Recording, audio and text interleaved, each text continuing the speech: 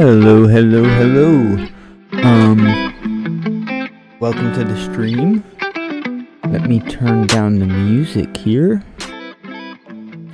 Okay, so today we are looking at a pretty decent jump up because I think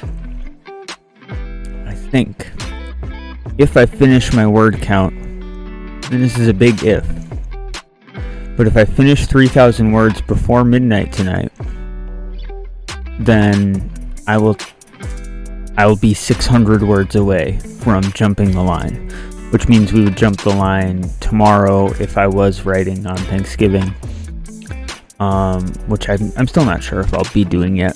I'm leaving it open, you know? So it's very, very possible we will be above this recommended number by the end of the night. And that's exciting because I've been behind literally the entire time. So it's just kind of cool that I'm finally getting there, you know? So that being said, what I want to do is jump right into the document and take a look at where we're starting today, because we got a lot done yesterday, and it's just kind of ambiguous what happens next, really. In some ways, I had decided near the end of the stream that I would be doing a thing where we just jump ahead again in time, and it'll be a Carlos perspective, and it'll be like, Carlos, after getting this and this, grant this and this permission from the Windsworn, went to visit his reporter friend. And I don't know if Sheila's gonna be with him. I really don't know. I want to see if I had anything about that in the outline. I don't think I really did. We got really far in the past week. It's like, I remember not too long ago being like, oh, we're only on number 4 in the outline, and we're this far ahead in word count. And now, with I guess we're at 40,000 words, so it makes sense. It's just baffling to me. I'm not used to this breakneck pace of writing. I haven't had a chance to think about anything. At least it feels that way, right? But to some degree, I have. It's forced me to think about things faster. Which a lot of the time, I like to absorb and take my time with specific decisions, but I'm realizing I don't really need to do that as much as I used to think I do. So that's kind of cool. Pretty cool. So, let's just see what the idea is for Carlos meeting his reporter friend, because when this was, I'm really now trying to fit this into being a part of the larger epic that I've been working on,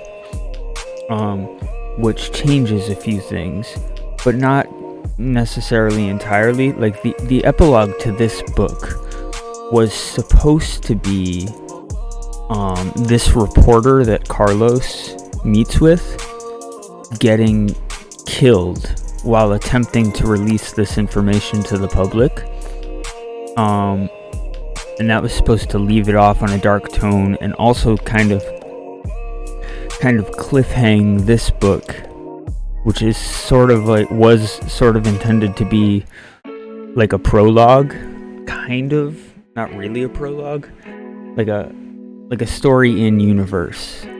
And the reason that this reporter needs to be killed in that case is so that the secrets about these factories don't get out for another 20 years, so that the events that take place in my epic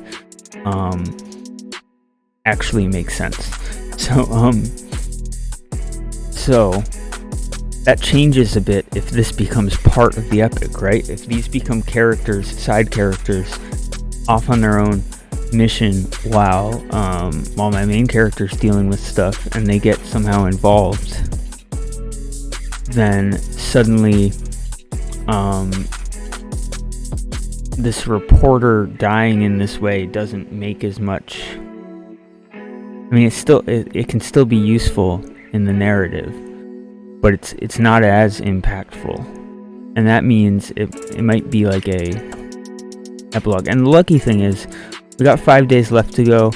We got 40,000 words down, and this story is far from over, right? So I can go ahead and write that epilogue to be an epilogue, or a the word escapes me, intermission sort of a chapter, right, between parts, which I intended. I don't know, there's a lot to think about in December, and this is part of what's getting me all flustered about the breakneck pace. Is like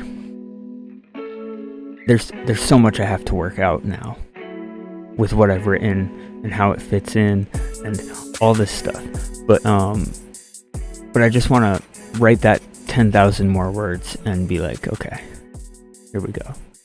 It's kind of crazy to think, though. I feel a little bit too relaxed, if I'm being honest, because I've got 5 days and I've been writing 3,000 words a day, like, consistently. So that's really 3.25 days worth of work, which means I'll finish on the 29th if I get 3,000 words done tomorrow. Okay, that actually puts some fear back into me that it's still 4 days and there's only 5 days. All right, I'm still a little bit behind. I can still be fearful of not finishing. That's good. I don't want to get too comfortable. Okay, so here we are in the outline. Carlos meets with his reporter friend. I want to look at what my other options are too, just in case, but the way that this was supposed to go down when I outlined it was that Carlos gets in touch with his reporter friend. And I was thinking maybe this happens off screen. I have some names that I was thinking of. Malcolm or Arthur both sound kind of cool. Arthur maybe is really sticking out to me for some reason. Lori, Andy, Asher, Jen. I'm thinking Arthur for some reason. I don't know. Arthur sticks out to me for this character. And then, so meets him at the cafe and reveals the problems at hand. The mob boss. Maybe the scene starts with "So you'll join" or "So will you join" from Carlos to avoid rehashing the story up to this point. Or make something interesting happen during the convo without interrupting it. What? Maybe the reporter confronts Carlos about something in the past. Hey, scribblers.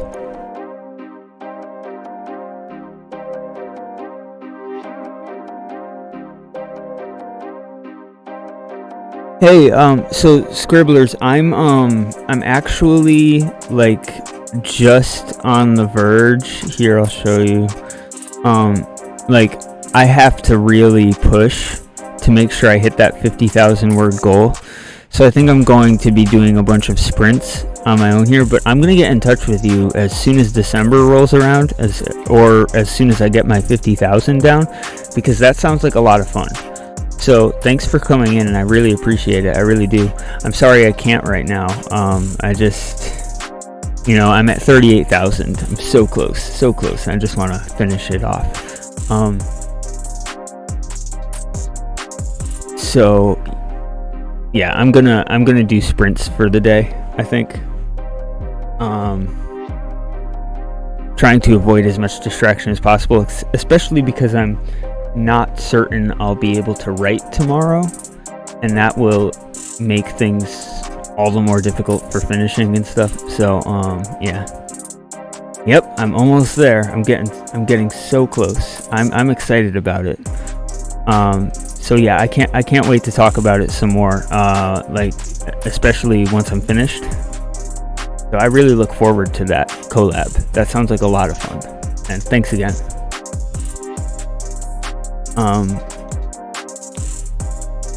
So I'm working out right now what's about to happen in this next chapter that I'm doing, because one of the main characters is meeting with a reporter to find out if they'd be willing to publish some information that could put them in danger, essentially.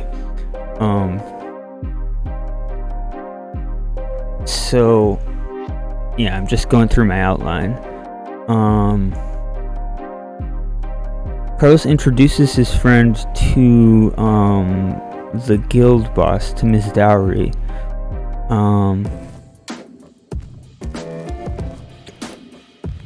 Okay, that's all a possibility. What I do want to see is what my other options are for this chapter, just because all of this stuff is interchangeable. So the other things I could do. Reminder, I'm on mute. Happy streaming. Alright, thank you. Have a good time.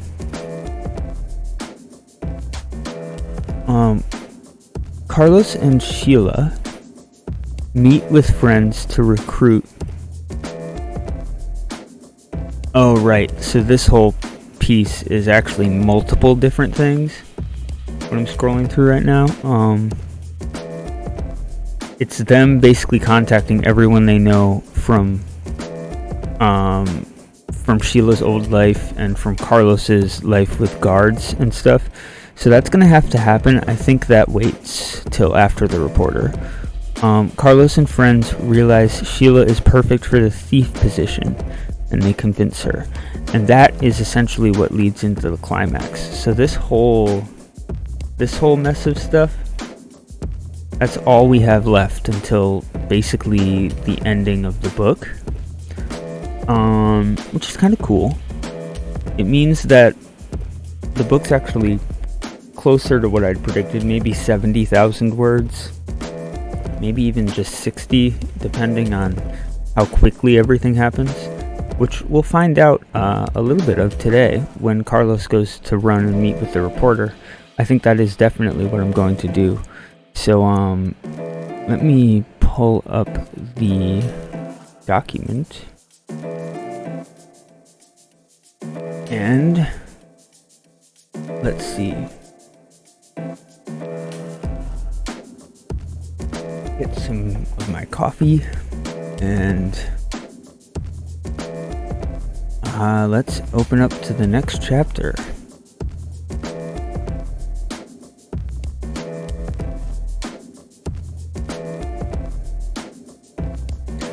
I don't know if I want Sheila to go with him or not.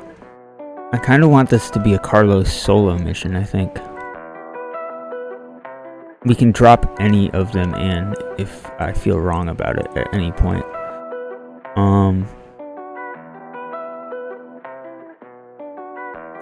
Page break.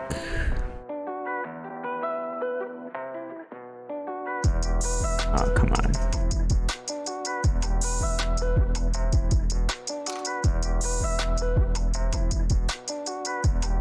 I hate formatting. Can we do formatting a different time? Insert break. There we go. Okay, so Carlos.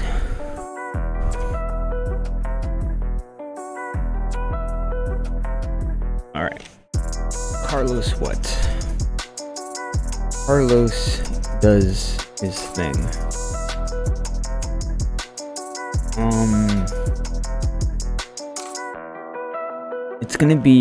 It's gonna have taken him, let me think about this.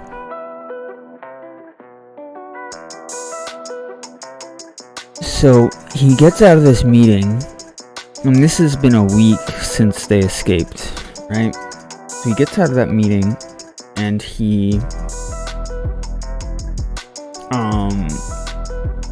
has to get in touch with somebody else from the Windswarm. And we could even have that correspondence, if we combine with the other book, we could have that correspondence come in with another viewpoint character or nearby another viewpoint character, and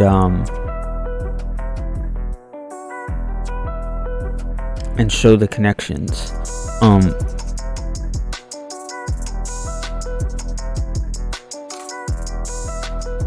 So the thing I have to think about, I have some characters who travel from the city that they're in right now to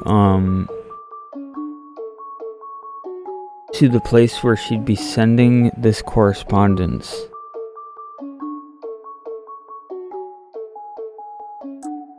Damn, it might actually take a while, just logistically, for her to actually talk to someone of import. Let me think. We got 3 days, it's like a week. It's like, it would take like a week for her to contact the Circling Isles. So maybe we need a better excuse, a better way for her to contact them. Let me just make a note of that. I'm going to do what's convenient for the story right now, and we can change it if need be.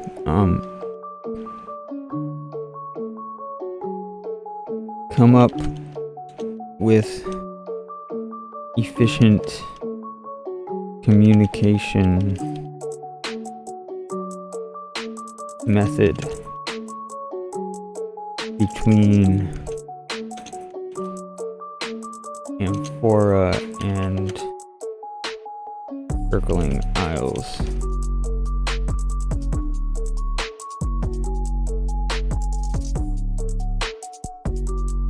Or someone with decision making powers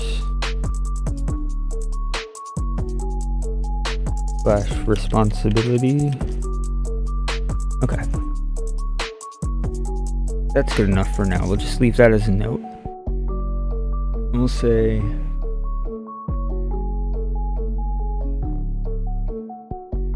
after days of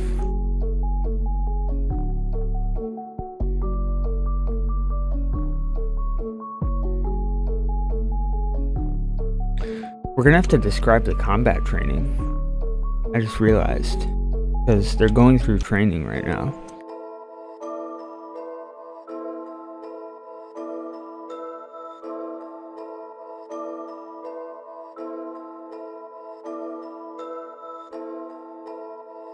After days of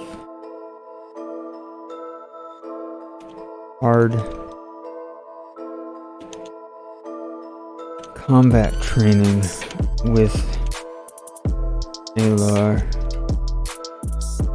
and the rest of his newfound I need a better word than group. After days of combat training and the rest of his newfound, with Alar and the rest of his newfound group, Carlos was happy, was ecstatic to get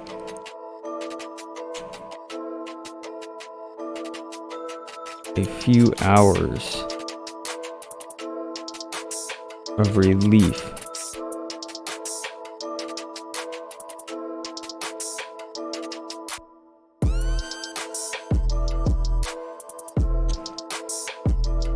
Alar had called him aside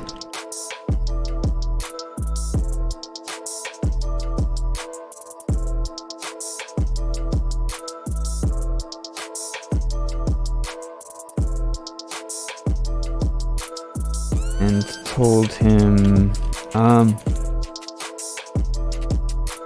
Ilor had called him aside one early morning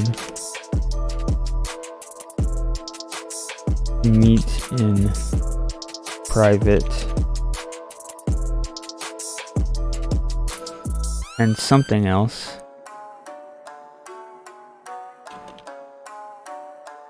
Carlos,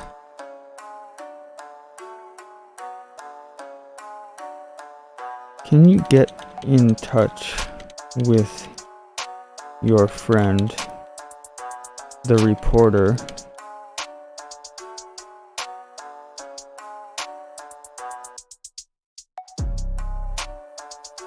by the end of the day?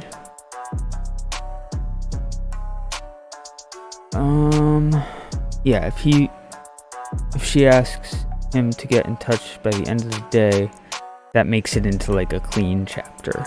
So, Carlos, can you get in touch with your friend, the reporter, by the end of the day? My people have agreed that, in the very least,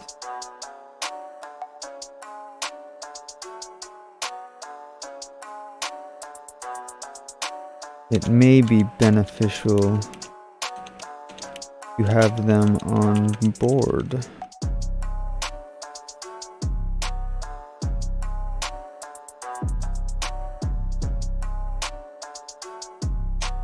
That way, if an opportunity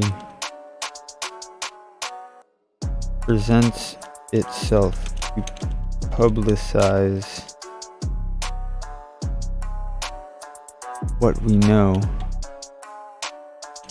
and proof alongside it,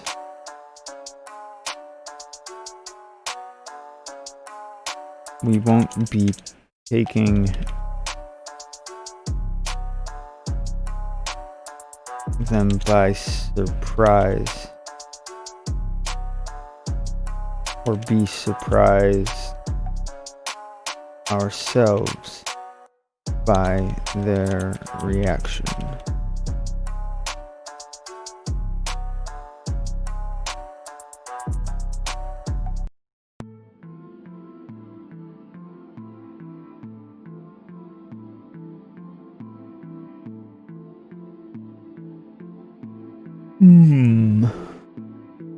Carlos hadn't expected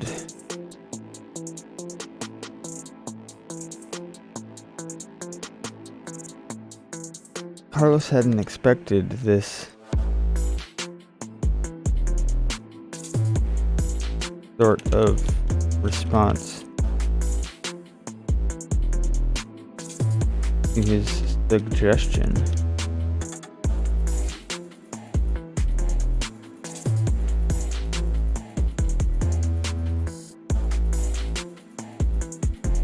Especially considering the secretive nature of these windsworn.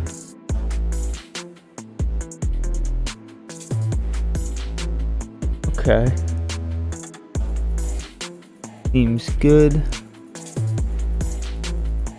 Carlos hadn't expected this sort of response to his suggestion, especially considering the secretive nature of these windsworn.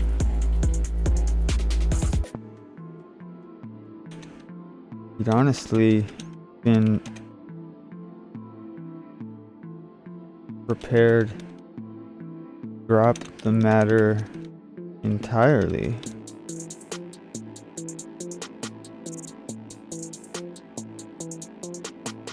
Before this meeting.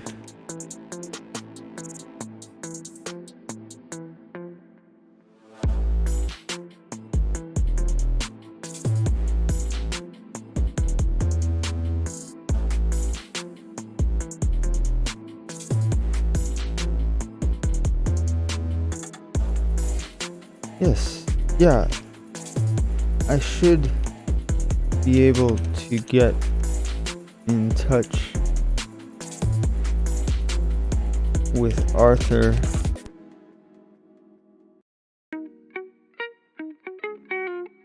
Today. I can't guarantee anything. Now, she's gonna want someone to go with him, I think. Or she might want to go with him personally.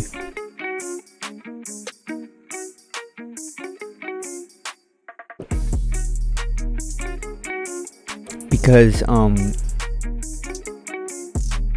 she knows how badly this could go. Carlos fucks it up.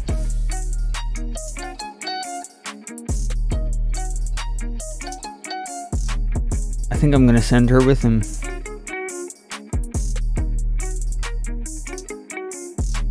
Yep.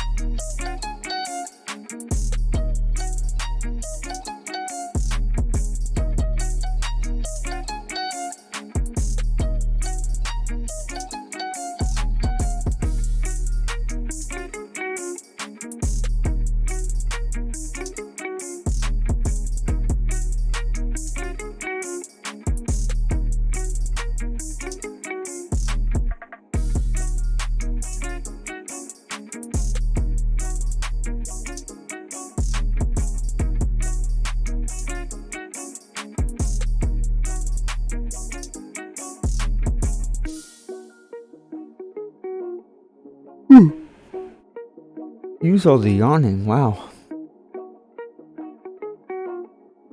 Okay.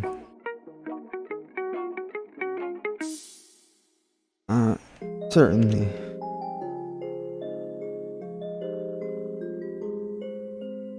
Do make sure not to give up too much in your correspondence.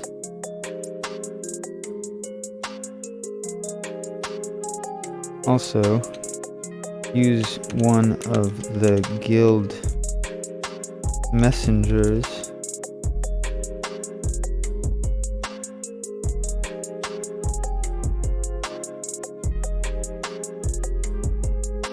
they tend to be fairly good about picking up on if they're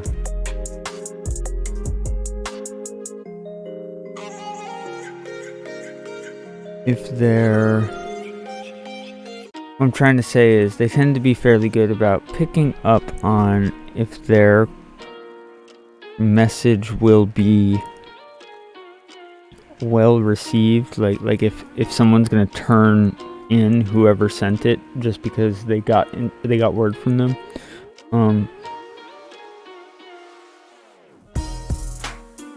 If they're receiver of the message, I need a word for that, is going to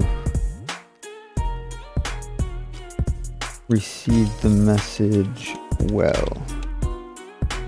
And it won't matter that I say receive the message well because I'll be using a different word. Okay.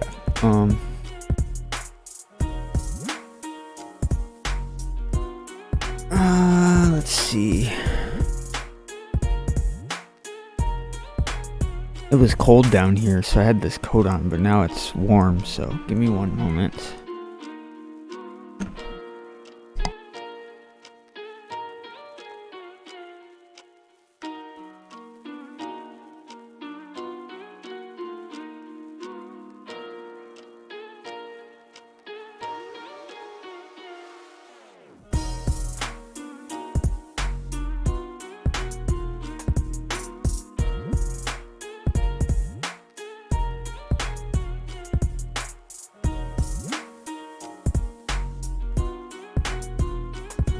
Okay.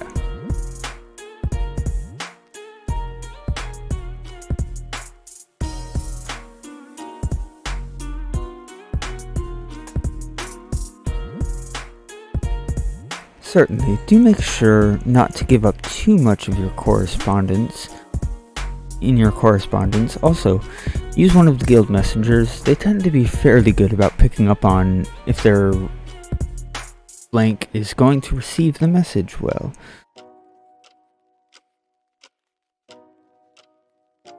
We don't want any kin blades figuring out where you are because of some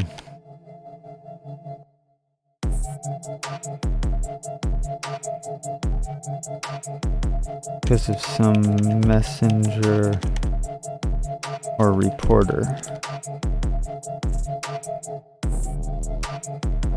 We have more pressing matters we need you for.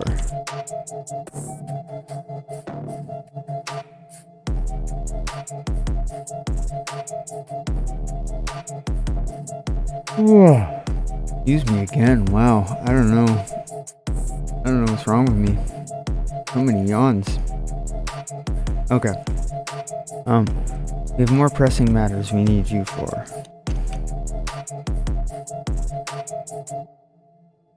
Right. Can do. So I think Arthur is a bit more competent than all that.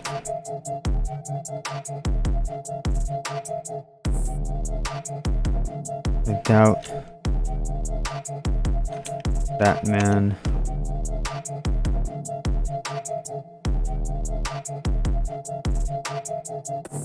would ever allow himself to be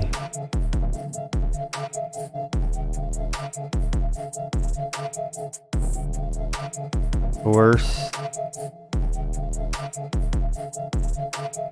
by the Amphoran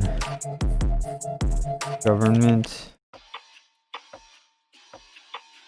It was all I could do as a guardsman, not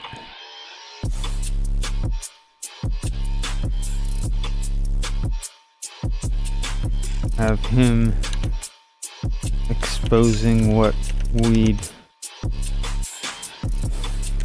send our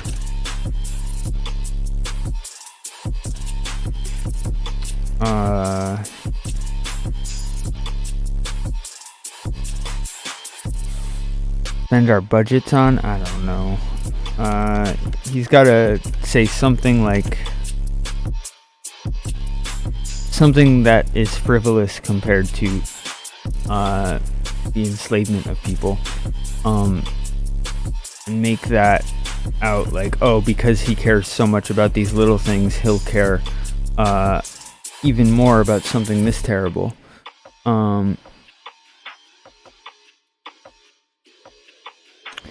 And that will lead right into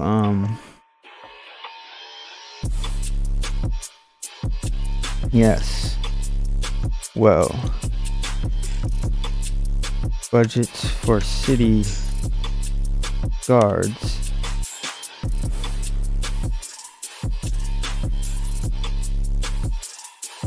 and slave camps which prop up entire economies are somewhat of different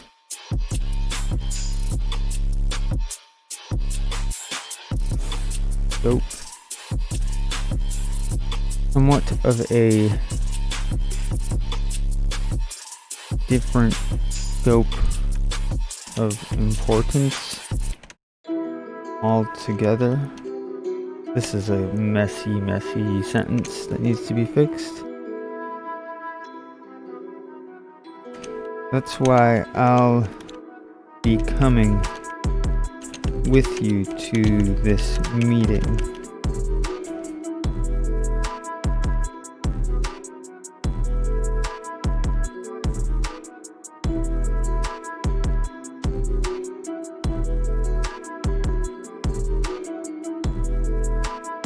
Carlos had already been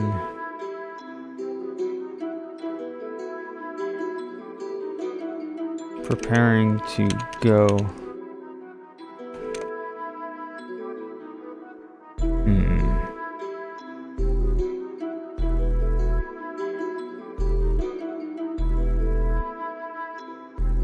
Preparing to go,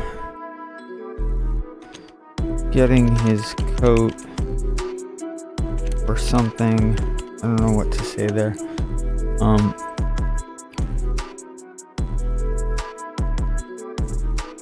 When Elor mentioned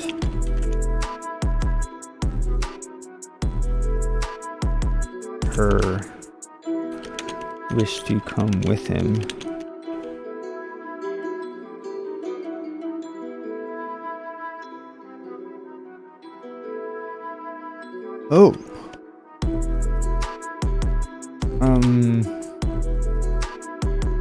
okay. Will you be going as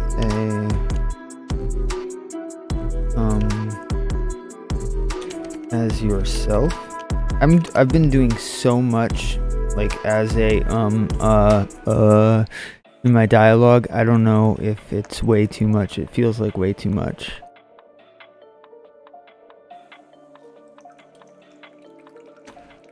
Way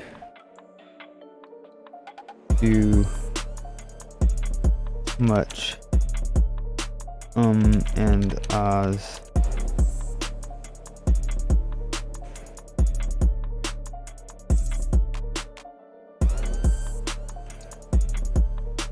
But I don't want that note right here because it actually kind of works here. Let me just drop it somewhere over here. I don't know. In this entire book. There we go.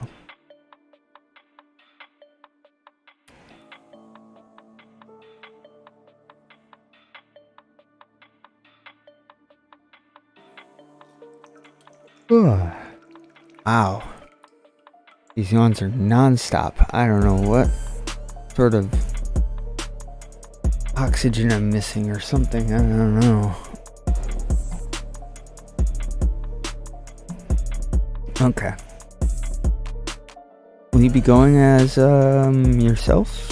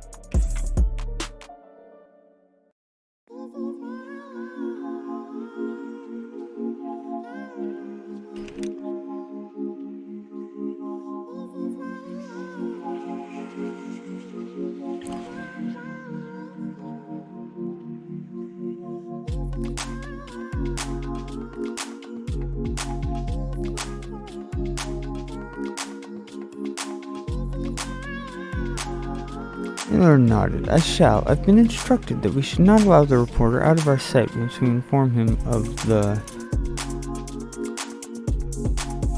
circumstances at hand.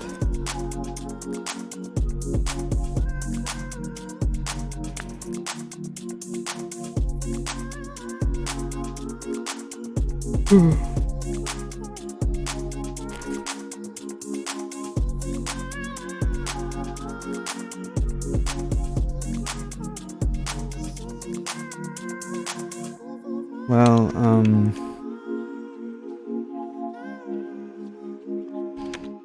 if we don't let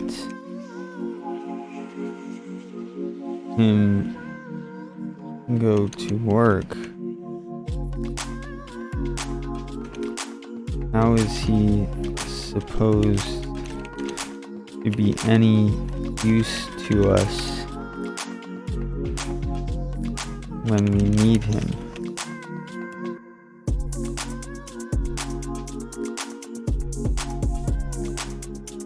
I've been instructed that we should not allow the reporter to... I'm going to make her wrong, not the instruction. We should not allow the reporter to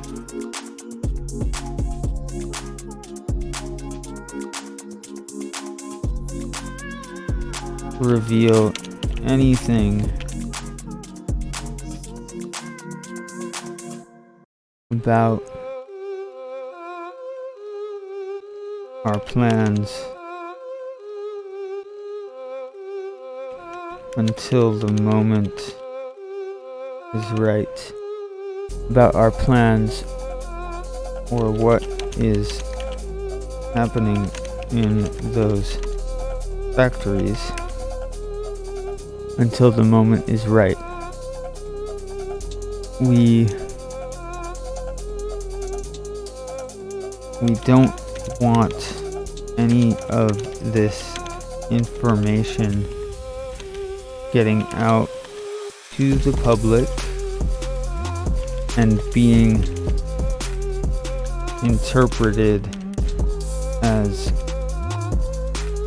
false or as conspiracy theory.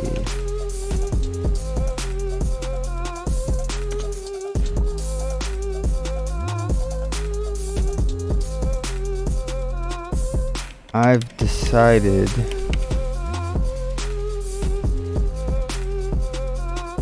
we should not let him out of our sight once we inform him of the circumstances at hand. So I've decided.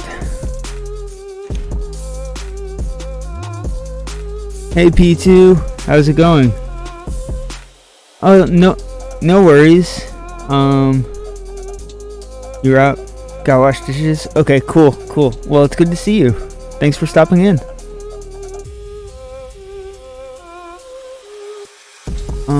Aylor nodded. I shall. I've been instructed that we should not allow the reporter to reveal anything about our plans or, comma. Let's do some grammar here.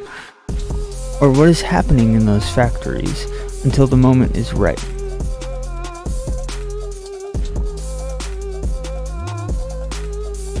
We don't want any of this information getting out to the public and being interpreted as false or as a conspiracy theory.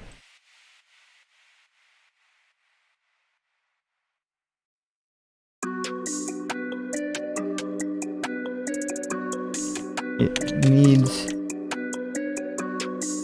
to be the flow of information needs to be well controlled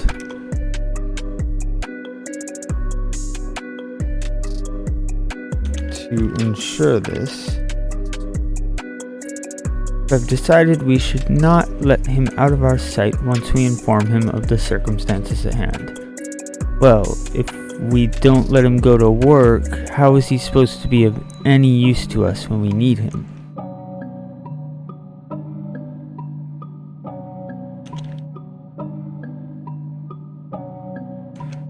Pondered this for a moment.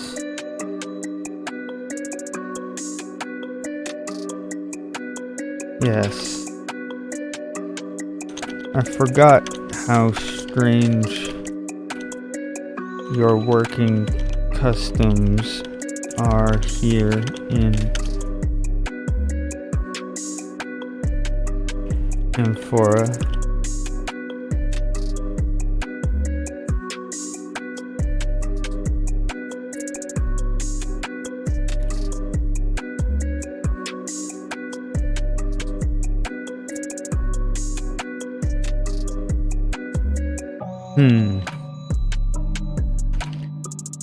I suppose, now what's she gonna think to do then? Hold on. Okay, I think what she'll decide is, I suppose then, if it can't be avoided,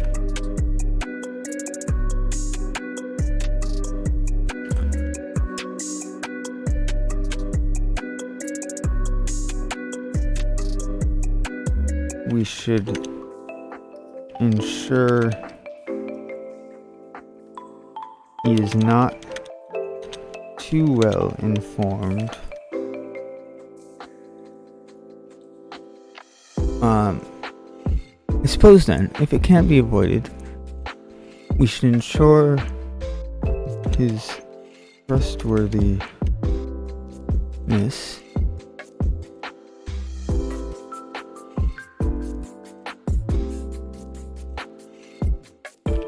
We could also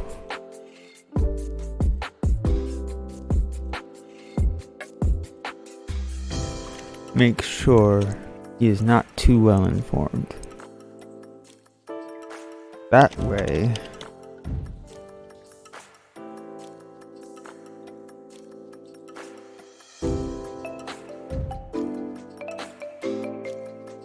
he can be written off if he does accidentally reveal something vital.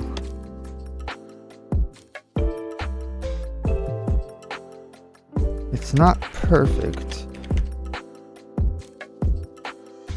but it will have to do.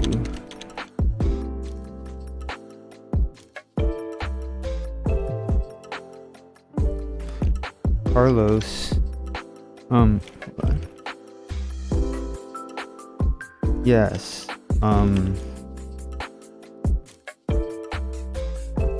that's exactly what I was planning to do in the first place.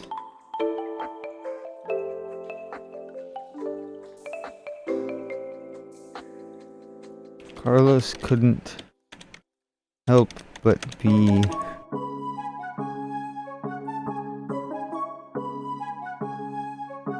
amused by just how much Taylor was thinking through all of this. This sort of intrigue, this sort of thing came naturally to him. It's why he was a good investigator, why he was always sent to find missing persons or escaped criminals, why he'd found himself in this mess in the first place.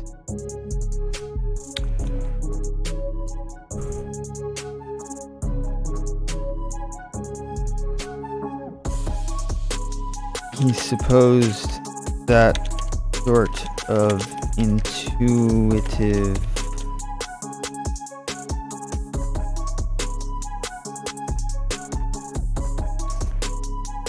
care for information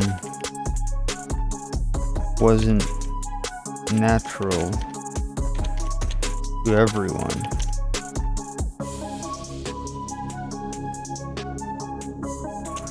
I wanted to say like, to think like bundle of nerves. This one is, at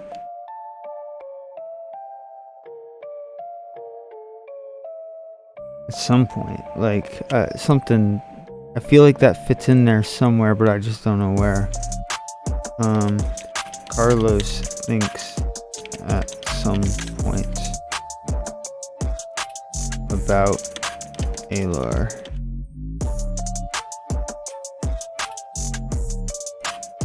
Okay.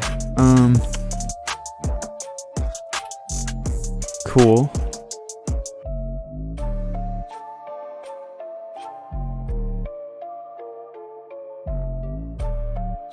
How is my man's Peterus doing? Oh wait, the hourglass's turn. Tell me more. Oh, no sprint. There's no sand in it right now. Actually, I haven't even started the sprint yet today. Sorry, I just noticed chat though. I got absorbed in what I was doing. Peterus is doing well. I have found a spot for him actually. Yesterday, we wrote in a new character named Alar. She's from the Windsworn, a group of like revolutionary assassins essentially who are attempting to free all of the imprisoned Flux users. And she set forth her organization's plan to help free the rest of the people that are enslaved in that factory that they escaped from at the start of the book. So part of that plan is setting up some sort of an event that requires the attention of the city guard. And that will be that circumstance that we wrote about with Peterus.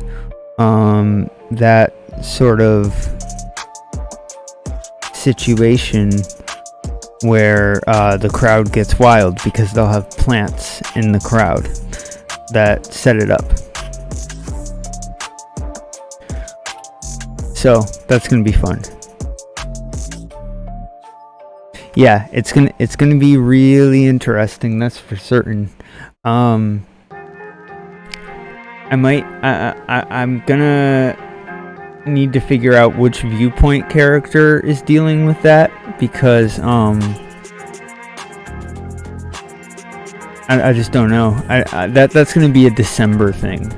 I don't even think I'm gonna get to that point in the writing, but maybe it's possible I get there. And if that's the case, I don't know what I'm gonna do, because I might be combining this with another book. I don't know if I was talking about that a couple days ago when you were in here last. I've definitely been considering it though, like making this part of my epic that I'm working on.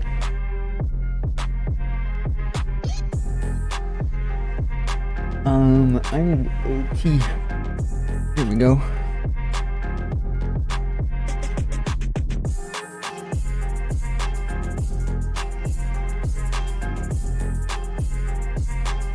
Ooh, I don't know why the mod picked that up.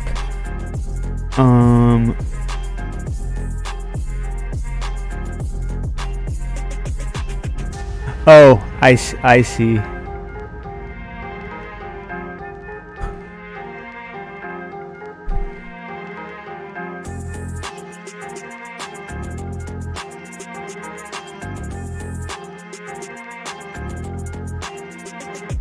Yeah. Yep, that would be it. I know you didn't mean the yeah. I know you didn't mean the wrong way that word can be used.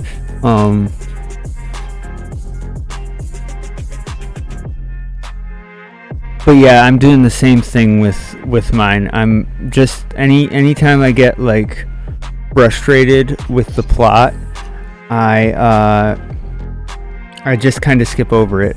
I was talking about that earlier today.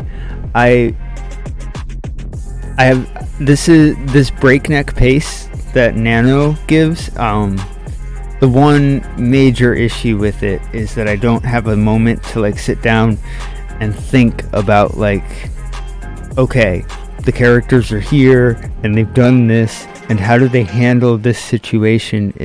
Or like things like that, right? Like things that require a little bit of meditation. Just I toss them over my shoulder and I say, that's something for December.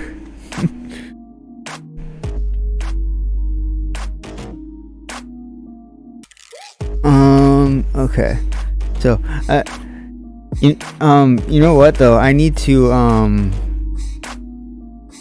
figure out why my chat mod is popping up on the screen. I need to turn off the moderation stuff on my VOD so that doesn't show up. So, thank you for triggering the mod. I appreciate it, so that it didn't happen with someone awful.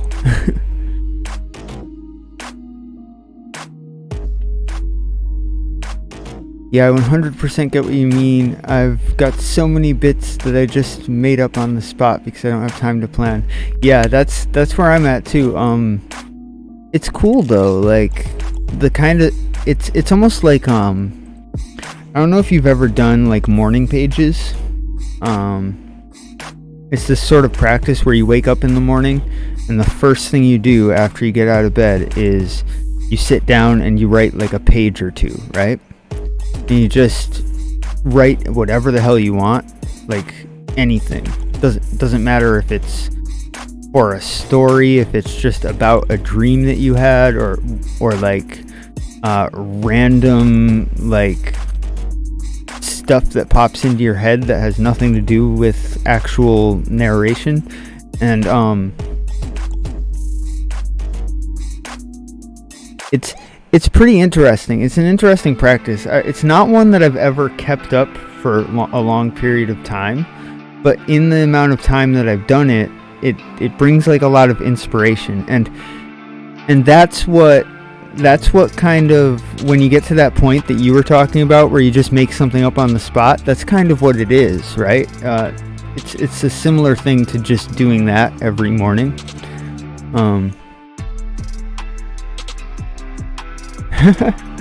Just ignore the random letters to keyboard spasm. Oh, trust me, you can see those in my document all over the place. I get it. Okay, so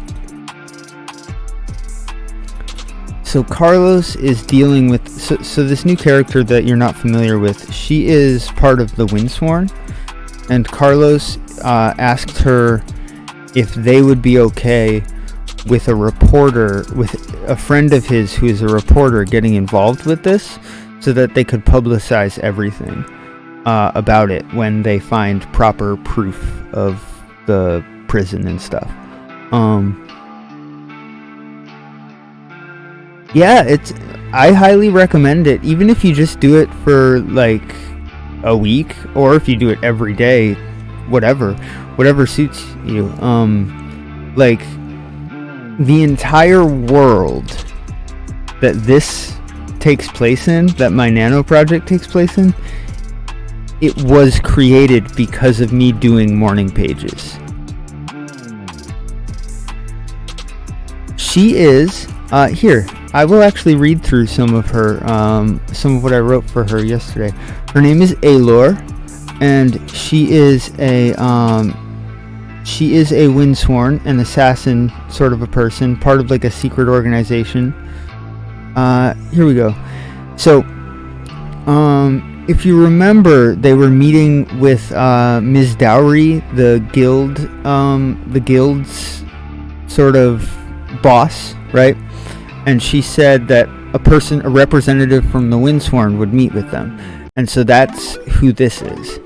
And she's really awkward, and like it's not apparent that she's awkward at first. Everyone thinks she's rather intimidating, and then Sheila kind of notices that she's awkward, so they have a sort of rapport going on. Here, I'll just read a little bit of it, and then I'll maybe start a sprint later or something. Let's see, where does she show up? So the entire group is around a workbench, and we've had a bit of a time jump, right? They've all been training with the guild a little bit. So everybody who uses magic has learned a thing or two more about their magic. I upped their power levels a bit. And now we're in Sheila's perspective. And that's where I'll start at. Let's see. I'm going to start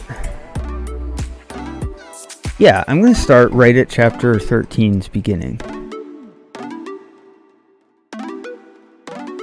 I am not familiar with Sundar, but sounds interesting. I'll have to check it out. Alright, let me start here. Excuse me. Sheila wandered the halls of the baths aimlessly as she thought about the past week.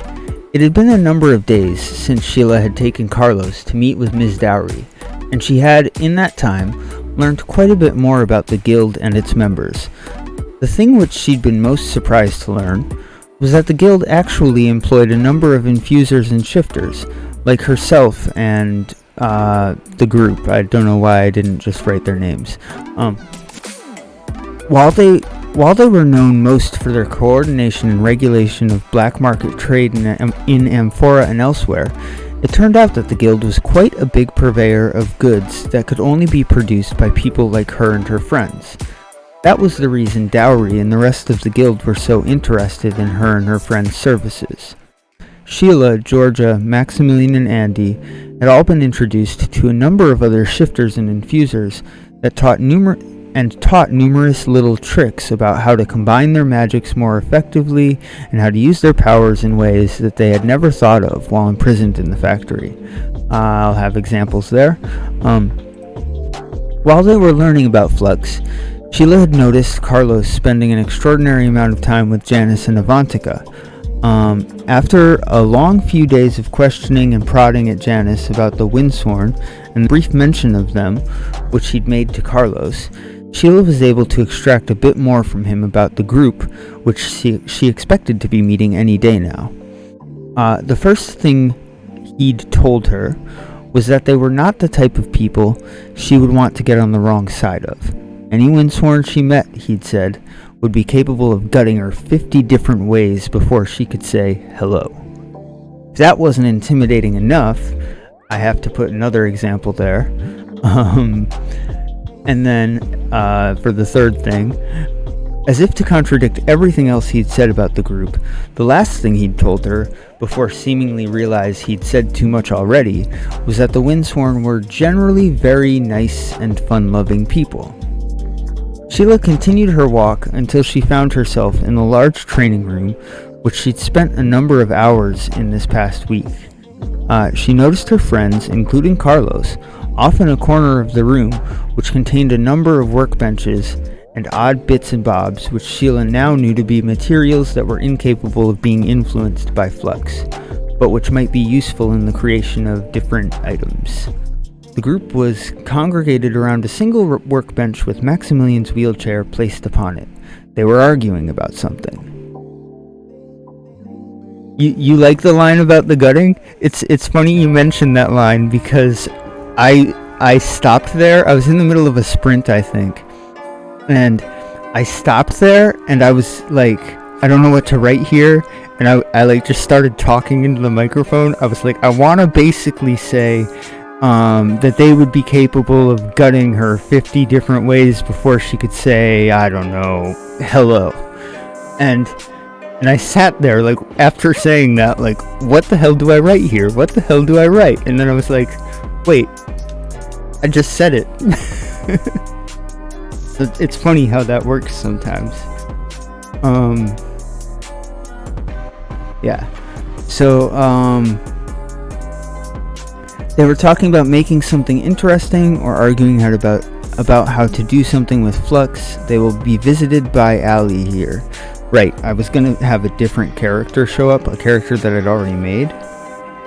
But that's now a new character. So, anyway.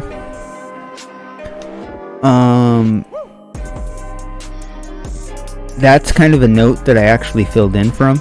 So, no. If you don't infuse that with just the right amount of phasing, then there is no way it will launch them far enough.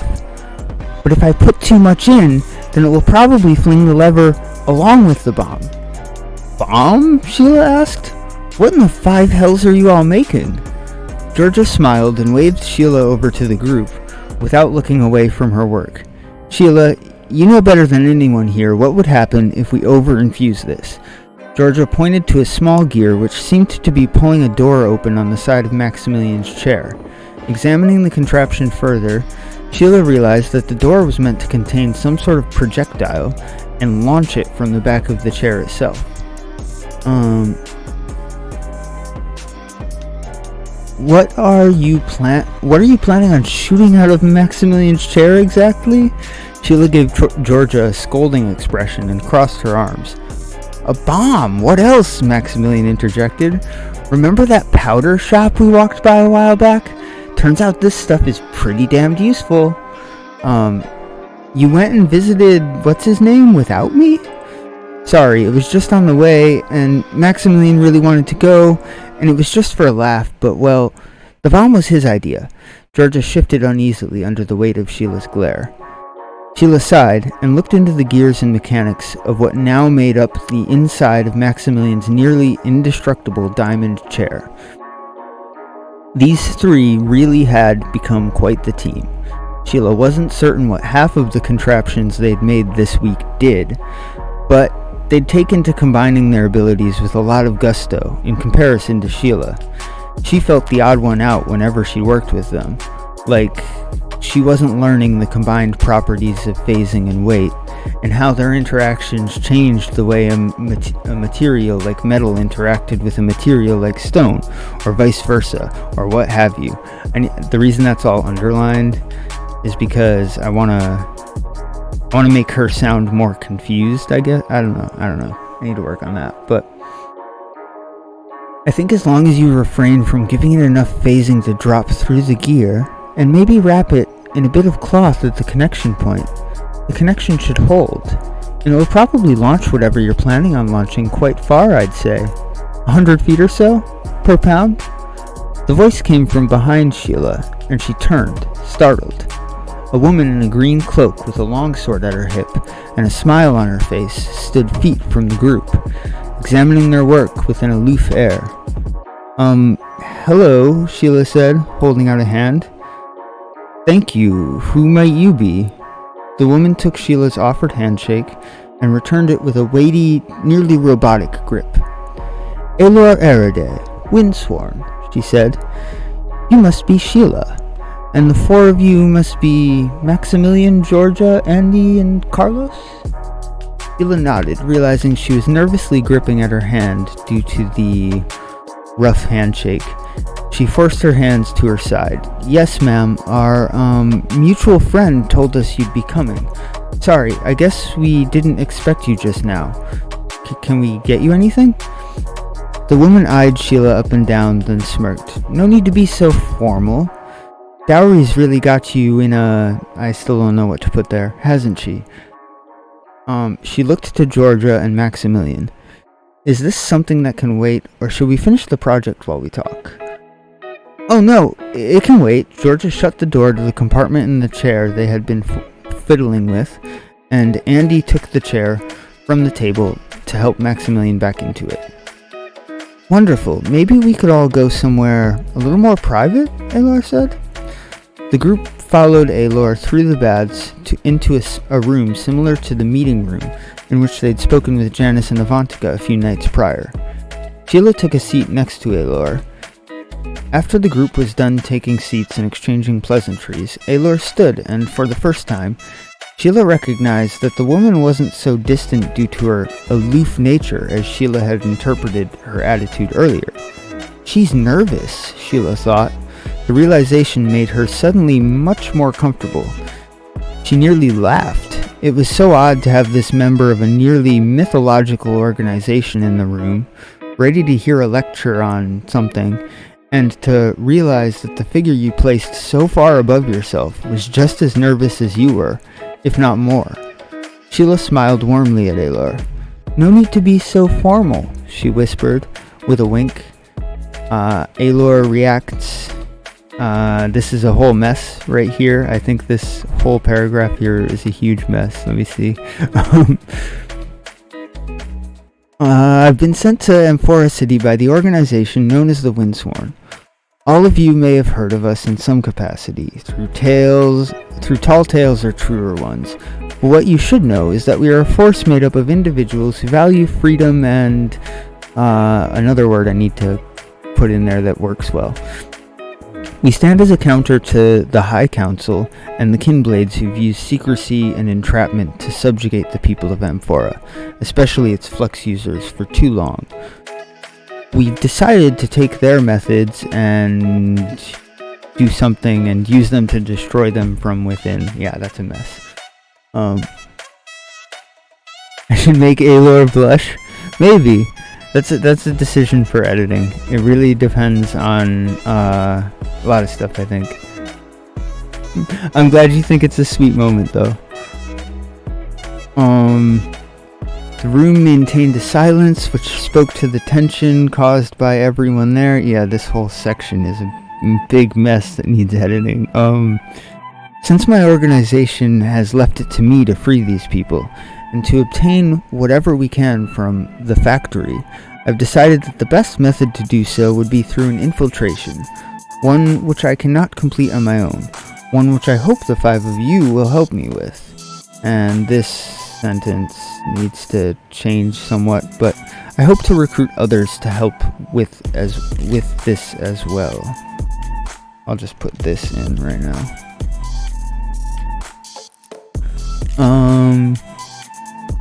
In return for your aid, the Windsworn will offer you a safe place to live at our compound on the Circling Isles, as well as anything you might need for survival, and an opportunity to join us if you'd like. Of course, I'm also aware that the guild would be fond of keeping each and every one of you in their employ as well. You will need to make a choice at the end of this, who you might like to join ranks with. But for now, you may consider yourselves employed by the guild and hired out by the Windsworn. I'm not sure how important this is to even say. I don't know if that section will remain, but it's something that, I want there just in case it's needed. So you want us to help free everyone else from that plastic pit, and then you want to take us on a vacation to some tropical islands? I'm in, Maximilian said. Not tropical islands per se, they're actually pretty far north, but they are very nice this time of year, Alor smiled. Oh, well then, that'll take some considering, said Maximilian. He smirked. Okay, I'm done. I'm still in. Alor chuckled. Excellent. Can I rely on the rest of you? I'd like to know something. Carlos, who'd been very silent until now, said. Yes. Yes, feel free to ask me anything you like. We've gained assurances from the guild that you all are quite well informed on the importance of our secrecy. Sheila noticed a glint in the woman's eye, a menacing look. I trust we'll have no issues with information leaks or something that needs to be worked on. Where am I? Carlos nodded assuringly. What I'd like to know is, what was that monster down there? That thing we had to fight in order to escape. The warden. That. The monster is one of many, and they are the true enemy. The Fomorians. Maximilian shifted uncomfortably in his chair. He was obviously unnerved by the word, a word Sheila had a feeling she'd heard before. Something a guard had said at one point down in the factory. I noted that this might be a good opportunity to put a flashback in. I don't know though. The Fomorians are from an ancient line of peoples who once inhabited all of Burge. They are, and I'm worried from this point for a while onward that this is all way too exposition-y. But I'll read through it anyway. The Fomorians are from an ancient line of peoples who once inhabited all of Burge. There are people whom destroyed themselves amidst arguments and uses of magics that have destroyed men far wiser than they were. They've since taken an interest in humans and, to the detriment of our people, influenced us and sent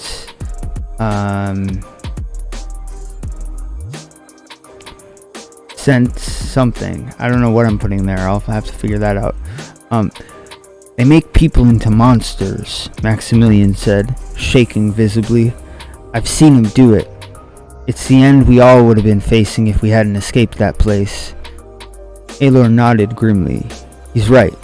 The Windsworn have encountered these people, if you could still call them that. They have been changed.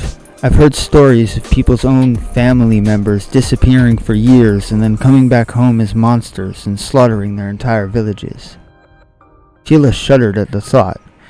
You mean the Warden would have done this to us? Could be doing it to our friends right now? Maximilian nodded sullenly as Andy put a hand on his shoulder to comfort him. I'm afraid so. It's part of the reason the Windsworn are so set on freeing people from these factories. These? Georgia asked. You mean there's more of them? Ours wasn't the only one? I'm afraid not. They're spread all across the country. We've managed to liberate a few, but each time we free one, we learn of another. So, that's why they've only sent you and not an army? Sheila asked. Precisely, and also because most of us Windsworn are lone wolves in one way or another. My preferred methods tend to be more social than some of my brothers and sisters. We tend to be hand-picked by other sworn, and that seems to have made us an insular people. But I suppose that methodology has its upsides as well. I have a note here. I don't know how to insert this, but make Aelor one of the best recruiters for the Windsworn. Right, so she's going to be like the person that gets sent on jobs specifically to bring people back to recruit them. And she's the best because she talks to more people than like just one, which is usually how the Windsworn operate. If there's others, I want to free them all, Maximilian said through gritted teeth. Well, Aelor nodded, we should get to work then, shouldn't we? The group nodded in affirmation, and Aelor pulled a large piece of rolled paper from some bag which was hidden within her green cloak. She unrolled the large piece of parchment to reveal that it was a map of the city. Maybe you can just have the person insert a comment about Aelor in that paragraph then? She would have to make a comment about it herself, I think. No worries. I think she would have to say something about it herself, probably. Yeah.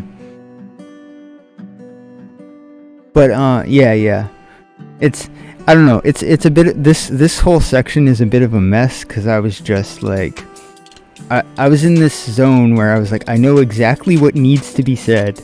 So I'm gonna get this shit on the page so that it's there to be edited later and made pretty, you know? Like that's what this whole thing is right here. It's like it's got the necessary beats to make it somewhat of an interesting conversation to read when it's made flowery. And it's got the information that I need to get across. And that's about all it is. It's otherwise just a skeleton. That's what editing is for. Exactly. So Aelor's like, we need to get to work. Let's get to work then. And the group nodded in affirmation. Aelor pulled a piece of paper. It was a map of the city. We are here. Aelor pointed to a point on the map in the West Market. Can one of you point out to me where exactly the entrance of your factory is? Carlos pointed to a point on the map labeled Factory District, and Aelor marked it with an X. Excellent. Here's what I propose. This is, as I'd hoped, very far from the East Market and the gates of the government and noble districts. I believe if we could organize a conflict of some sort an attack or a riot here. Aelor pointed to a point on the map just between the East Market and the Council's chambers. Then we could redirect a large amount of the city's defenses and resources to the opposite side of the city. I've been thinking, Carlos said. I know a few men in the guard who might be able to help us. I think I could recruit them if given the chance. Aelor looked skeptical. You must only tell them of what you know if you're certain they will keep their lips sealed for the rest of their waking life. Otherwise, I can assure you their waking life wouldn't remain for very long. And Sheila's going to react to that in some way. I don't know what way. But, I'm certain, Carlos said angrily, and you don't need to go around threatening my friends.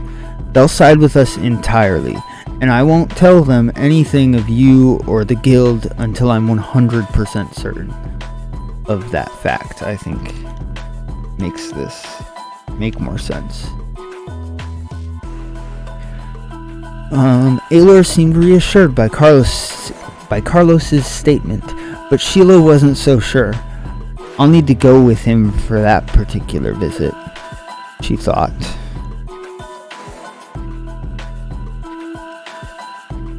After the distraction has done its job, we'll have a small infiltration team enter the factory and cause a secondary problem. This time for the factory guards and the Fomorian that runs the place. We should expect them to have a few, and these are the names of the Fomorians do this thing called life flux, and it's of the same nature as the magic that everybody uses, but it's done on living beings, and there's these specific creatures that they make out of infusers and shifters, these monsters that they make.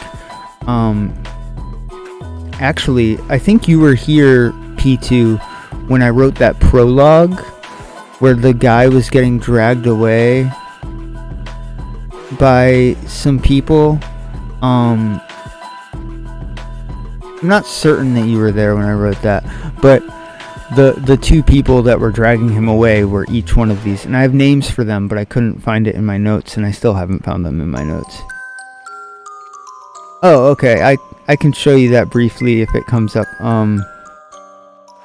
It's like, my prologue is like a page long, so I'll go over that in a moment. I'll finish this up, and then anyways, the infusers and shifters like Sheila and Max can be influenced by Fomorians to change them into like these subservient sort of monsters. And I actually have some characters that are like that, and one of them is actually going to like break out of that enthrallment that they're put under. Hey, how's it going, Phil? I'm naming species tonight. Hopefully I can come up with something cool like Windsworn. Hey, I gotta mention, Windsworn wasn't the first iteration. It's like the third or the fourth. It was like, I think it was, at one point, it was Wind Ripper, which just sounds dumb, right? Wind Ripper was terrible, but it's what I called it for a while as like a stand-in. I think I started with I forget what the first iteration of it was. Yeah, Wind Ripper sounds like someone farting. Yeah, it was bad. It was a different time. Okay. They were meant to be less of an organization and more like bounty hunters at the time, and it was going to be like a colloquial thing, like not what they called themselves, but what people called them. And I don't know, it was dumb. It doesn't even work in that sense. But yeah. So my point is, you might go through a few things. It's okay. You end up coming up with something better when you edit it down, you know? Another thing, I think I have the notebook here actually.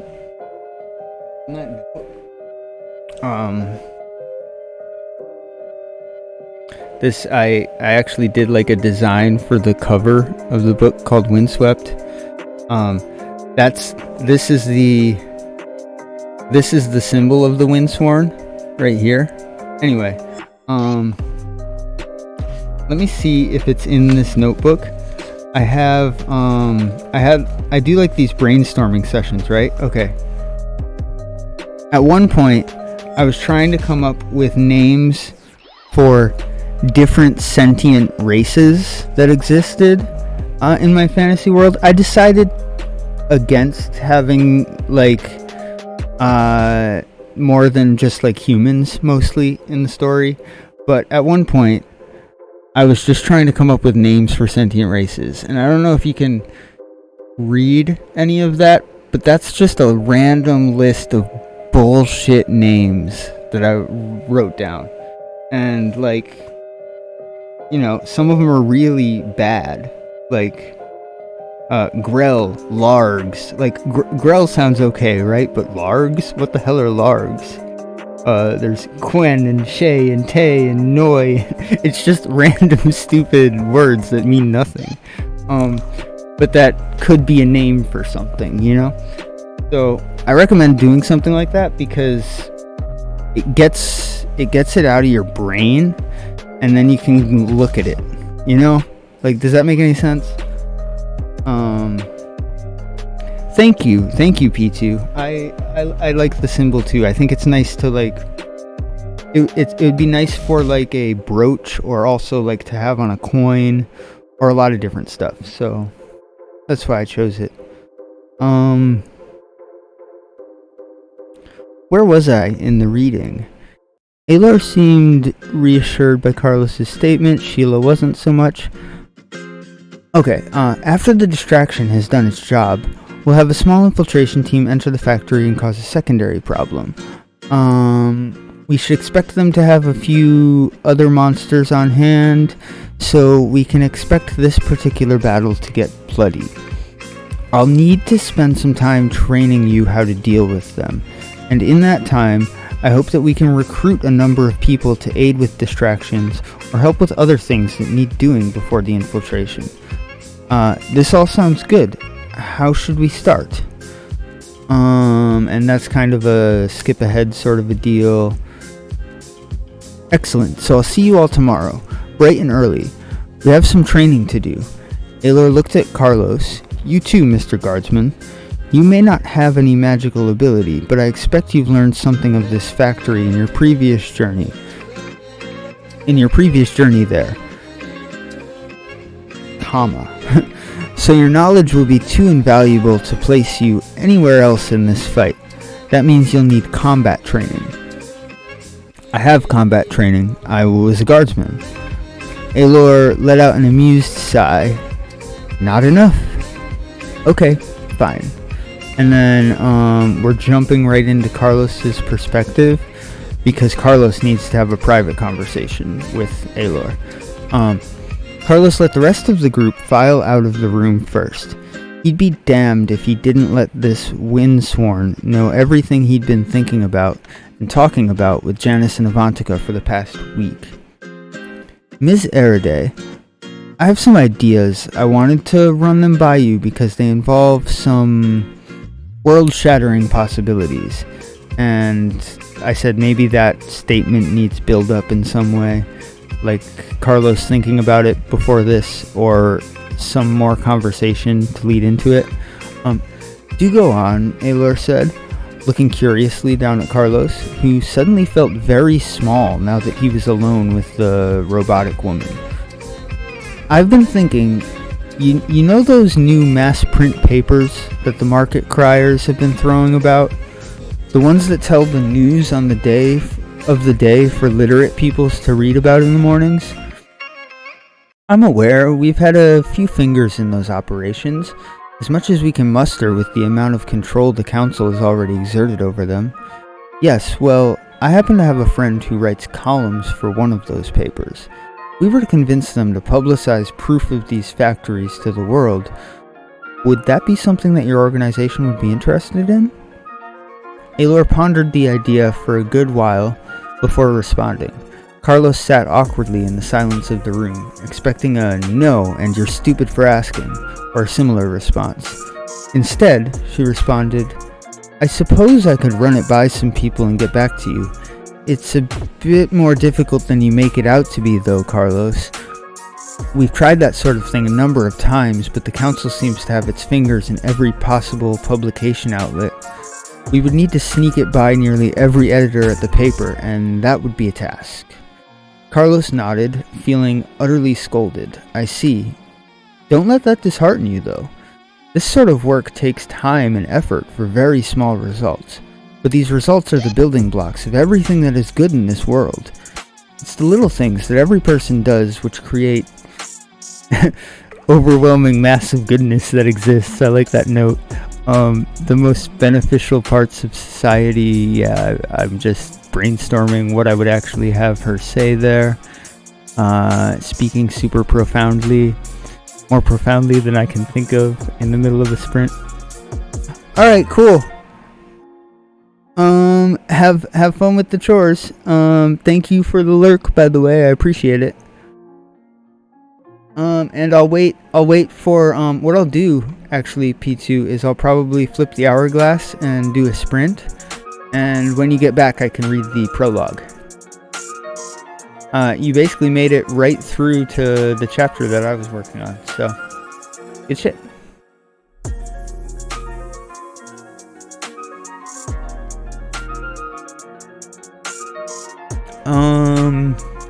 Let's see, where was I? Don't let that dishearten you, though. Thank you. It means a lot you're willing to run that up the flagpole for me, Carlos said. I have them leave the room. Does Carlos continue into the baths, or do we go to the next chapter? And the next chapter is Carlos going to the reporter with another time jump.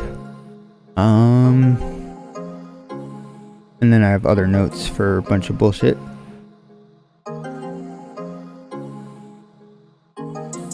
Missed a bit of the chapter you just read. Okay, you didn't miss too much. They were basically just talking about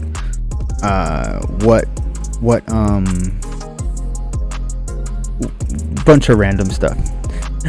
Lots of stuff happened, I don't know. Have fun though. I'll see you in around half an hour. On that note, I am going to take 5 and come back to do a sprint as soon as I run to the bathroom. So I will be right back.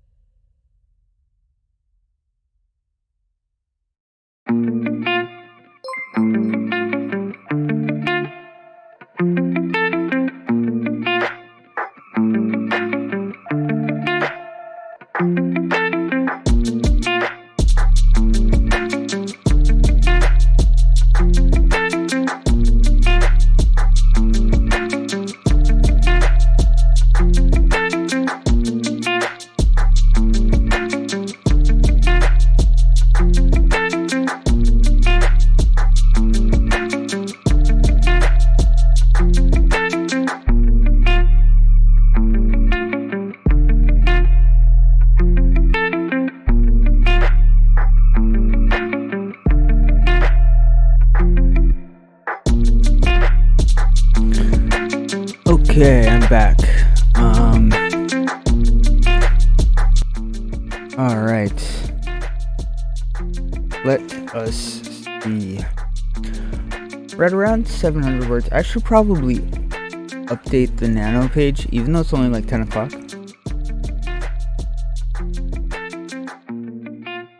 I just know I spent like the last half hour reading instead of putting any words down, so I might as well log that as a singular writing session, you know? So let's pull up the word count. 38,700. And oops.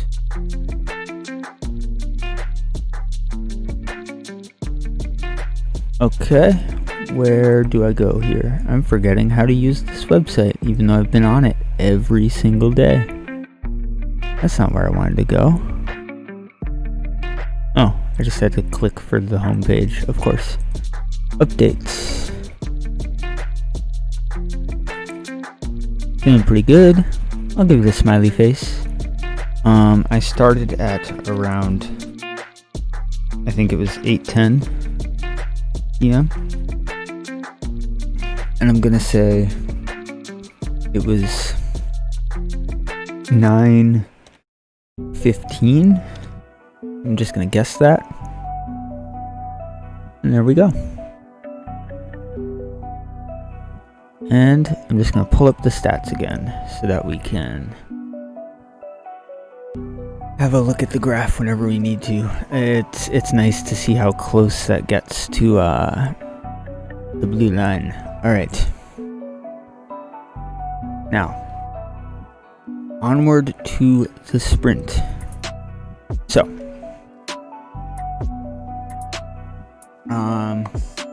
just for anyone who is not familiar, when I flip the hourglass, I go into a writing sprint where I just continuously put words on the page. I avoid all distractions. I like when I was writing earlier, if you were in here, I kind of go through what I'm writing a little bit. Like I write out loud, I talk about what I'm saying, I stop and think about things a little bit, and so it's more of a audience participation thing. When I'm doing a sprint, I'm just going and getting as much down as I can, and I might be silent for a while, so I turn up the music a little bit, and I try and review it when I can afterwards. It depends on where I'm at with the word count sometimes, because the most important thing is getting the 3,000 words down, right? So that's what it's all about. Let me just fix the screen a bit. There we go. Okay. So we got Carlos and Aylor. Before I flip the hourglass here, I am going to just check what the last few lines were. Aylor pondered this for a moment. Yes, I forgot how strange your working customs here in Amphora. I suppose then, if it can't be avoided, we should ensure his trustworthiness. We could also make sure he is not too well informed. That way he can be written off if he does accidentally reveal something vital. It's not perfect, but it will have to do. Yes, that's exactly what I was planning to do in the first place. Carlos couldn't help but be amused by just how much Aylor was thinking through all of this. This sort of thing just came naturally to him. It's why he was a good investigator. Why he was always sent to find missing persons or escaped criminals. Why he'd found himself in this mess in the first place. He supposed that sort of intuitive care for information wasn't natural to everyone. Carlos thinks at some point about Aylor, bundle of nerves, this one, huh? Okay. So, that is that. Now, it's interesting where this conversation went, because, never mind. I was worried I wouldn't be able to transition very well, which I think I'm going to do right now. to talk to Arthur, the reporter.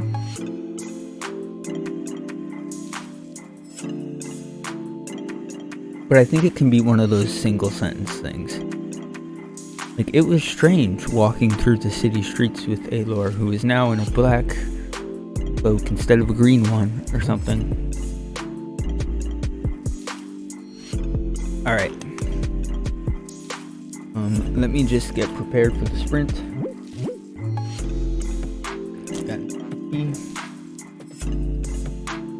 Mute this mic real.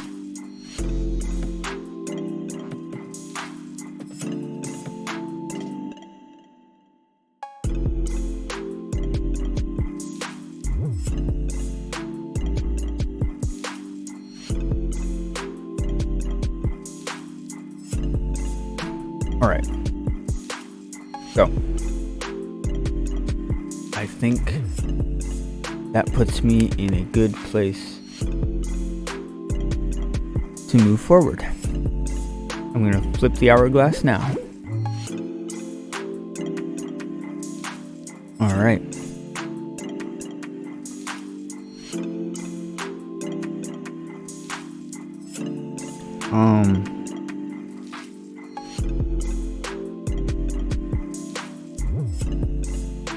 Carlos felt great getting out of the baths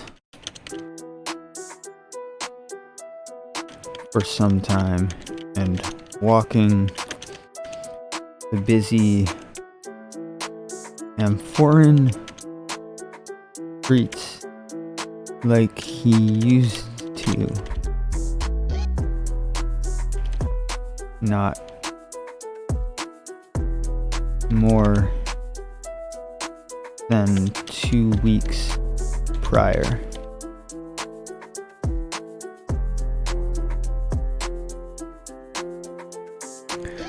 Carlos felt great getting out of the baths for some time and walking the busy and foreign streets like he used to, not more than 2 weeks prior. He had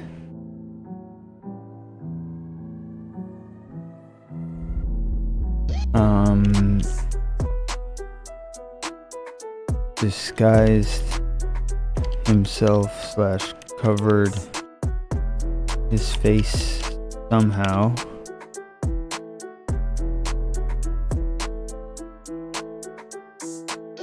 And Alor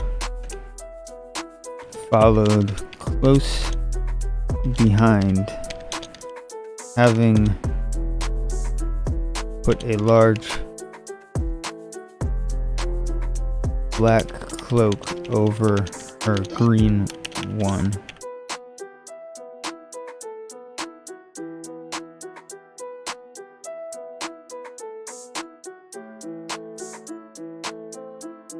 Carlos assumed the green cloak to be something of a uniform.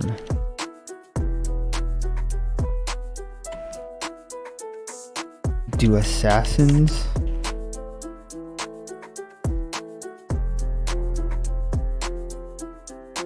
wear uniforms?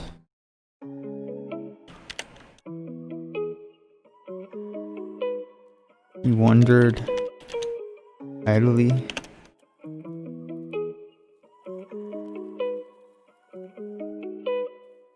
Okay,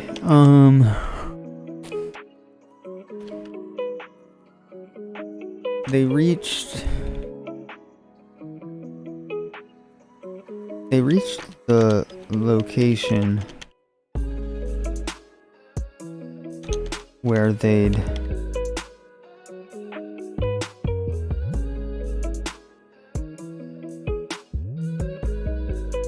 sent word to Arthur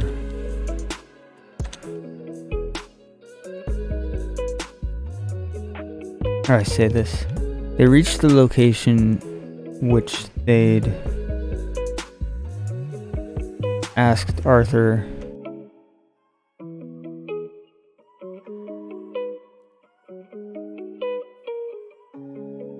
to meet them at. in Carlos's letter.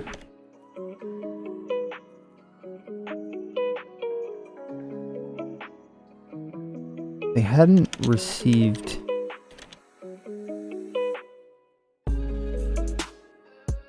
more than a simple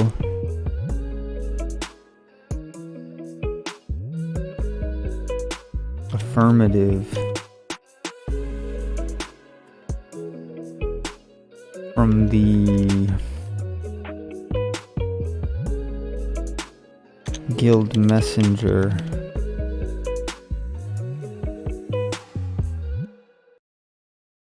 from Arthur, according to the guild messenger.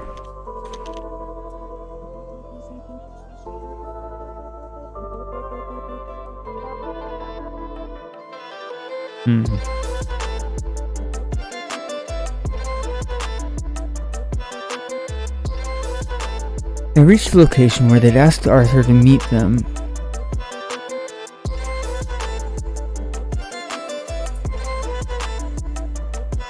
In Carlos's letter.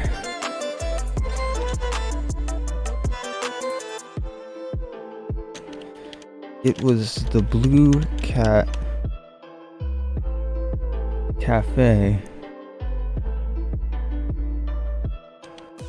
where Sheila and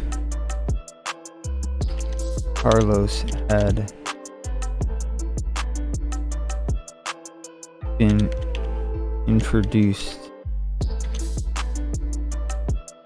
to whatever by Ms. Dowry. Okay. I think this sets it up easy enough. That way I don't have to go through like, oh, and they're in this place now. Just, the place they've already been. Okay. So, they hadn't received more than a simple affirmative from Arthur, according to the guild messenger.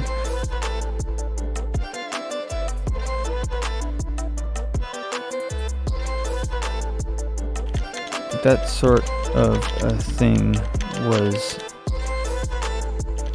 something Arthur was known for. The man often forgot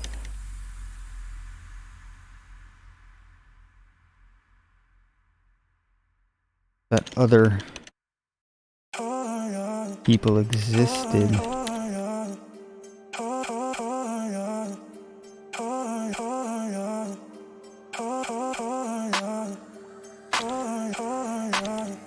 People not involved in whatever his current story was, in any case.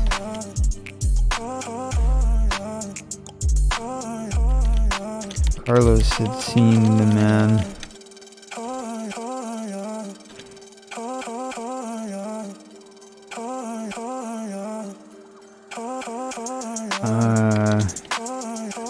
anecdote about giving something useless to someone, I don't know.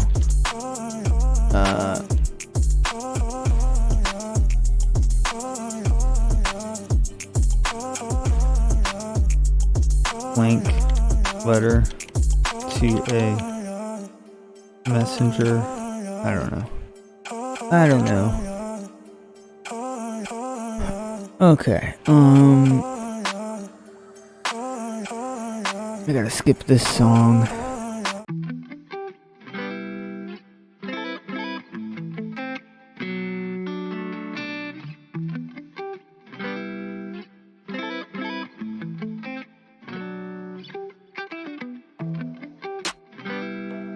They arrived first at the Blue Cat.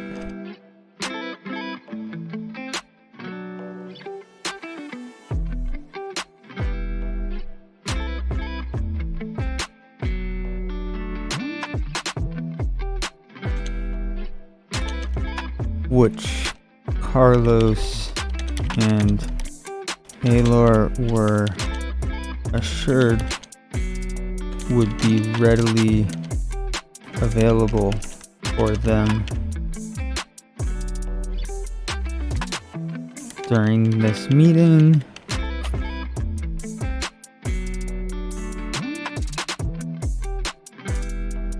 It was far emptier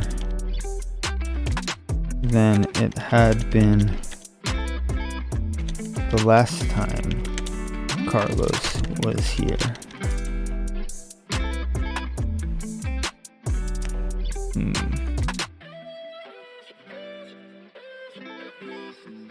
It was far more empty, I think is better.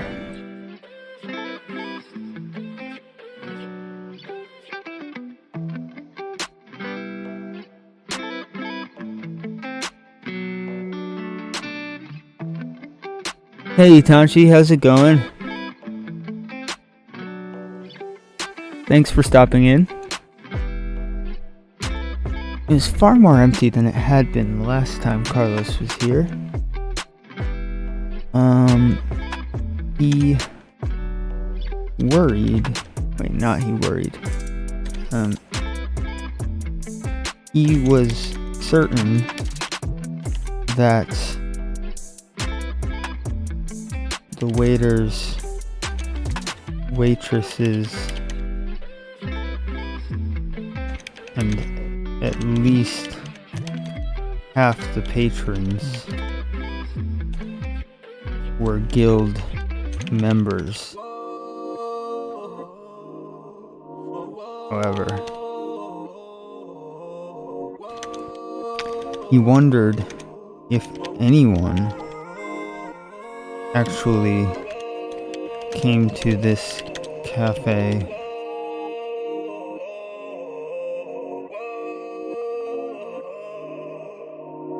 outside of guild business.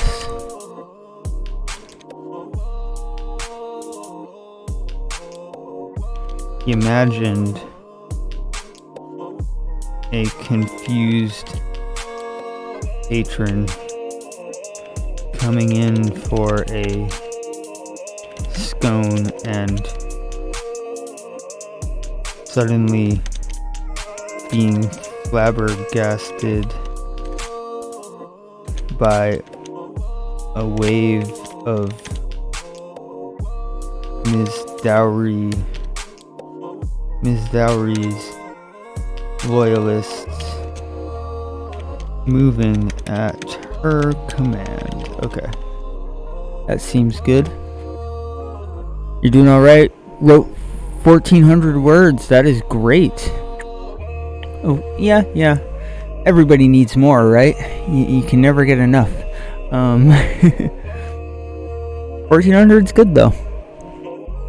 I mean, the average, if you write every single day to get 50,000 for the month, is 1,600, right? So, where are you at, though? I forget where you said you were last time we talked about it. Sorry.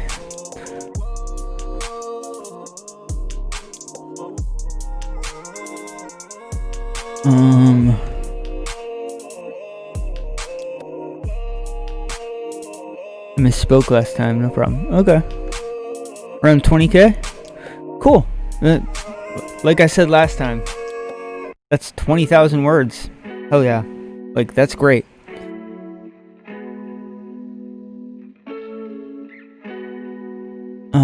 Okay. He imagined a confused patron coming in. Okay, yeah, so he's imagining just what the scenario would be like. And then the reporter shows up. So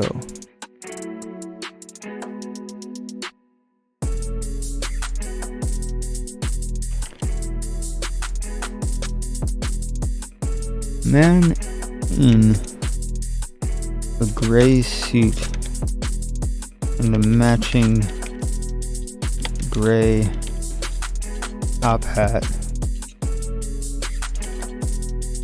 walked into the blue cat.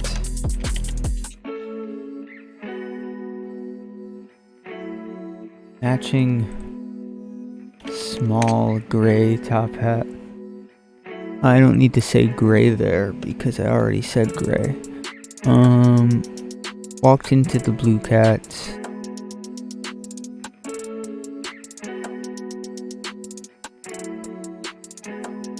Did I say mustache? A man in a gray suit and a matching small top hat walked into the blue cat, and seeing Carlos, rushed over to the table.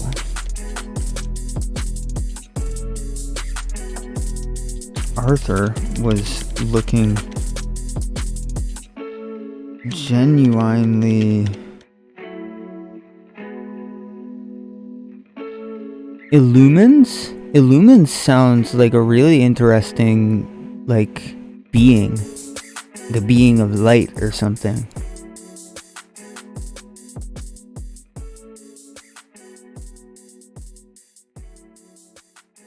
It also sounds like a unit of measurement it could be too.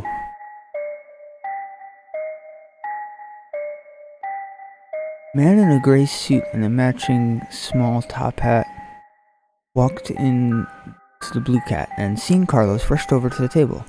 Arthur was looking genuinely surprised to even see Carlos alive.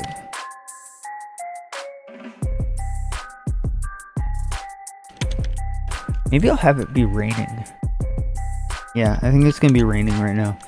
The man's mustache was dripping wet from the rain outside. Man's hat and mustache.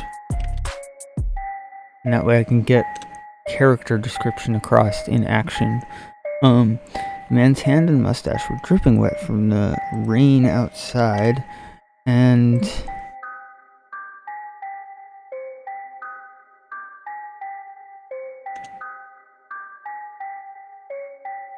he wiped his hands on his suit before approaching the table and holding out and shaking Carlos and Aylor's hands. I want to drop the raining thing in. Carlos felt great getting out of the baths for some time and walking the busy and foreign streets like he used to, no more than 2 weeks prior. It was raining heavily, but he didn't mind.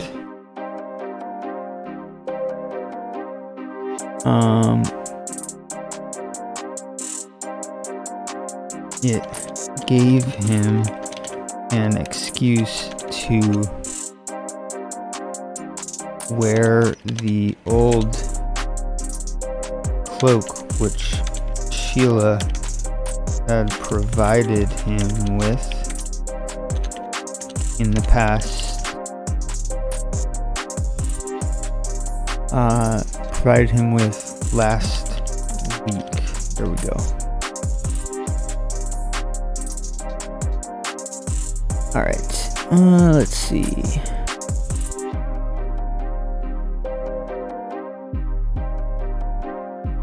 Hey P2, welcome back. I'm in the middle of a sprint, probably about halfway through, so just getting some writing down. But we will read that prologue as soon as I finish. A man in a gray suit and matching small top hat walked into the blue cat, and seeing Carlos, rushed over to the table. Arthur was looking genuinely surprised to even see Carlos alive. The man's hat and mustache was dripping wet from the rain outside, and he wiped his hands on his suit before approaching the table and shaking Carlos and Aylor's hands. Terribly sorry. I'm late.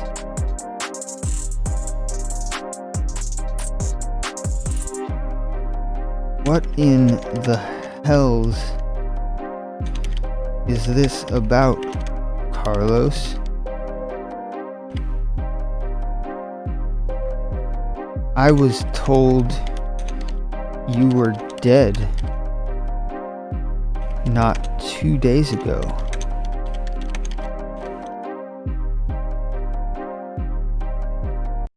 Something about assaulting a Kindblade? I didn't think you'd have it in you. App? This guy's actually like stoked that he assaulted a Kindblade, kind of, is the vibe I'm going for.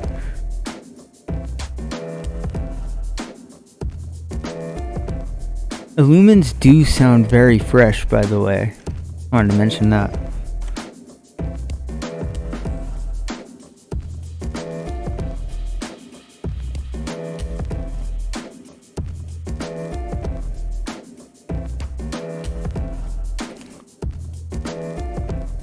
Yes, well,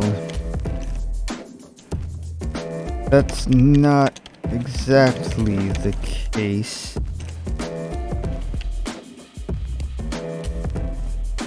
Old friend.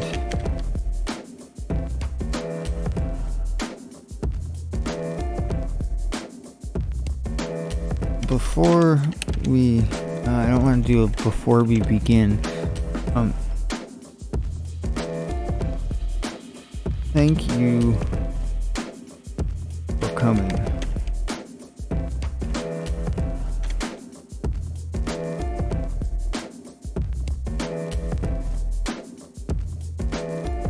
Of course. Aren't you going to introduce me?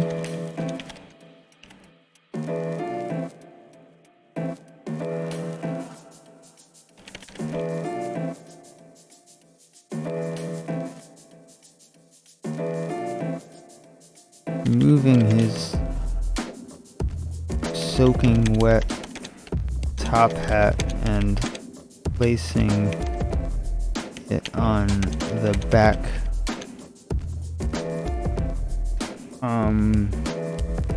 Lots of chairs have like this, these two posts that hold the back. The post sticks up so you could hang something on it, like a hat. I'm placing it on the back of the cafe chair, I guess I'll just say, and leave it at that. I'm pretty sure people can just imagine that, right?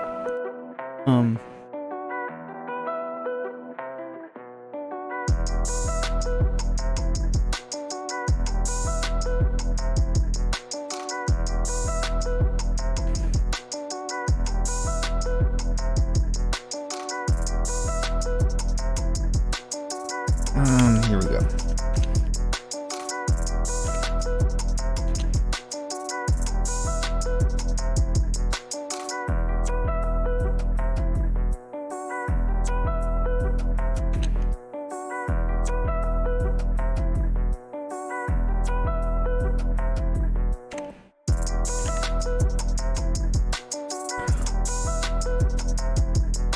I keep forgetting her last name.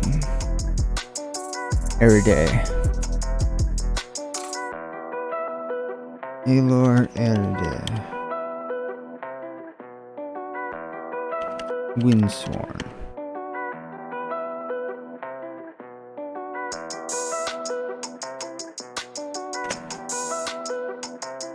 Aylor held out.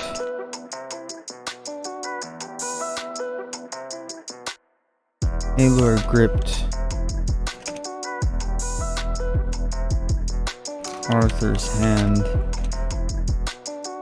with the same vice grip Carlos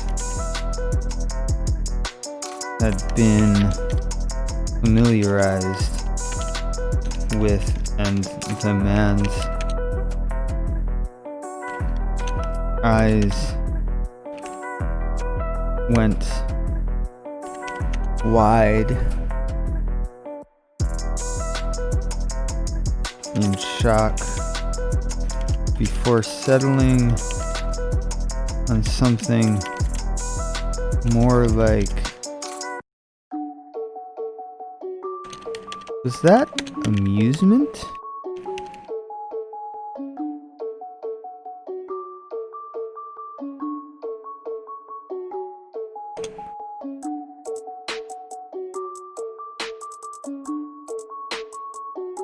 Arthur laughed a bellowing laugh.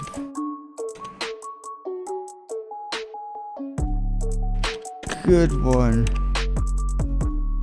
He thinks she's joking, or he thinks Carlos is playing a prank.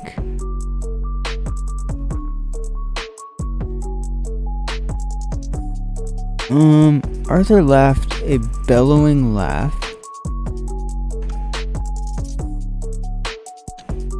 Good one, he said.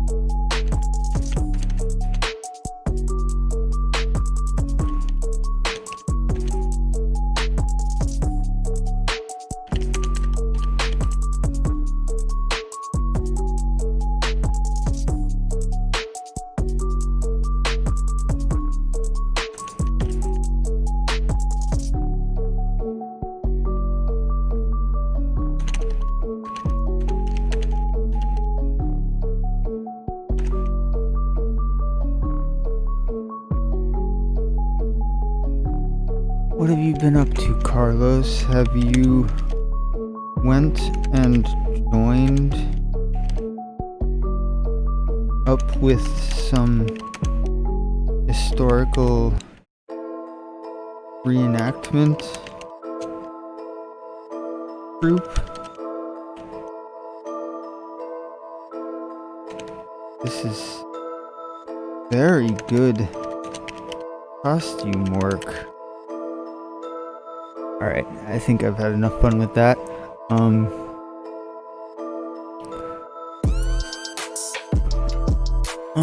Let's see.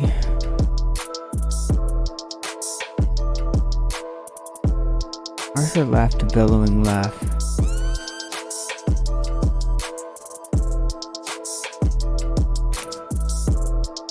Aylor seemed to be finding amusement from the man's misinterpretation of the situation. That was, at least, Carlos hoped it was.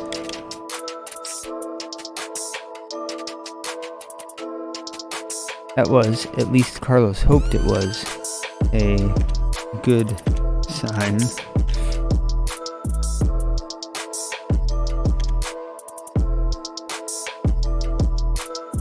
I'm afraid not, Arthur. The first thing we should probably get out of the way is that this is deadly serious.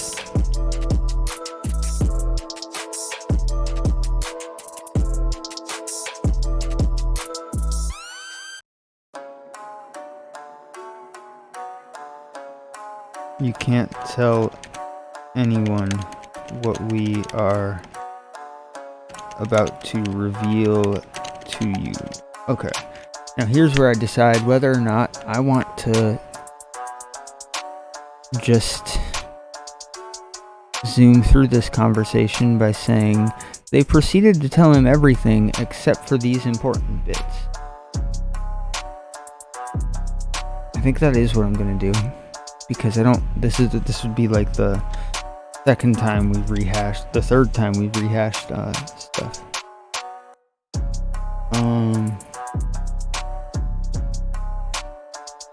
Okay. I don't know, maybe it needs something, but then Alor and Carlos proceeded to tell Arthur everything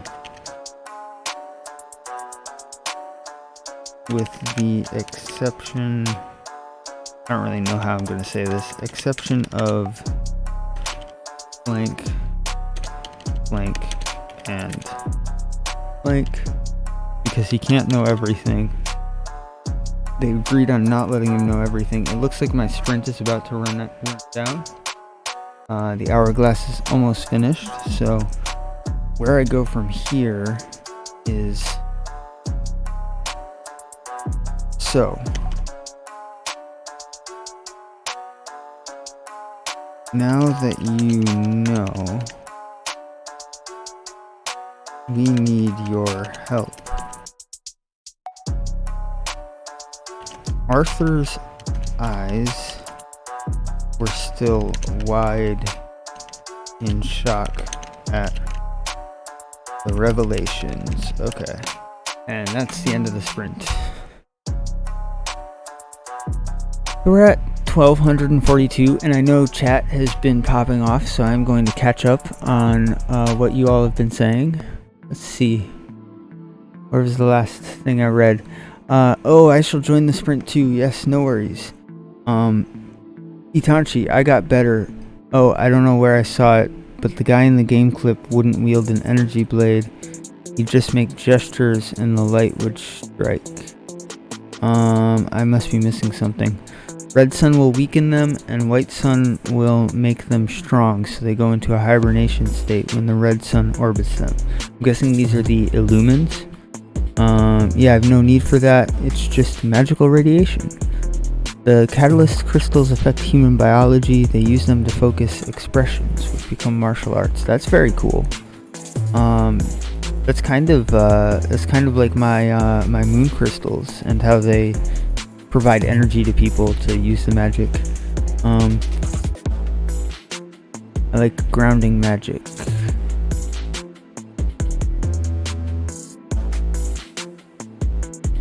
Grounding magic in reality lets me force mages to reload or use other skills. Yeah, I appreciate that as well, Itanchi. That's an important thing. Super Markio, what's up, Mark? How you been? Holy crap, long time no see. I hope you are enjoying the West. The West, holy shit. Is the West, right? I'm forgetting what state it is. I don't want to publicize that shit on you anyway. Arizona, awesome. Yo, I've been stoked seeing your posts on Facebook and stuff. That seems so cool. Yeah, I'm writing a novel right now. If you couldn't tell. I hope you're doing well. Mark is also a writer, everyone, and he's also a Twitch streamer. And I think I got my bot working, actually. So let's see how well it works if I give you a shout out, Mark.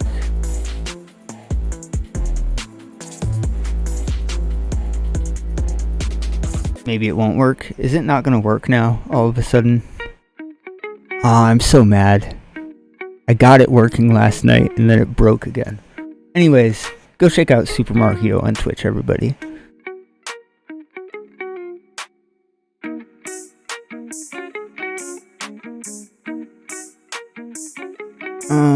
I'll have to figure out how to fix that bot later. Anyways, So that was a good sprint. I feel like I think I just doubled today's word count in half an hour, so that was pretty good.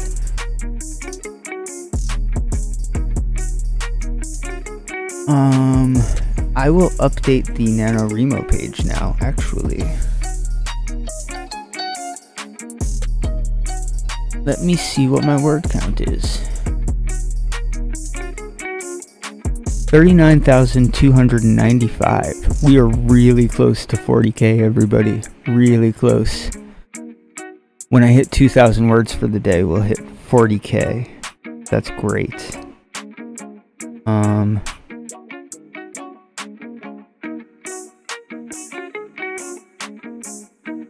Let's see, what time did I start this at? I think it was 9:15 p.m. And it's 10:33 p.m. right now. Okay. Update. There we go. Alright. Yes. Mark is an insanely good Mario Maker player. If you're into Mario, you need to go check him out next time he's live. He's trying to beat some world records out there. I think he has a few on his belt.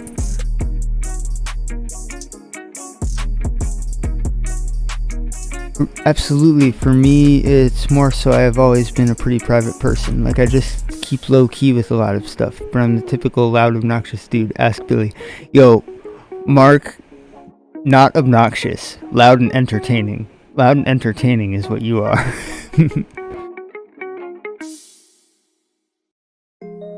"50 world records. Look at that. That's insane.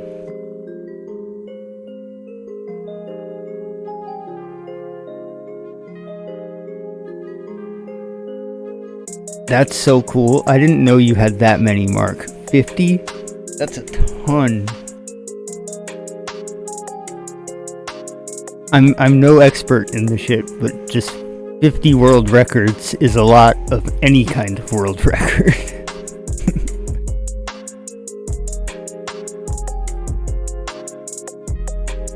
Oh yeah, because people are always trying to beat them, right? But I know when I last time I was in your stream, you were doing some crazy level, and you were getting like within nanoseconds of the world record.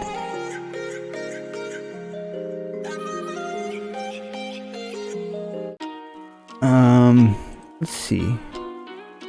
Oh yeah, I promised P2 that I was going to read the prologue to this that I wrote when they were not on stream.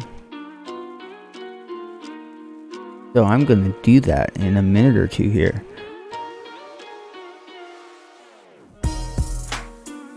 Created shit like DGR and all of them. And that one I remember. Yeah, you must have gotten within like a nanosecond or two of that world record, like 100 times. Alright, well, thanks for stopping in. I really appreciate it. Give the dog pets for me, alright?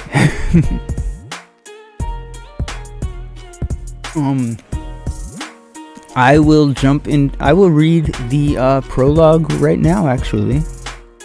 Good to see you as always, Mark. Peace. Enjoy the nice weather. It's already snowing up here. Alright. So this prologue is a totally different viewpoint character, and it's a bit weird. I don't know if it's gonna keep in the edit. I might get rid of it. I might make it something else entirely. But I just wrote it because I was getting stuck at like a different place. Anyways, I might as well just read it. It's just a page. So here we go. If you had asked Darius Rhymesayer what he thought his day would be like today, he would have told you that it was going to be another ordinary, boring day on the town, delivering vegetables and grain to the local market for a few flickers, and then heading home before sundown to avoid the occasional bandit that took to the roads outside Grove Coast. Grove Coast was a small town on the Amphoran Basin. Not much to speak of, really. That's exactly the way Darius liked it. Leave that city excitement to the city folk a few miles away in Amphora proper. They could deal with the politics and the crime and the backstabbing all they liked, as long as they left his little home on the coast out of it. Darius would not have said, perhaps, that he expected to find himself using mythical powers of the sort told in fairy tales to defend himself from a monster of a man with spikes growing from his back and a small child with red hair that was capable of incredible feats like turning himself invisible and something else that I haven't thought of yet. He also would not have mentioned being knocked out by those same monster-like fairies and being dragged through a forest by his feet when he came to. Unfortunately for Darius Rhymsayer, this is exactly what happened today. He was now using his arms to block his head from smacking too hard against the ground or a stray tree root as he was dragged unceremoniously along the rough, wooded path by the monster with a spiky back. Otto, he's awake. Maybe we play with him a bit before knocking him out again. I don't think Master would hold back the glowstones this time. Master didn't even ask for this one. The voice was raspy and high-pitched, nothing like a child's should be, though Darius could sense the child hidden beneath the cold and strange speech. "Loka," said another voice. "Yeah, Otto?" "We don't always need to hurt." Darius could see the red-haired boy out of the corner of his eye. The boy stopped in his tracks, momentarily, and crossed his arms, almost like a child being told they couldn't have that candy from the market stall this time. "You know what, Otto?" "What, Loka?" I don't really think I don't know where I'm going with it after that, but that's where the prologue's at. I think he's gonna say something like, "I don't think it really matters what you think," or something, and then he's probably gonna murder poor old Darius Rhymsayer or something. Or do something terrible to him, actually. Not murder him. He won't be murdered because he has powers. And these people are tasked with stealing away people with powers and putting them in prisons, like the ones that all the main characters have escaped from. The personality and voice in the first two paragraphs is super nice. Really? You think so? Because that's the part that I was worried about, actually. The part where he's like, where it's like, if you had asked Darius Rhymsayer what he thought his day would be like, I was worried that that was too strange. I don't know. I'm glad you like it though, because that's like the only thing. It's the only thing that would keep it in the book, and it's also the only thing that is making me not want to keep it in the book. I don't know how to explain what I'm thinking. If I picked it up in a bookstore and read those first paragraphs, I would have bought it. Oh wow, thank you. That's awesome. That's great to hear. That's the entire point, you know, of something like this. I think it does fit too. Like it fits the theme of everything pretty well. If I do end up combining my books, this might be the prologue I use instead of the one that I have in the other book, which I'm kind of growing to hate. Yes, me too. I love writing with voice as well. It's really important to me, actually. Like, every character viewpoint needs to feel like special to me. Like, I've read great books that aren't written like that, where like every viewpoint is almost identical in terms of how description is done. But I like to make sure that like the way my character sees the world is the way that the reader is seeing the world, you know? Like, I don't know, that's important to me. But yeah, so I'm glad you enjoyed the prologue. I'm glad I shared that with you. Because I was kind of on the fence about it, but you saying you liked it gave me some more confidence in it, you know?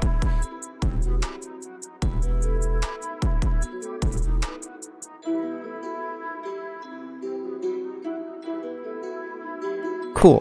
Thank you. Thank you.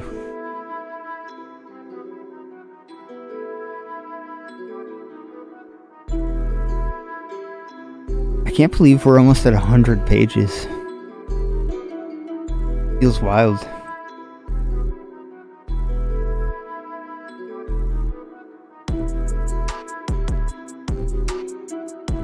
I didn't know you streamed Itachi. That's awesome. If I can figure out how to get my bot working, I would give you a shout out too. I'll have to mess with that. Let me see.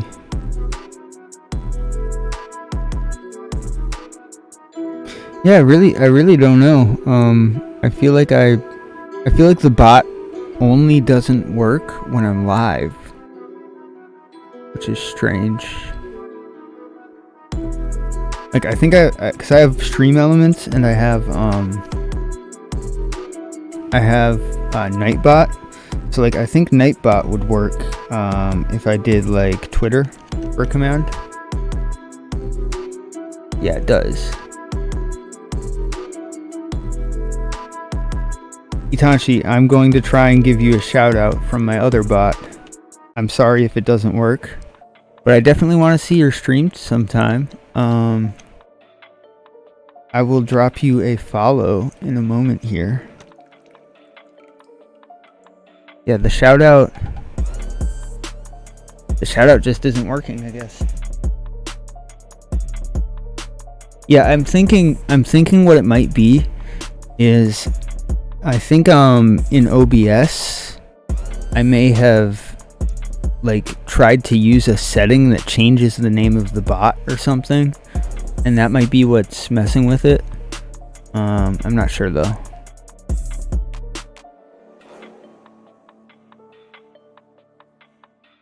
You know what I could do to see if it's working at all? Because it's that one command that's not working. Yeah, actually you did it for me. Yeah, Nightbot's the only one that's responding. I don't know what's wrong with the Stream Elements one, but I'll deal with that. I'll deal with that off stream. It's not too important right now. I'm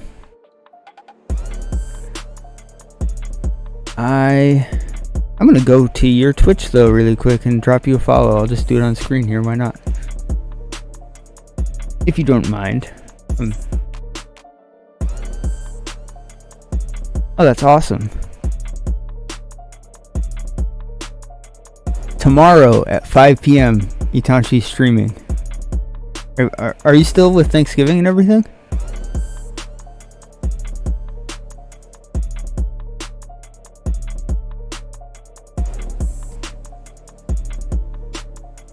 I think I'll try and stop by if you are. That'll be awesome. I have a crazy busy day. Depends if you're awake. Yeah. Thanksgiving and everything is a weird one. I don't think anybody expects schedules to be stuck to during a holiday like that. Turkey might put me asleep.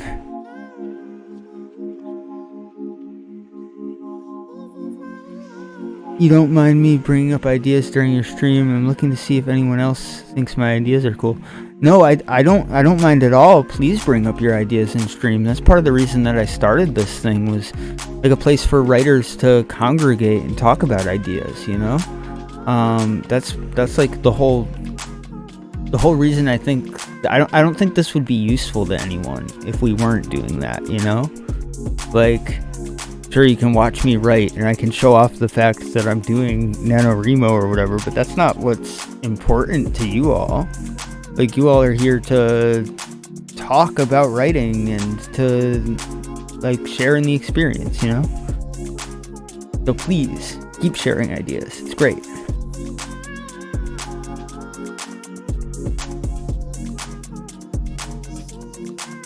That being said, I think I think I need to update my word count, or did I just do that? I just did that, didn't I? 39, yeah, I already did update it. But if I get 800 more words down, I will hit 40,000, so I want to do that. I'm probably going to put this hourglass in a few minutes. What I want to figure out first is where I'm headed. I don't want to blindly sprint into a wall, so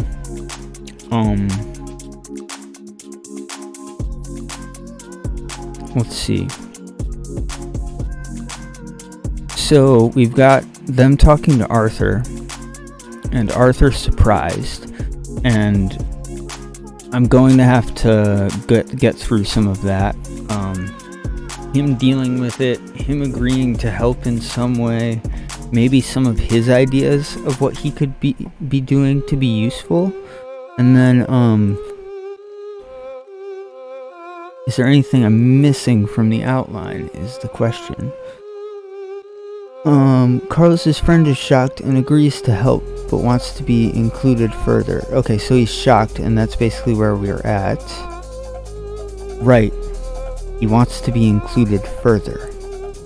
So that brings him into the fold in a way, rather than just having him be this outside source, and that's kind of the whole point. Like I wouldn't want to even include this at this point if he weren't going to become something of a character that is going to be involved in the infiltration in a way. So that's what's going to be happening at the point that we're at right now. So Carlos is already with Alor, and she will probably, I have written that he gets introduced to the mob boss, who is Ms. Dowry, but she hasn't become as active of a figure as I thought she would be. So I think Alor is the person that he's already met and will get involved with more. And that will blend nicely with Alor's idea of like keeping him on the hook, because she doesn't want him giving away any vital information. He probably won't be privy to everything until the end.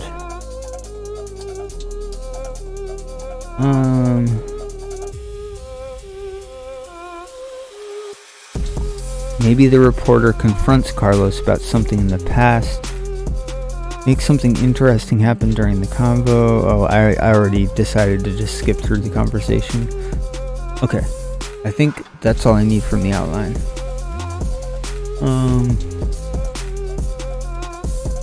Alright. So, I think... Oh, there was one other thing I need from the outline to make sure I don't run into a brick wall when I finish that conversation. So here's where the outline gets messy. We've got a lot of stuff that needs to happen in no particular order. And this is all the stuff that sets up for the infiltration, right? So, hey Scribblers, how's it going?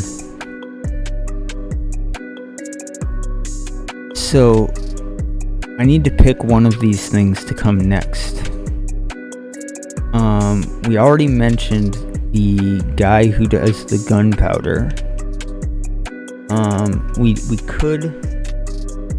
We could stop off at Sheila's relatives next, or Sheila could go by herself or with Georgia or something instead of with Carlos.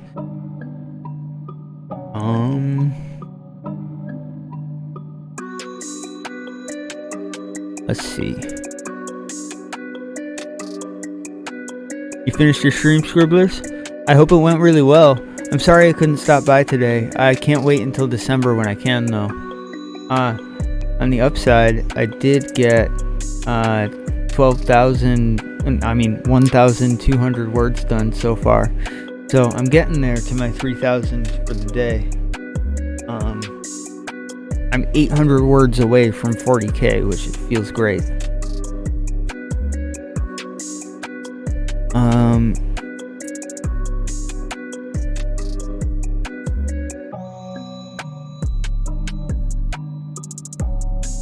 Sorry, Scribblers. Yeah, I didn't know exactly what the plan was with that, so I just wasn't sure because I'm very I'm easily distracted. I have ADHD, so I need to like force myself into situations where I can't do anything but focus in a way. That's cool. We should talk off stream at some point about how to do it in the future. Because I definitely want to come on, 100%. I just don't want to. I'm just confused. Like, I don't want to get confused live and stuff. You know what I mean. Thank you though again. Let's see. I gotta decide on what comes next after Arthur the reporter. So we've got a bunch of characters that Carlos and Sheila together are going to recruit. And that's Sheila's sister, someone Sheila thinks would be a good thief. So this was kind of important in the plot, but now I don't know if it is, so I'm not gonna do that next, not for a sprint. They could go to visit Rudy, or Sheila could go visit Rudy by herself while Carlos is doing this. Rudy is the guy who sold black powder to Maximilian. Might do that.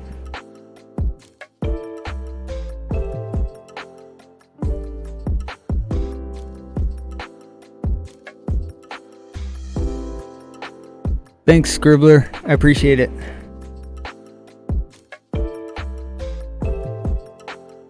Thank you. Thank you very much. Getting there at least. I don't want to count my chickens before they hatch, you know?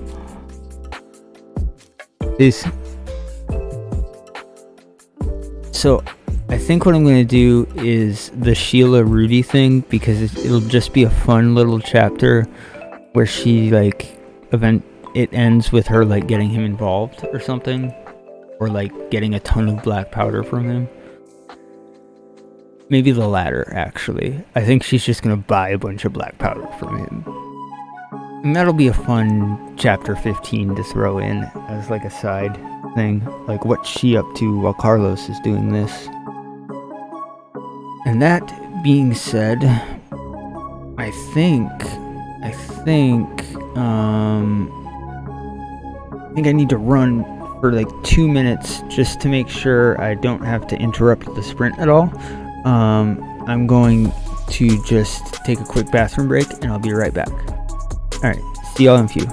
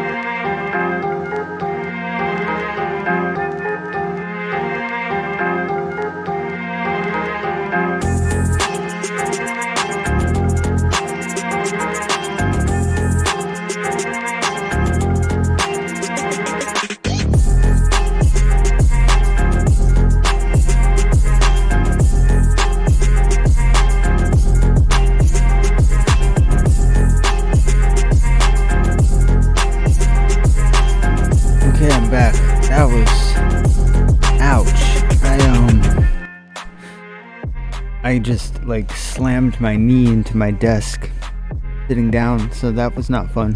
But I'm back, ready to write some more. Let's do this. Arthur's eyes were still wide in shock at the revelation. I think I'm just gonna move forward right from here. I think, yeah.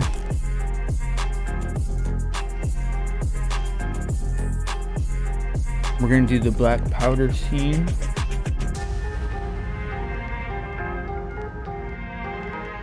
And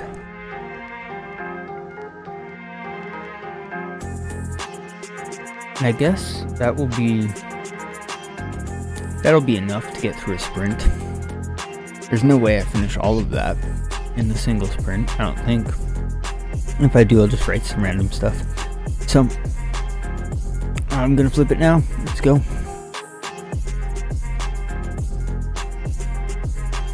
So now that you know we need your help,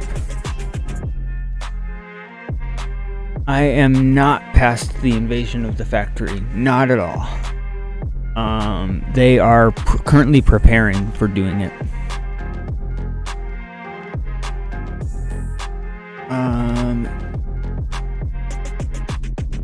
Arthur's eyes were still wide in shock at the revelations.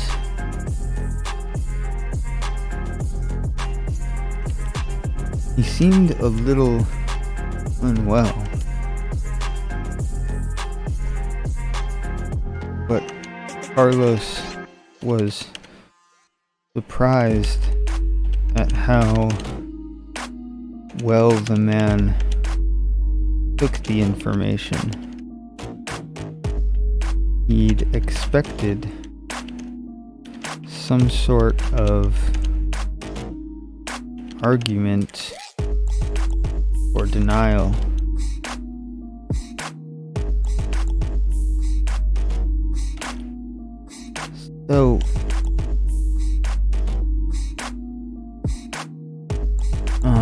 So sorry. It all just makes a little bit too much sense, said Arthur.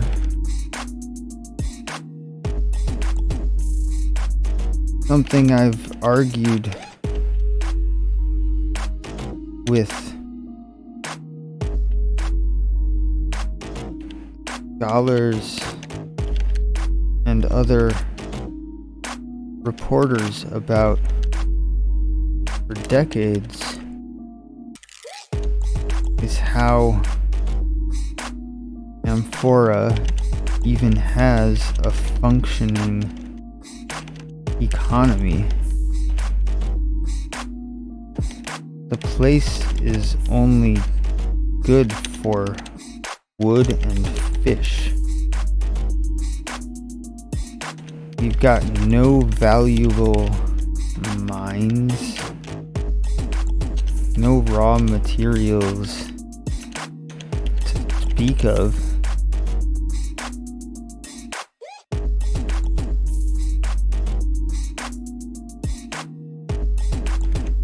That's all locked up in Bornhold.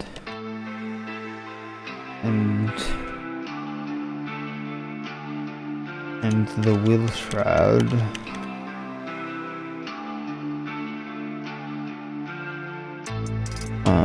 So he's basically giving some world building to the reader, and also explaining why he just hears all about the way that these magic users are being abused, and kind of is like, wow, that makes a lot of sense, holy fuck.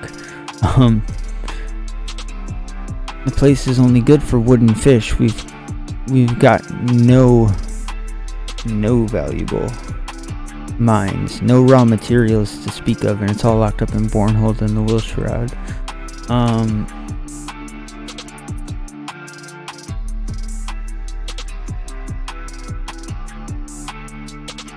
And when you look at trade materials, trade manifests,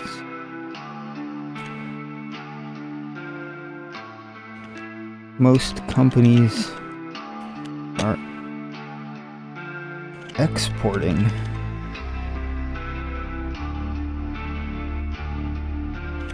Raw materials.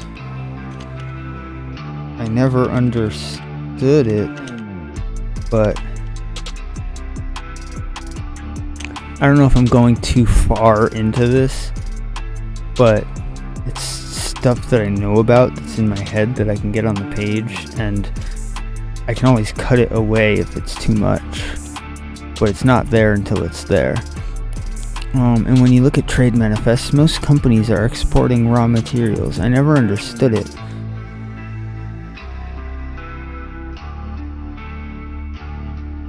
But it makes so much sense now. They must have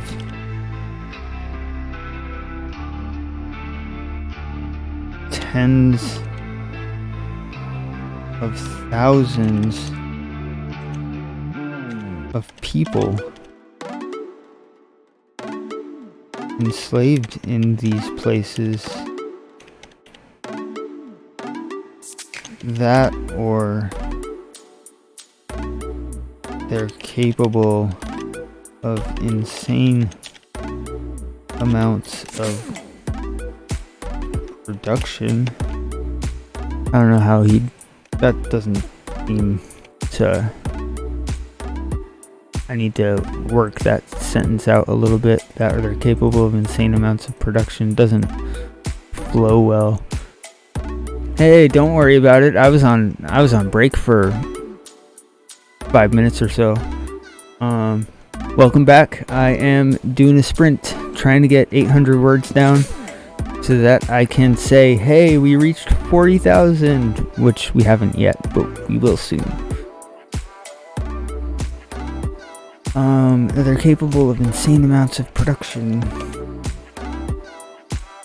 I'm putting a lot of exposition down just so that I can cut away what's not necessary.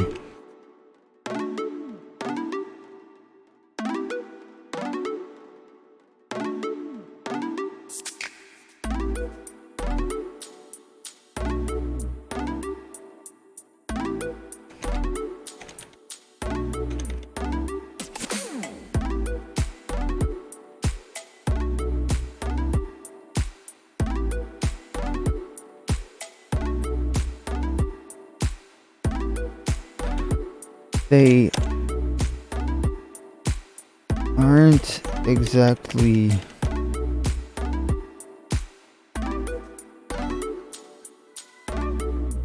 using every, well, both seem to be true in some capacity.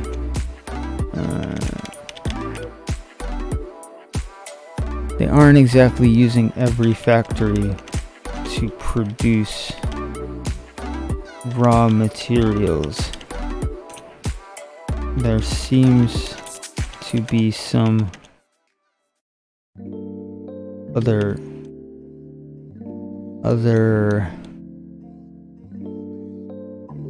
something. I don't know what to put there.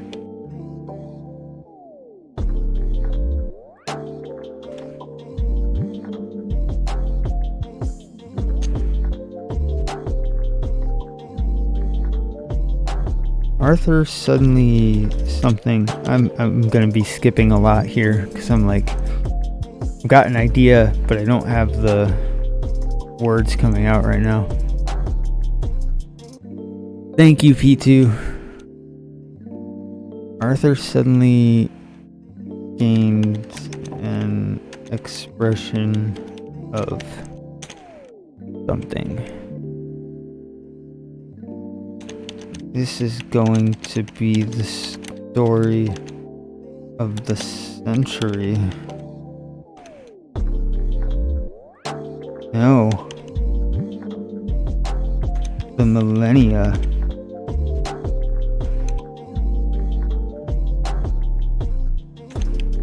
This could tear down the entirety of the empire.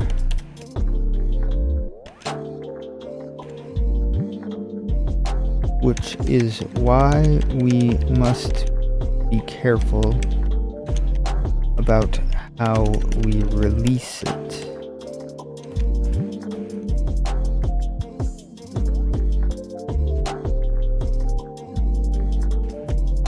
Taylor interjected.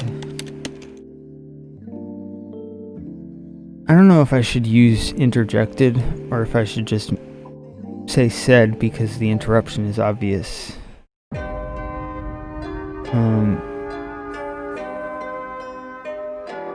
Anyway, not important. Which is why we must be careful about how we release it, Taylor interjected. You don't want to destabilize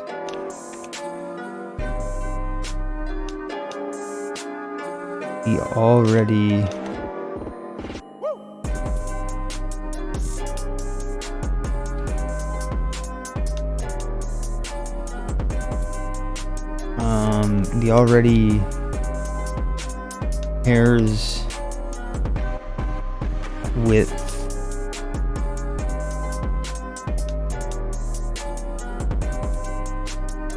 string that is holding society together. I don't know.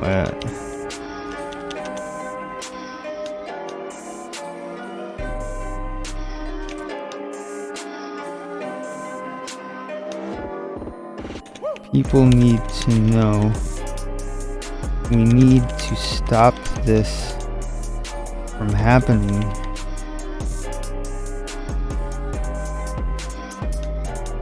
But if this story breaks too early, it will just be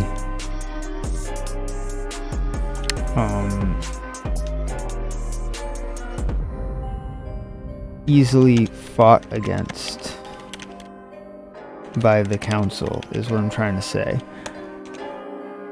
And if it breaks too late,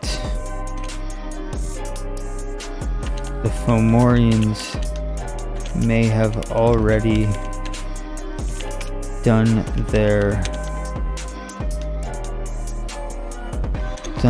whatever it is they are attempting to accomplish. I don't know. I'm just gonna underline this and try and make sense of it later. It's like a really, especially if I'm combining the books, this could be like one of the most important things.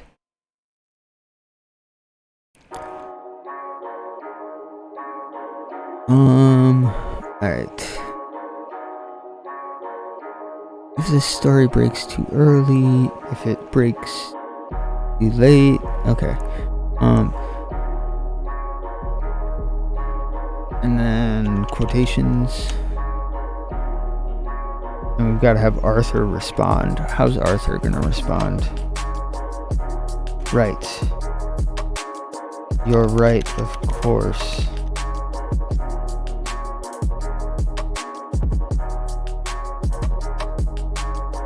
Moons. This is insane. What can I do? I need to do something to help.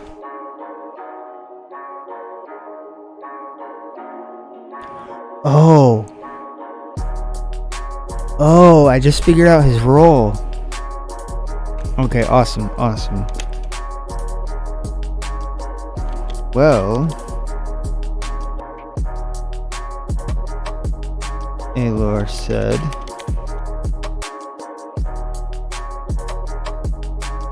perhaps you could help us create a distraction. So, get this. This guy Arthur, he's a reporter for the paper, and he can get Peterus Storinger's union event to go crazy by promoting the hell out of it, and promoting it in such a way that people are angry, and then they can have plants there that they get to rile up the crowd.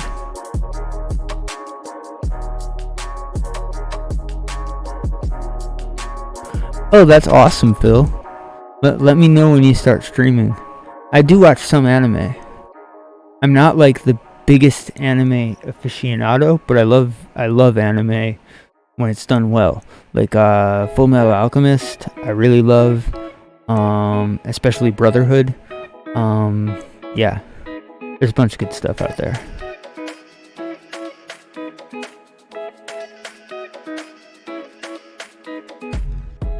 Minoring in Japanese, that's awesome. If you haven't checked out Blood of Zeus yet, that was really good.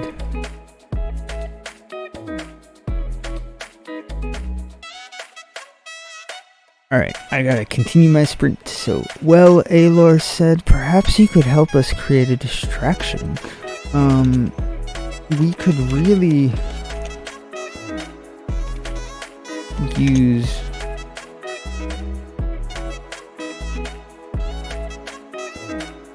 something big. She smiled a wicked grin that seemed uncharacteristic of her usual expressionless demeanor. There we go. Cool.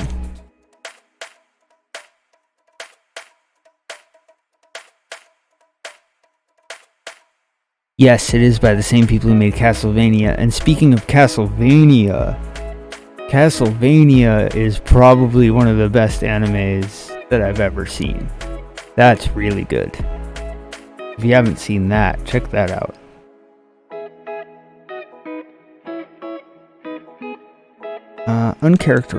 Uncharacteristic of Aelor, she smiles a wicked grin. Certainly. How should we go about coordinating this?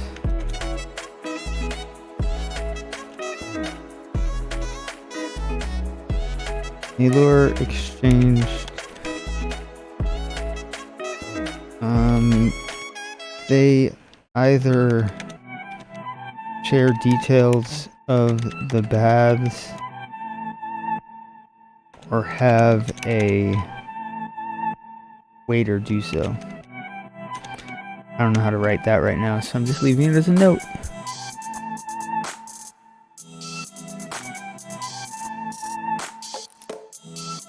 It's a very interesting take. Your boyfriend's obsessed with Castlevania. You only watched an episode? What are you doing? You got it? Okay. I don't know what episode you saw, so I can't say for certain if you like it or not. But, like, if you're judging it based off of the first season, I would say that the tone shifts dramatically. And that's not to say that I don't like the first season either, but you watched episode 1, yeah, okay. The tone shifts dramatically from there. There's a lot of build-up is the thing. Like, they've got to build this really dark world at the start, and then they introduce a ton of comedy after. And I don't know, it's one of my favorites. That's what I'll say. I leave it up to you to decide if you actually want to watch it based on what you've already seen, but it's pretty good. Aelor exchanged stuff. Okay, I think that's the end of this chapter, basically. So, I think we start chapter 15 right away. We've got to have Sheila go visit Rudy. I forgot what I named Rudy's store. Rudy's new name. Oops, went too far past my notes. Okay. Insert page break.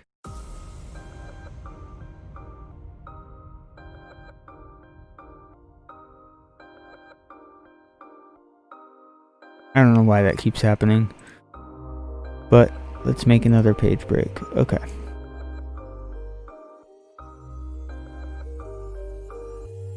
I just broke the formatting of this terribly.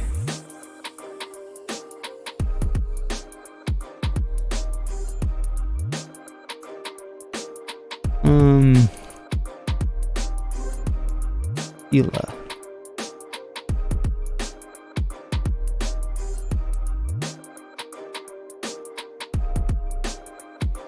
Is it comedy? I didn't even notice because it was so opposite to that. Yeah, that's I wouldn't call it a comedy. Like, the story is very like dark and moody about vampires and all that, but it slowly gets funnier and funnier in terms of like the dialogue between characters and stuff. Like, once the characters really get built up, like once 3 people get together, they have this great dynamic that's very entertaining. That's how I'll put it without giving any spoilers away. So, Sheila's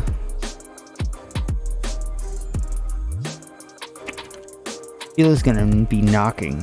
Knock. Knock. Knock.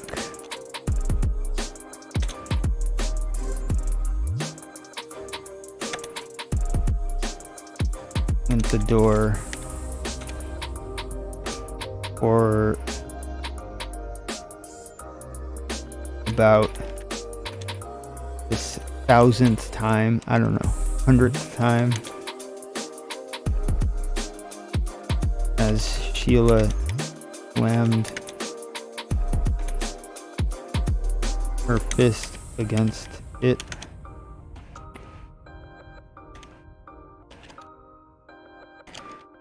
Coming. I'm coming.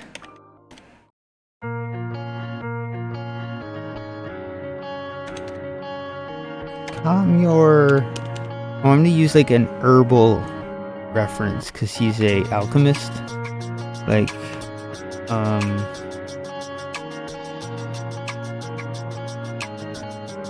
use the name of an herb. I'll just write that.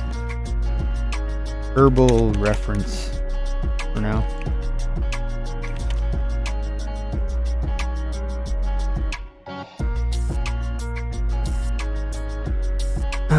Okay.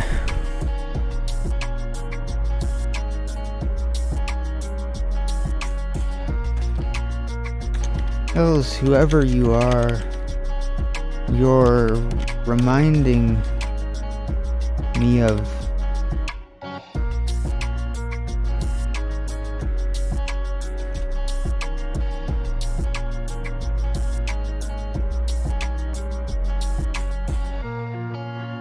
Rudy opens the door to Rudy's alchemical, forget the name, or as it was now called,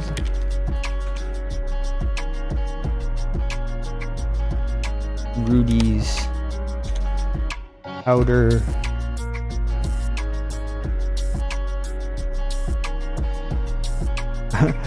I don't know why I want to call it the powder playground, but that's not what it's called. Powder something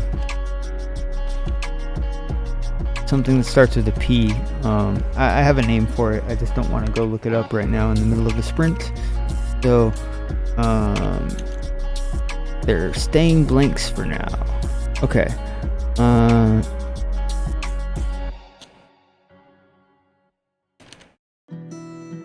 Sheila?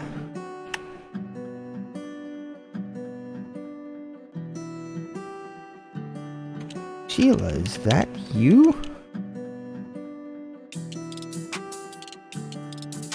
Has the damned sulfur made me go mad?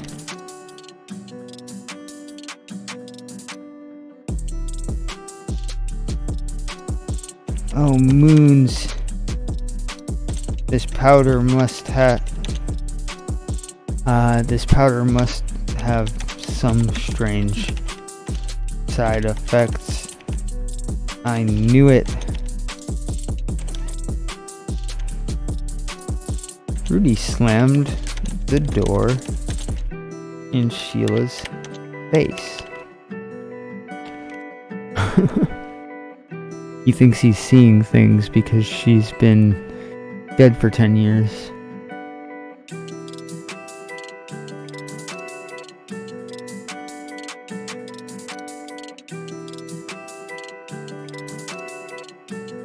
Okay.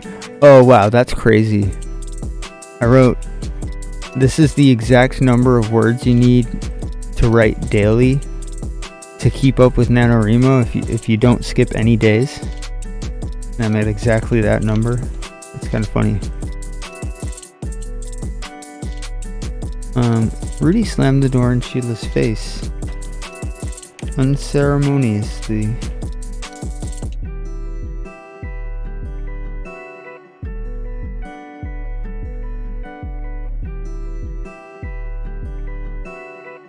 Rudy, open up, you damned fool.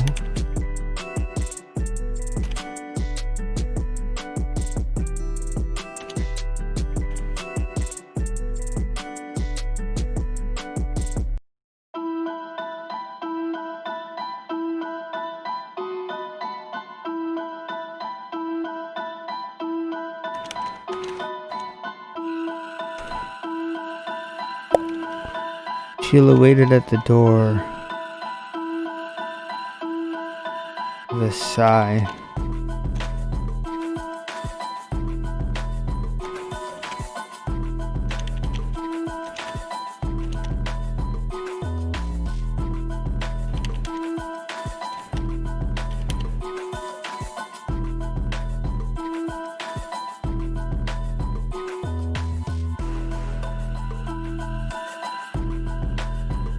Whoa, what's happening? There we go. I hate formatting. Whoa, what is going on?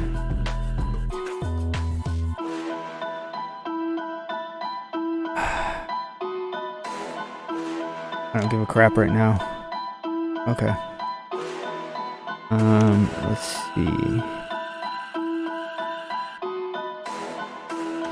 The door opened again.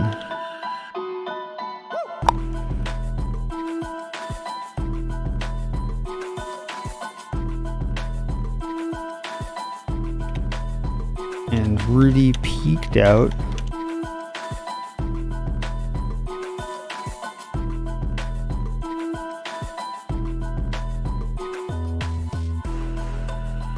Seeing Sheila still standing there, he opened the door wider and period. I swear, if you're a blasting powder phantom, I'll think you out of existence. Don't try anything funny.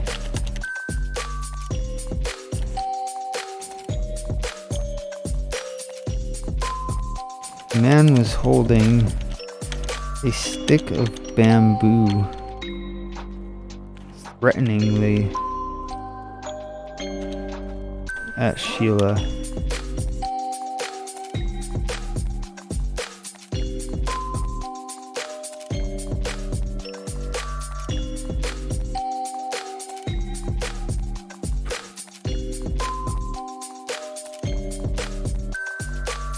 swear, if you're a blasting powder phantom, I'll think you out of existence. Don't try anything funny.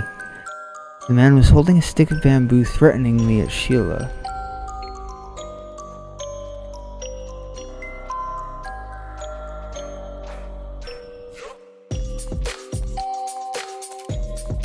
He batted it out of her way and stepped inside. Rudy. It's really me.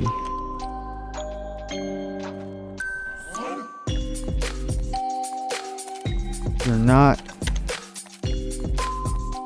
insane. Well, not any more insane than usual.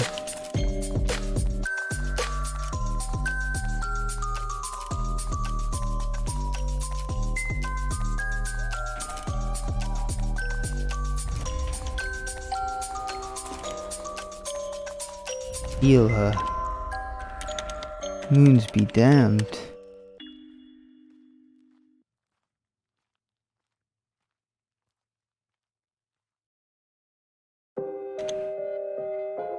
Rudy whacked Sheila on the head with the bamboo stick.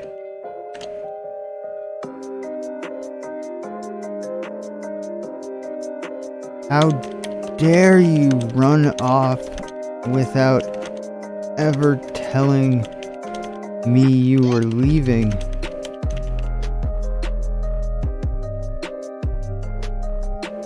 I thought you were dead.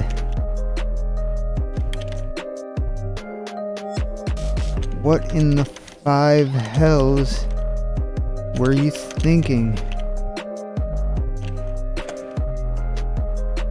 I think that works pretty well. And the sprint is over. Okay. That's actually a really good spot to end the sprint. We're still like 200 words away from 40,000. So next sprint we'll get there. But, that just seems like a good moment to end the sprint in. I will catch up with chat now. Hold up. Interesting. I need to study anatomy. I think that will help me out writing for that king character I have. Maybe since he is a king and can involve a fictional version of the Kundalini in some way. Interesting. It's kind of cool. The Kundalini is, what? I know that. Hold up. I'm just gonna Google it really quick. Yoga, right? Yep. Okay.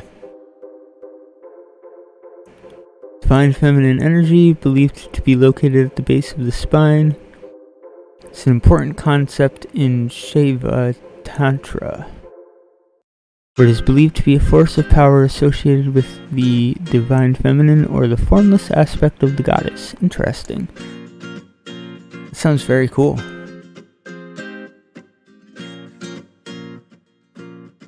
It makes sense to me all of a sudden why you want to study anatomy for that now. Okay, P2, thank you for stopping in. I really appreciate it. Have a good doctor's appointment. I hope everything's alright. And have a good day. Sounds good, and I'll see you tomorrow.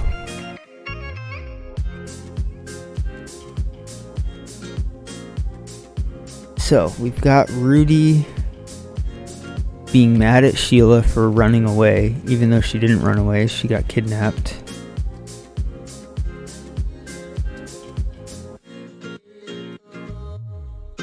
Have a good one. I was very confused there.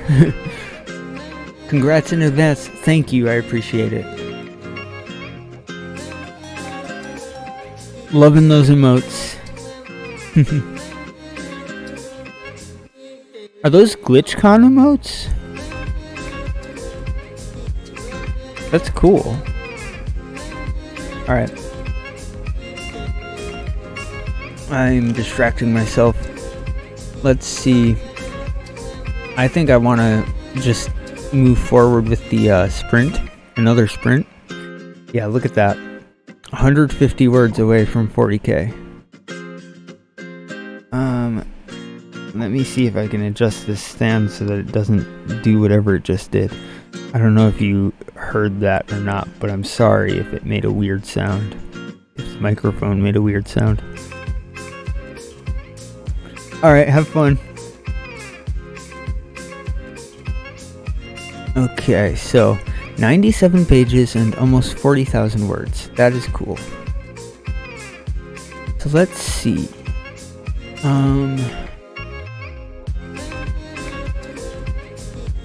Get the drink.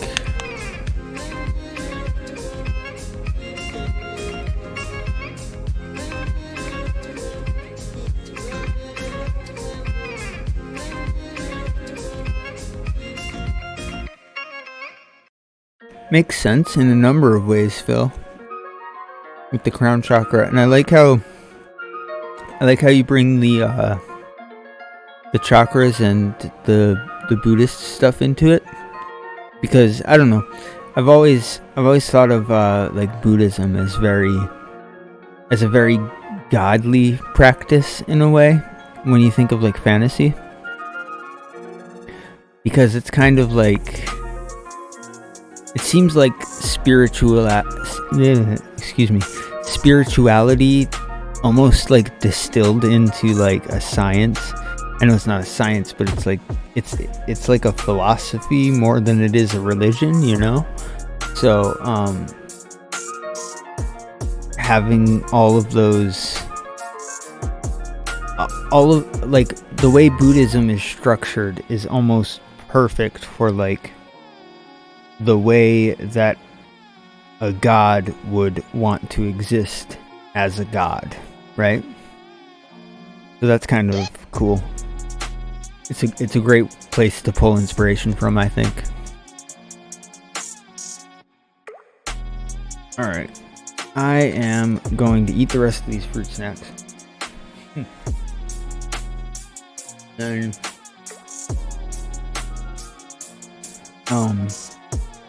open myself a new thing of sugar, chocolate bar, and air to just flip this hourglass again and get this sprint underway. I think I'll have enough material to go on for this chapter of Sheila and Rudy, and if I don't, I think I'll just do something like, after she meets Rudy, we jump over to Maximilian and Andy messing with his chair and making more powder bombs or something funny. Like, I think this will be kind of like the heartfelt and funny sort of chapter for Sheila, and then everybody else, if her thing takes less time than a chapter should take. So yeah, that being said, let me just get situated so that I'm not in the same position I was for last sprint. Don't want to turn into a statue here.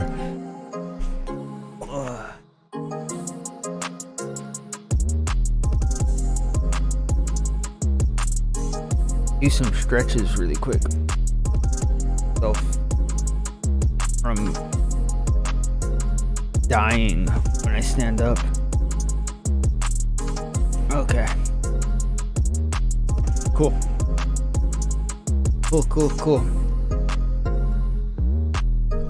Alright. I think it's about time. I am going to flip the hourglass and do this, maybe finish this chapter in this sprint. We'll see what happens. It'll be something, at least.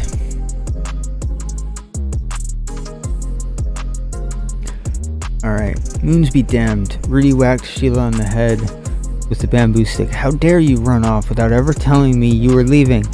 I thought you were dead. What in the five hells were you thinking?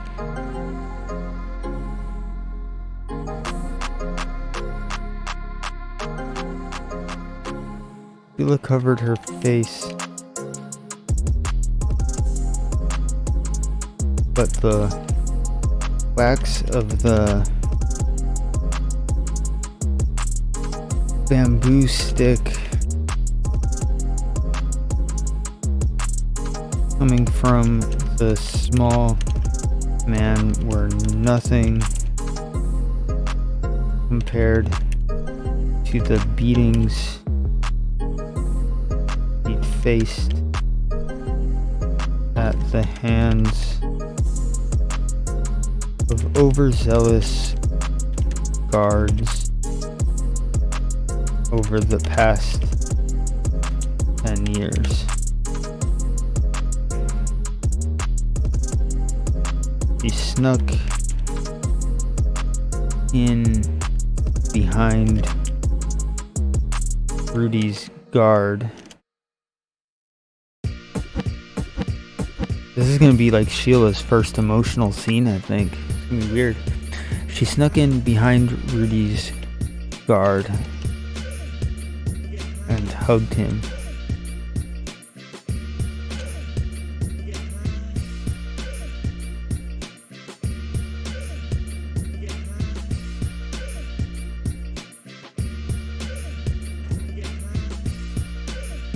I missed you so much, Rudy.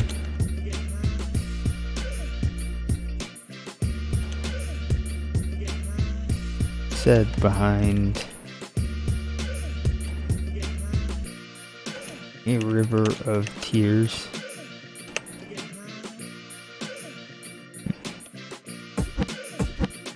I'm sorry.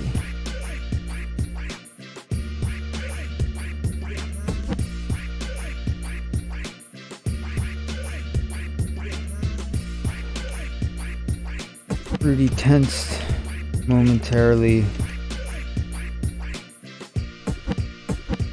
but dropped the bamboo stick and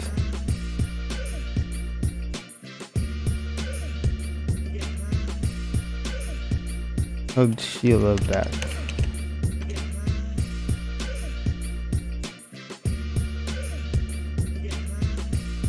What happened? Where were you? Your sister is worried sick. It's kind of crazy. I didn't... 2 minutes ago, I wasn't thinking this is how it would go. I was thinking it would be a funny thing of her visiting her friend, but it's her past coming up, so weird how that happens. Like, I did not plan for this. My character just decided to do it, and now it is this. Okay. Rudy tensed momentarily, but dropped the bamboo stick and hugged Sheila back. What happened? Where were you? Your sister is worried sick. I...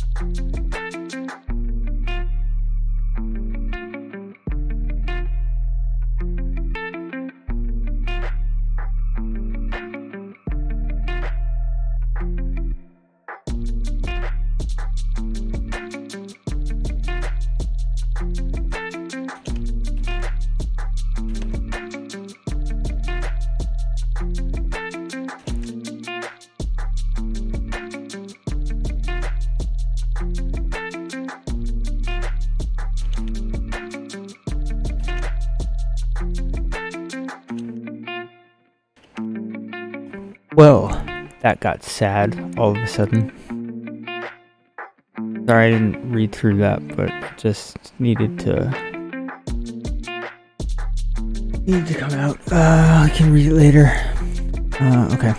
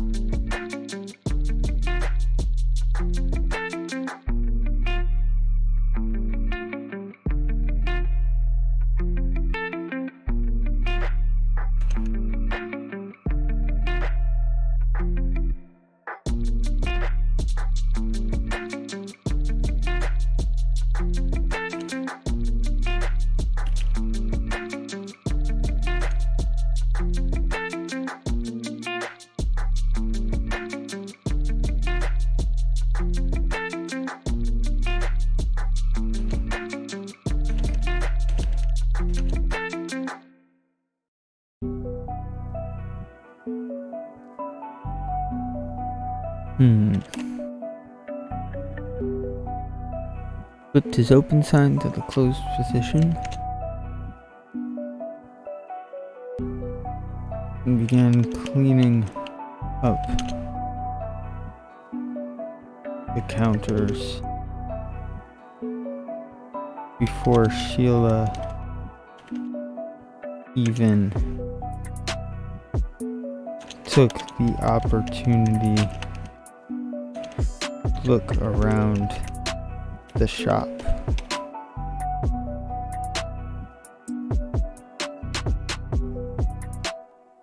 It was the same building she'd known from her youth, but practically everything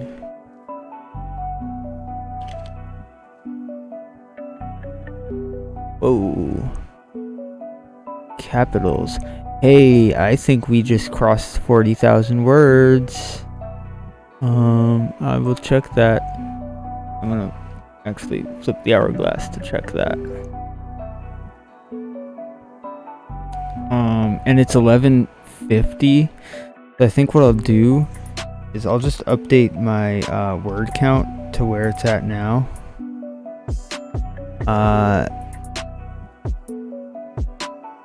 Because I like the fact that we just hit 40,000.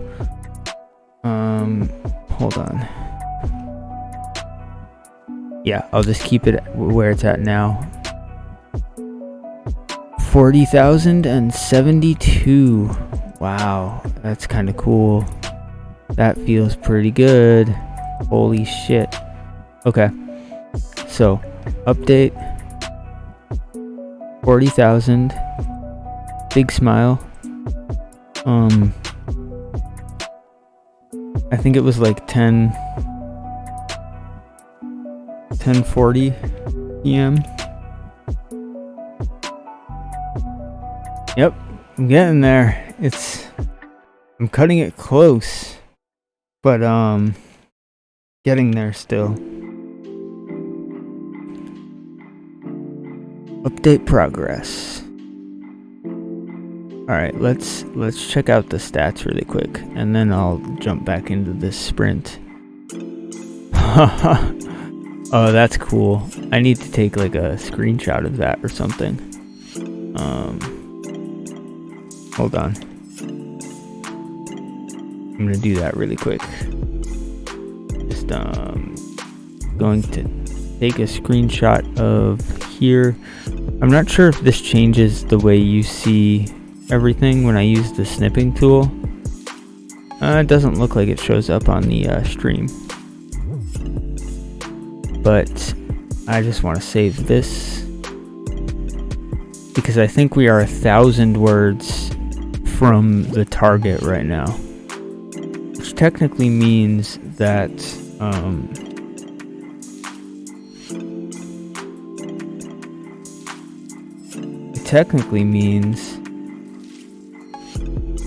we are what am I trying to say? We are going to meet the goal, because I've been counting the days by writing at like midnight. I mean, that won't come into play for the 30th. If I end up needing to write to meet the goal on the 30th, which I probably won't, I would have to do it before midnight because it's the end of November on midnight. But for practical purposes, I've been doing my 3,000 words around midnight and after every day. So really, I'm meeting today's goal if I write 1,600 more words. And that would be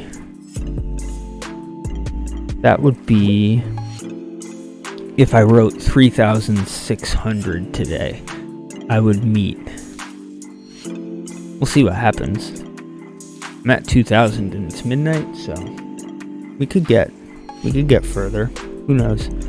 I say that every day, and then I write like 3,000 words, and I'm like, I am brain dead. So I just stop. Because 3,000 is more than I need already. Like, especially now, it's like 700 more than I need on a daily basis, which is why I've been catching up.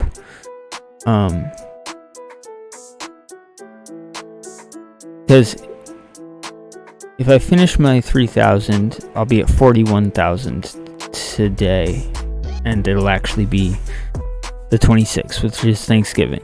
Now, if I were to skip Thanksgiving entirely, that would mean I'd be at 31,000 on the 27th, and I'd write 3,000 more words, and I'd still be under.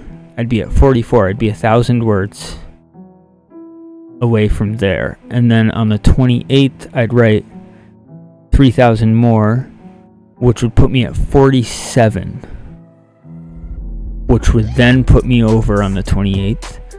And then I would finish on the 29th. So that's why I'm comfortable. I'm semi-comfortable. Oh my god, I should have been in the browser for this. I'm sorry. I was looking at the graph over here and it didn't really show on screen. But that's why I'm comfortable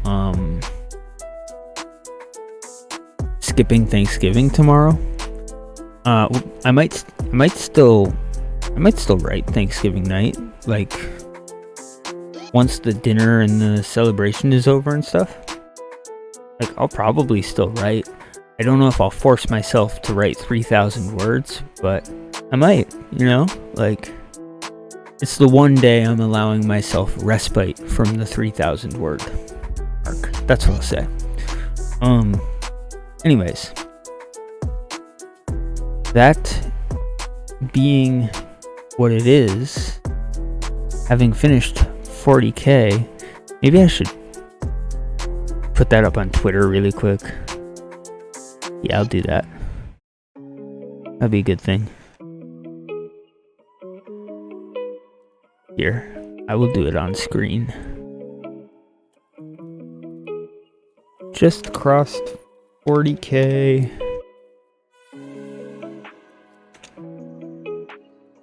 NaNoWriMo.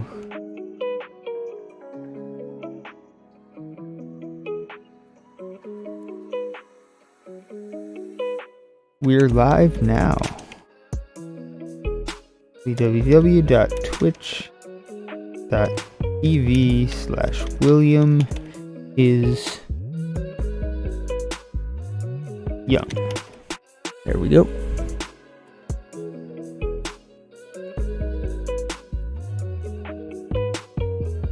Cool. Okay. So, done with that. Now, time to move forward.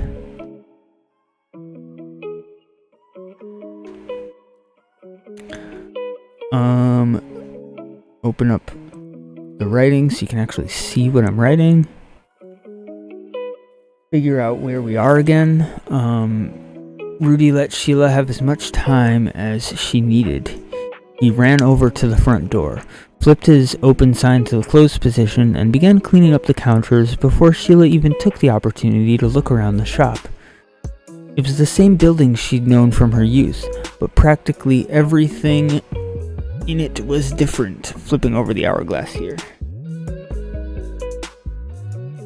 But practically everything inside was different. Rather than the normal alchemical supplies and varieties of herbs and different concoctions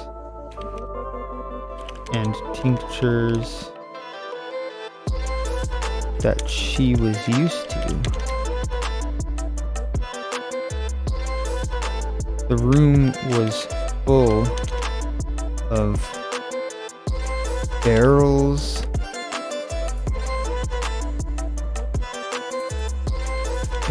and vials of differently colored brown and black powders, which Sheila now knew to be explosives of different varieties.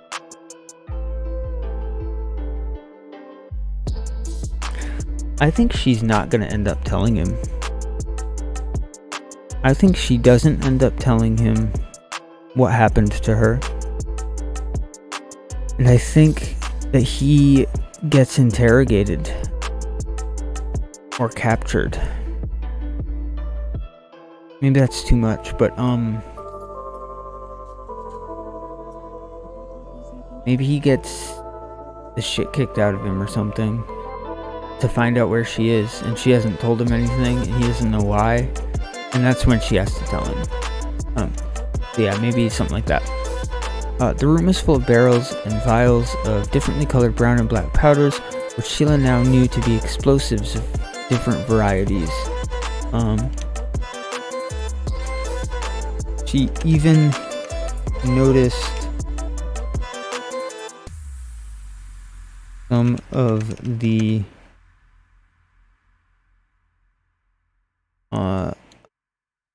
balls. Were they clay? I didn't really say. Clay balls, which Maximilian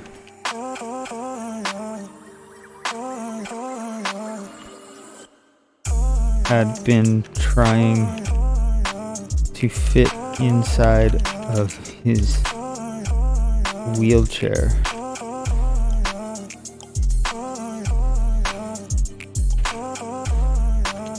What is all this?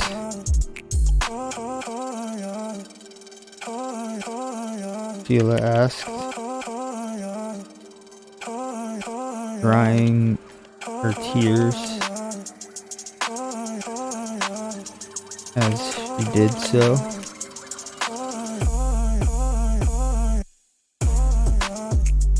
What is all this? Sheila asked, drying her tears as she did so. I think he just goes ahead. Oh, the blasting powder.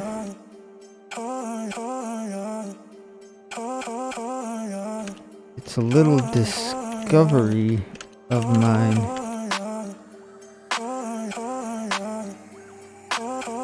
Plenty of people have shown interest, but I've been keeping the recipe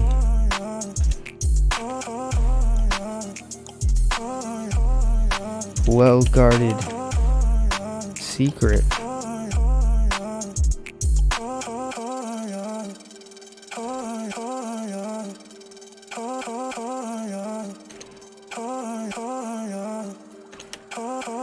This stuff will be used to power everything in the future. I'm certain of it. Hila, if only you'd been here when I made the discovery, you would have found some mighty fine uses for this stuff.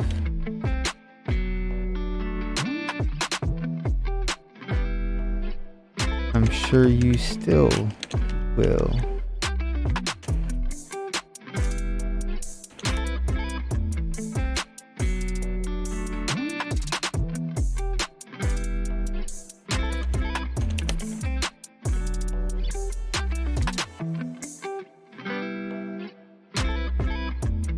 Okay.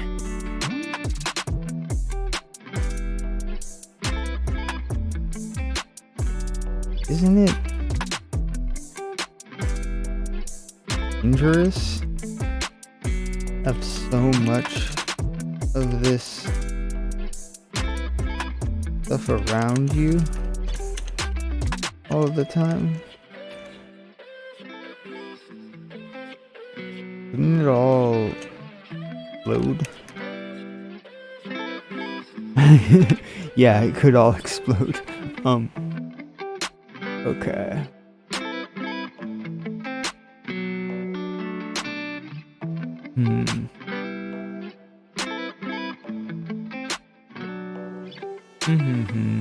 Okay. So we've got Rudy here.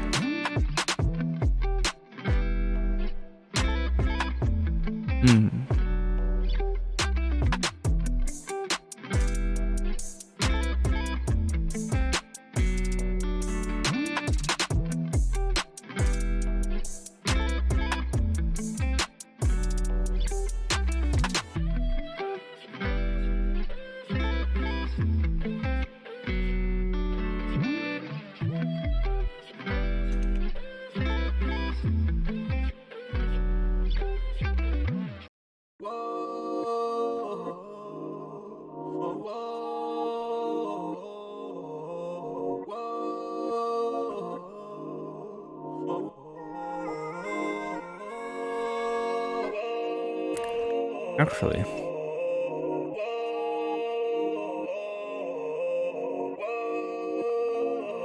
how does black powder ignite? I mean, I know it does with a spark, it would, but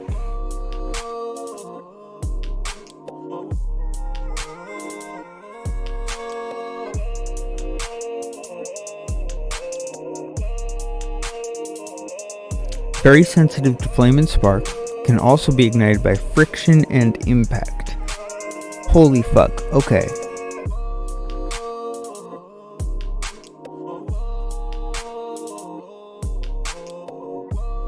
Okay.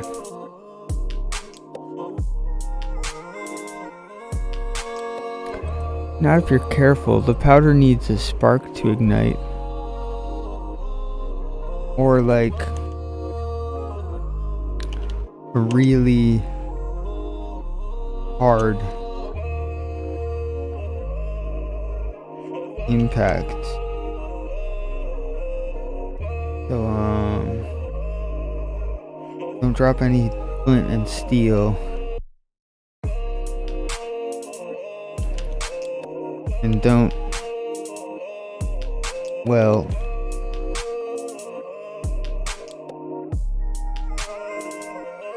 don't drop anything.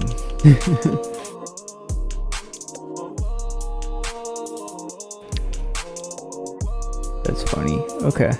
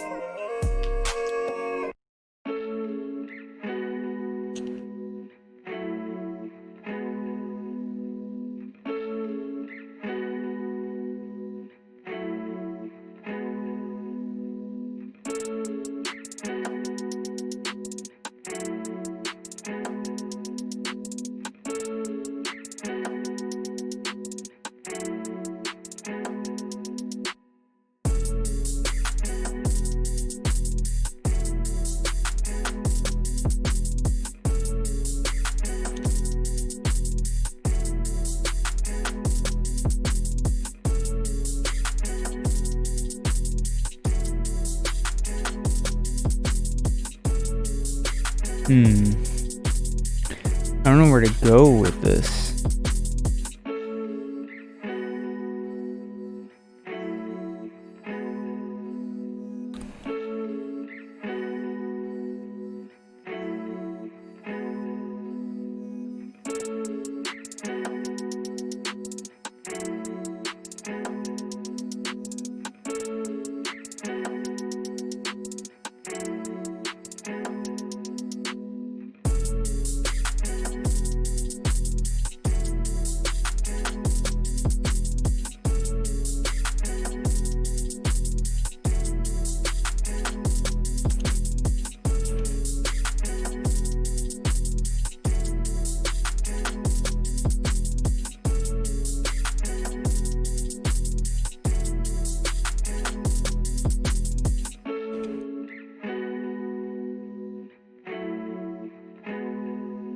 I'm gonna transition here.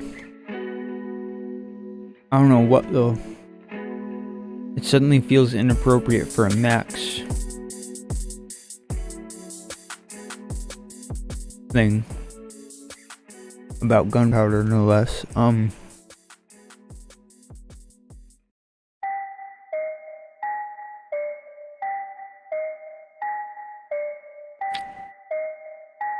We could do a Georgia thing.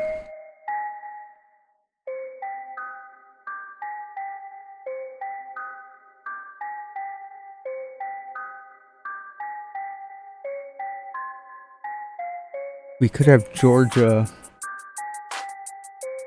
meeting with someone, and I could just write it. Yeah. Okay.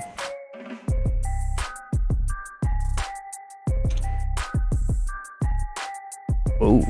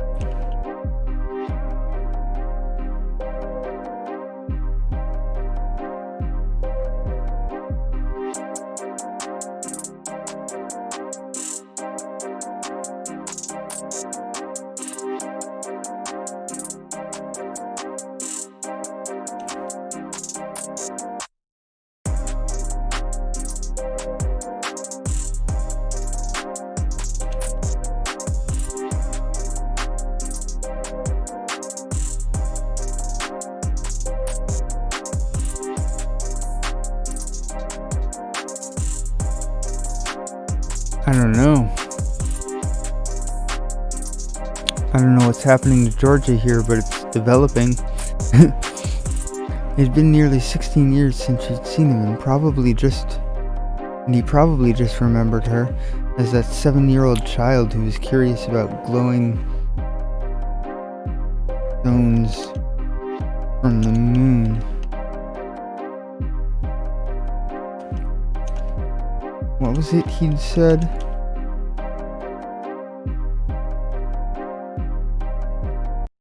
Never hesitate. Come find me here. If you figure something out about that rock in that case. I don't know what I'm going for here. I think she's gonna be... This is kind of my opportunity to put like a... Not an Easter egg, but like a...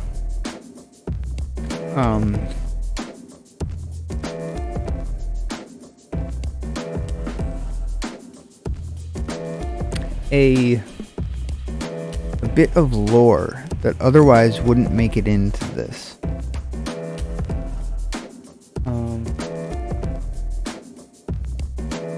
Trying to talk about the source of the magic in this world without giving it away, almost like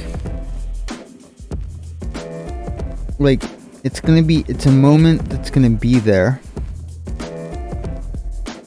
so that 4 books in,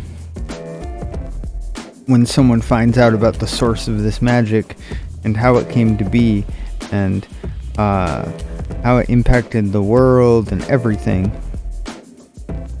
then when they go back and reread this, or when they remember this scene, they'll be like, oh shit, we were told about this so long ago and didn't realize it.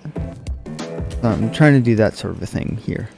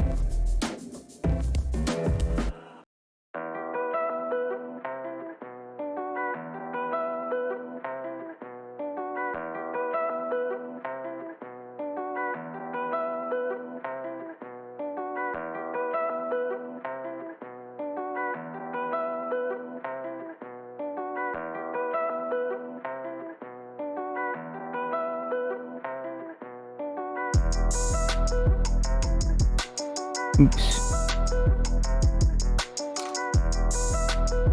The word counter broke for the day. He was referring to a very large moon crystal, one larger than Georgia had ever seen since.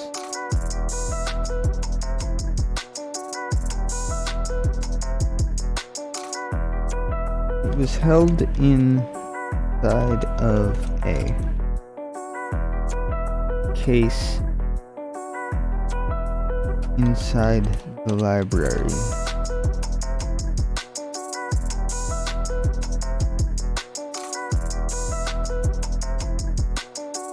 And the librarian teaching her about it had been... I could have this be Theodrin. Ooh. I think that'd work pretty cool. That'd be nice. Okay. One larger than George had ever seen. It was held inside of a case inside the library, and the librarian teaching her about it had been a kindly man with white flowing hair and a smile which made or think he knew everything there was to know in the world.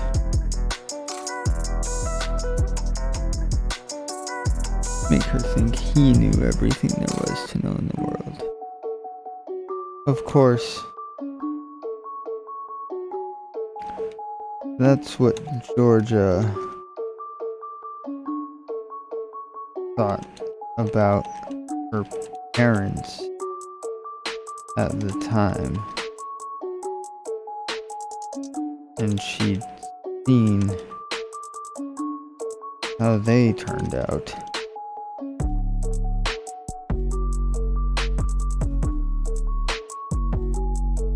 Okay.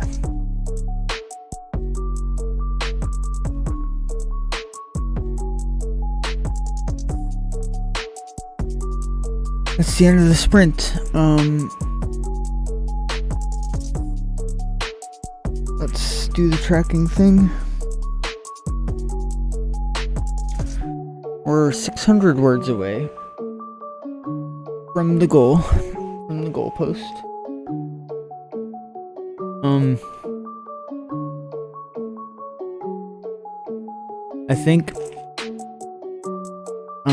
I think I want to just do another sprint and continue forward with what I'm doing here. I think there's a lot that can be done with this Georgia thing that I just came up with. I'm gonna think about it a little bit on a break, and then I'll be back 10 or 15 minutes max to flip this over and do another sprint, and we'll see where I'm at after that. My average for sprints is like 500 words, so we could be finished, or we could be in need of a few hundred words, and we'll figure that out. But yeah, I will see you all shortly. Peace.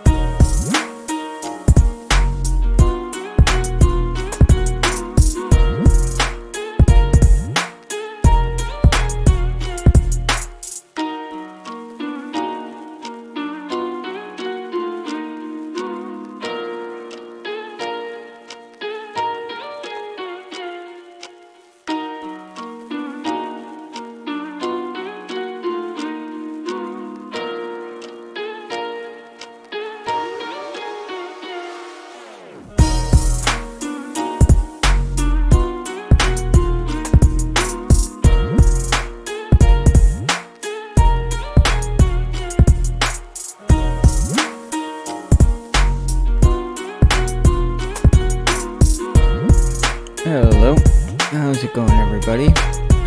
Let me get this music turned down.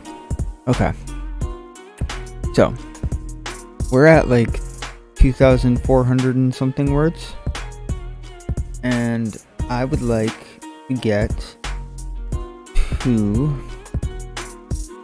3,000, obviously, as I have been doing for the past week and a half, 2 weeks. So let me just make sure that my tracker is up to date. 2,426. Okay. So we have ourselves a write-off. I intend to finish this stream kind of early tonight, if I can. Maybe like 1 or 1:30. I can't believe that's early for me, but okay. Which means I want to do a sprint very shortly here. But what I want to do first is make sure that the NaNoWriMo page is up to date, because I updated it at a weird time, like mid-sprint. So what we're going to do, we're going to check the word count. 40,482. Alright. I think we have not updated. Yeah. So that means the last update was prior to midnight. I think. Let me just make sure of that.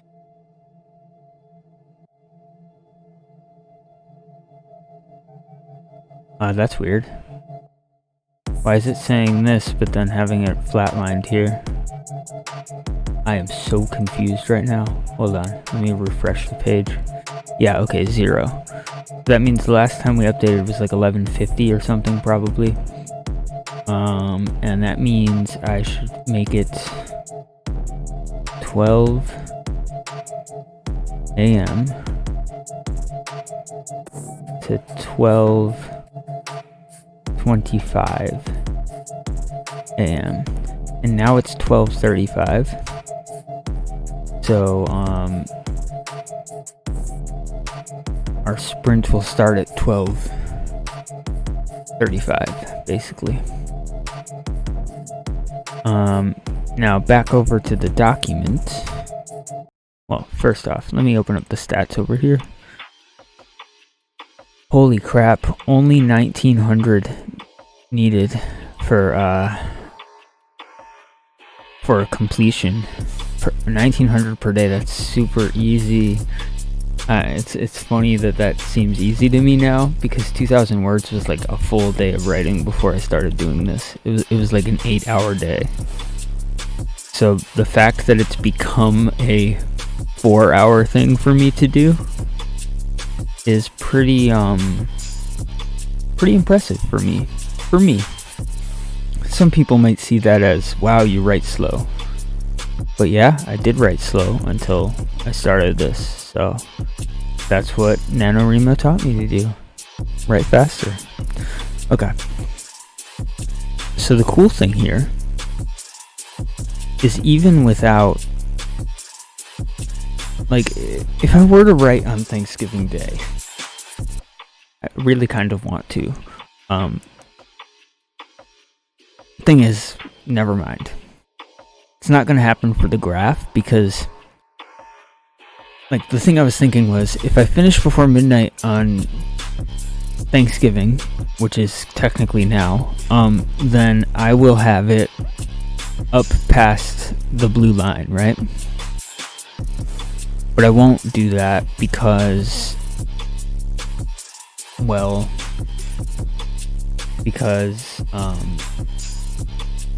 Thanksgiving, right? Time for family and shit. And I'm well enough. I'm well enough along my way that as long as I use the rest of the month to write, I can take Thanksgiving off, which means that I mean, when I say take Thanksgiving off too, I mean I'll probably start streaming late on Thanksgiving, right? Like, I'll probably still stream, but it'll only register a little bit of it because I'll probably start around 10 or 11. Which means that when I update the graph, it'll need 45,000 in order for me to be up to where I should be, and that's not where it'll be. It'll be 44. So I'll be under for the 27th. Actually, no. I'll go above on the 27th instead of the 26th. Because then I'll write on the 27th, actually, instead of at 1 a.m. on the 27th. And then that'll push it over, probably.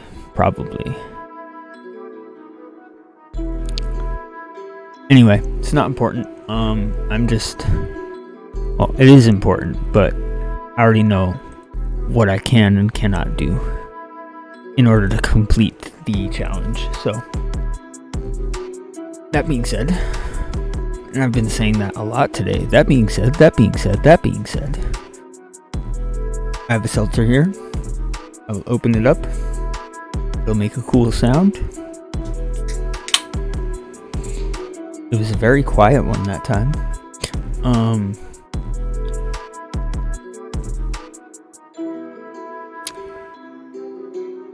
And I'm going to get started with this sprint. You've got Georgia at the library, and I want to do a lot here. I don't know what's going to happen necessarily, but there's a lot of world building that can happen in this thing. I don't know how much of it's going to come out of me now or what's going to happen in editing, but this is a big thing for me personally as a writer, and it's not going to appear to be much to the reader until they read books and books ahead. So, that being said, again, I said it, I have flipped the hourglass, and we are on to another sprint.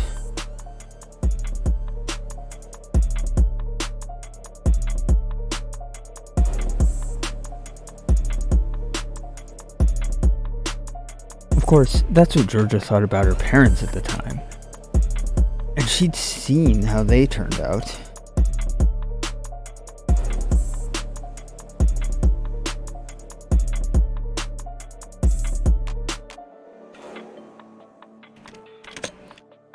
All things considered,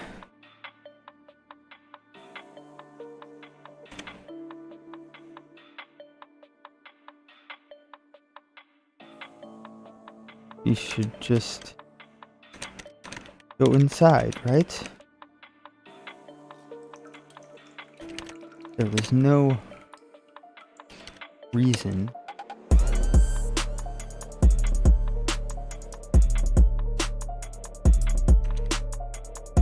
that she should worry.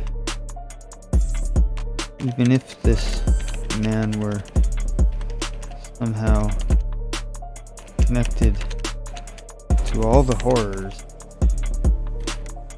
he'd experienced in the past,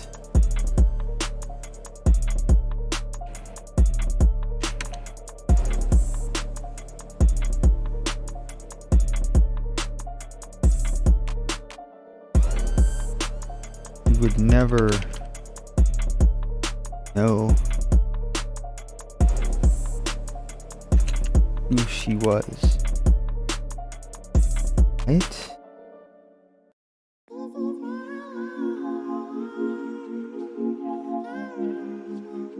Besides, how could he be connected to anything about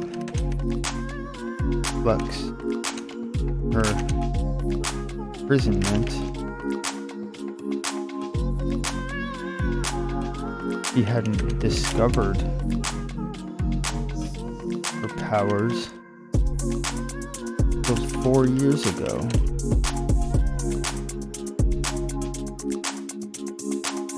When she was practically a woman.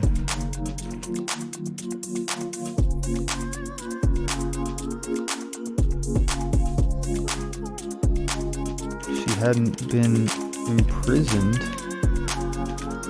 until a year after that. He was being ridiculous. She is, so I don't know if I'm going into this too far. Kind of ridiculous, maybe. A little bit. Actually, then, yeah, it's perfect.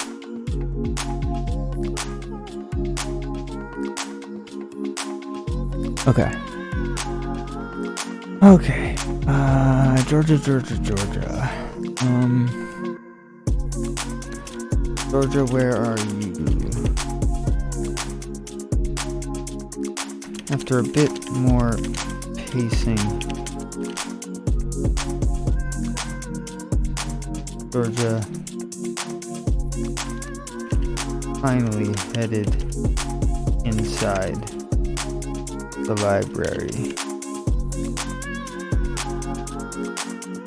After a little bit of wandering, the library wasn't so familiar after 16 years.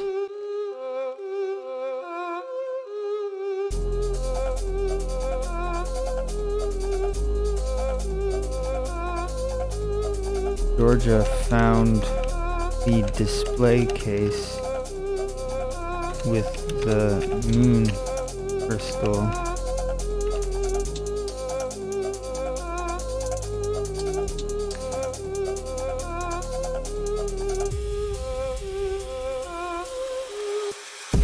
Like this big. Slight glow inside.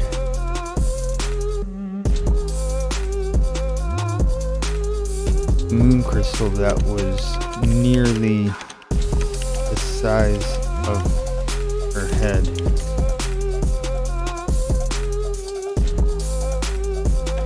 It had a dim glow at its center. The life, small reminder of the massive amount of life energy it probably once held. Georgia was surprised that the council would allow such an artifact to be on full display for the public. Then again, her family didn't seem to find the thing suspicious or suddenly believe in magic because of a rock that glowed ever so slightly.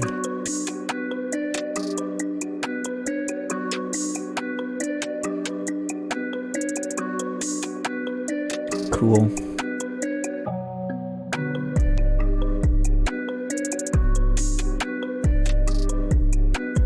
Someone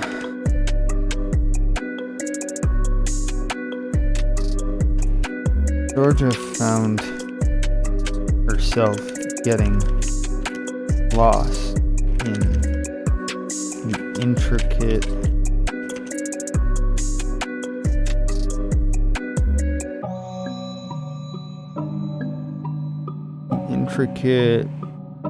laws and crevices which glowed ever so slightly more with the beautiful life.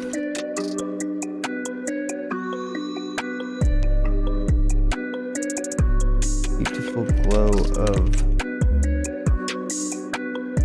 I need a new name for that. I don't like the life thing that I've been using for so long. It's like Wind Ripper. It's terrible. Too confusing. Like life. Like, of course, life. Like, it needs a more unique name. Anyway. So slightly more than the beautiful glow of life.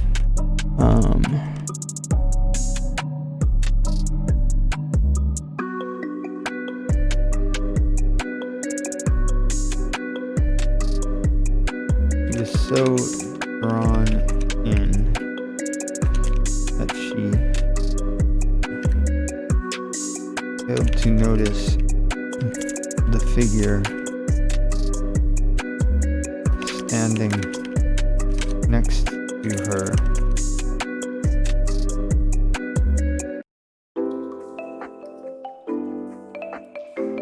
That she failed to notice the figure standing next to her until he spoke.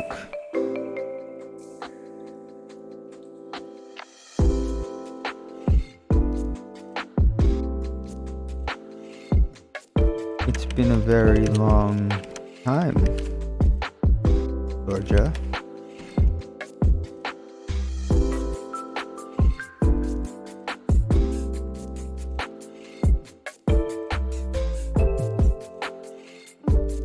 What did he say to her originally? Never hesitate to come find me here if you figure something out about that rock in that case.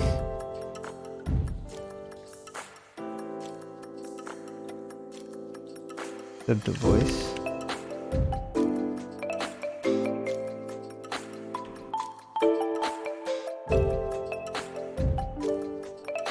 Did you find something out about that rock there?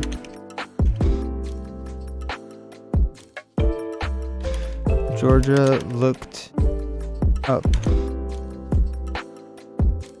at the figure, the man who was speaking.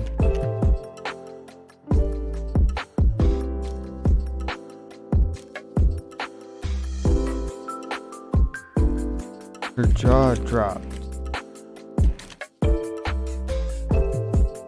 It was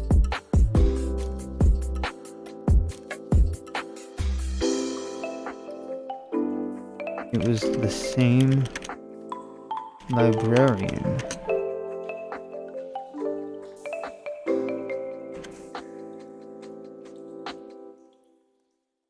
She'd spoken with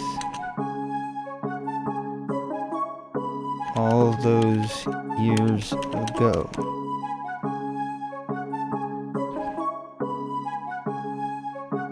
He hadn't aged a day by the look of him.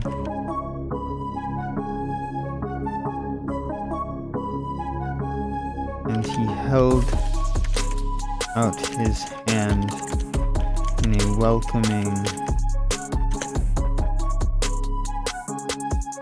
gesture.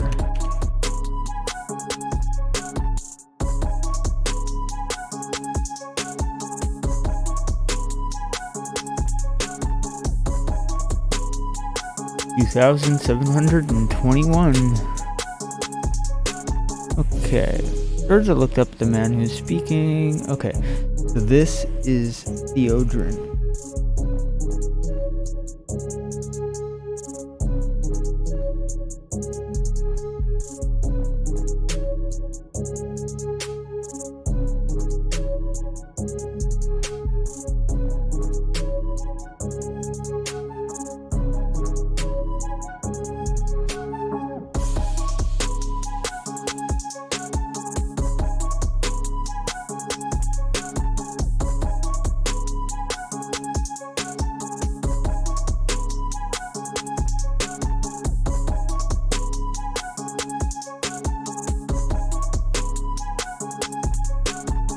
Don't look so surprised. See me?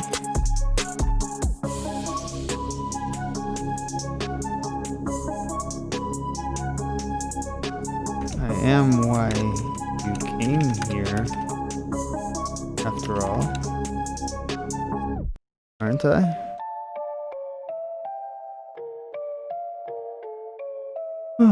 After all, aren't I?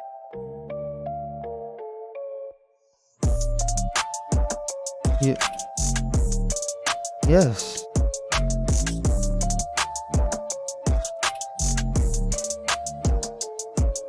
Georgia said. I didn't expect to actually find you. How do you...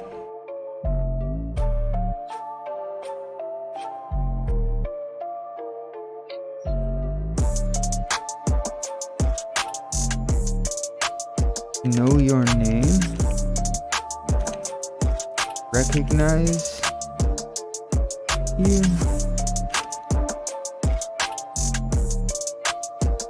After all these years?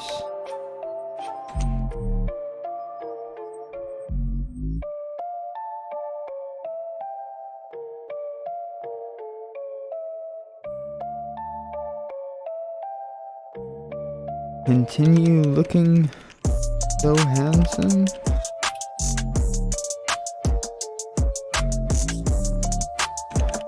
A man must keep his secrets.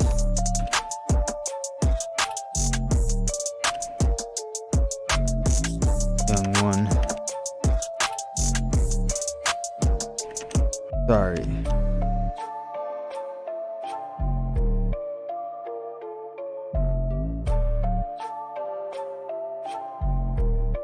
I can tell you some things, though.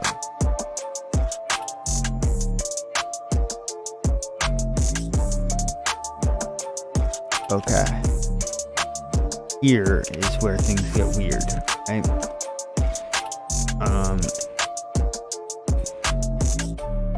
Do I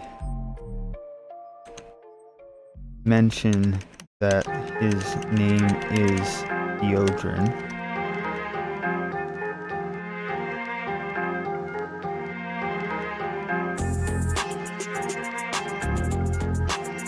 How does this relate to Aurier, who is another character who deals with Theodrin, and she's the chosen one, who he is essentially following, trying to train, kind of, the weird dynamic, where he's trying to use her, but also to mold her into being the person who's going to save the world. It's a weird thing. So I mentioned that his name is Theodrin. How does this relate to Aurier? What does he have to tell Georgia?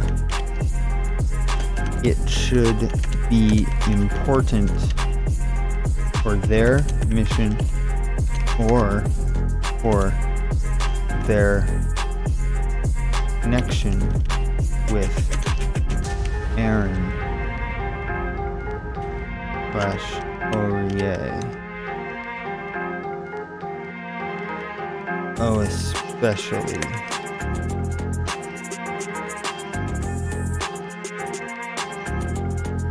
Aurier, especially.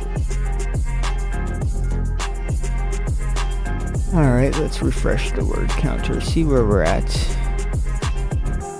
We got plenty of sprint to go, and it seems like we will finish the sprint.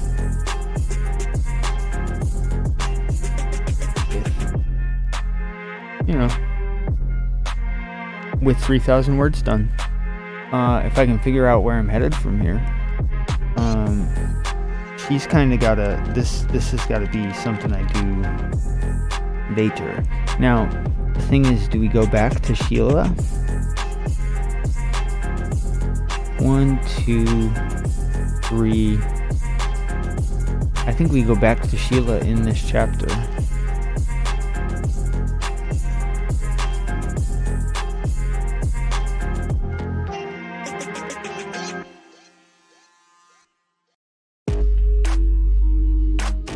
Sheila and Rudy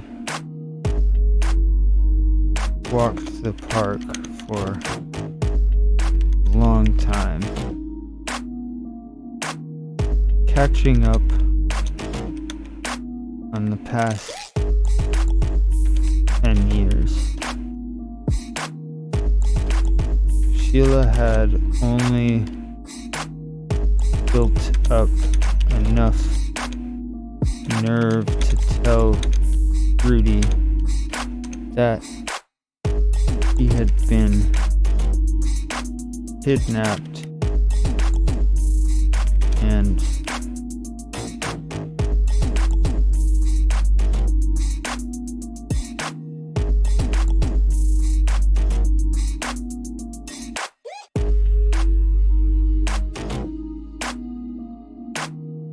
had only been able to return home recently.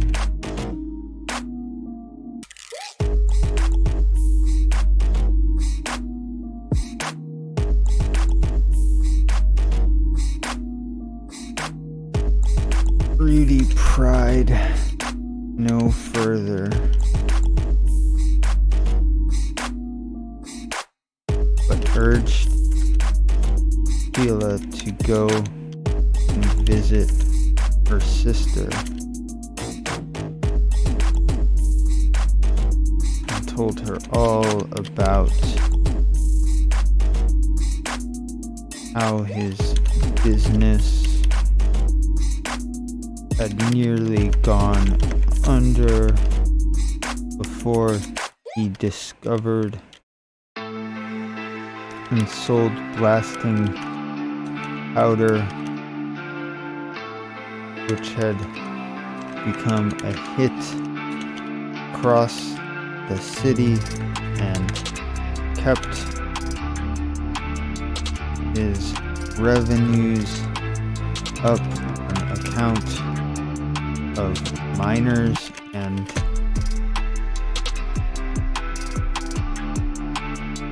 fishermen finding interesting uses for this stuff.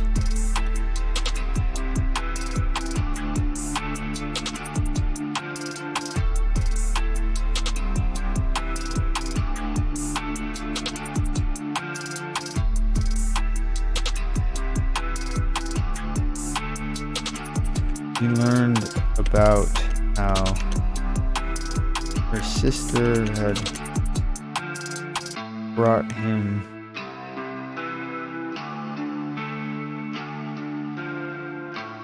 back one of the key ingredients on accident.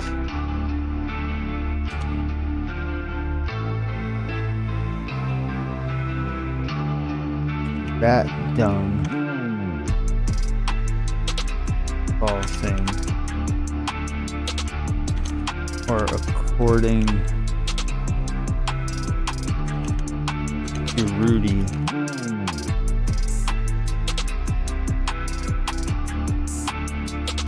a specific mineral deposit that was found near that dung.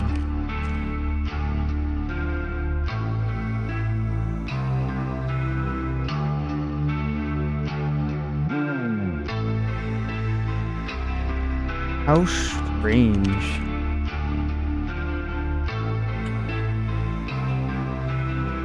Sheila thought.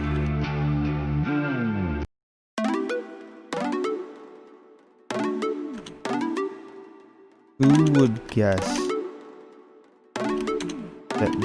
that feces would be the key to something so destructive?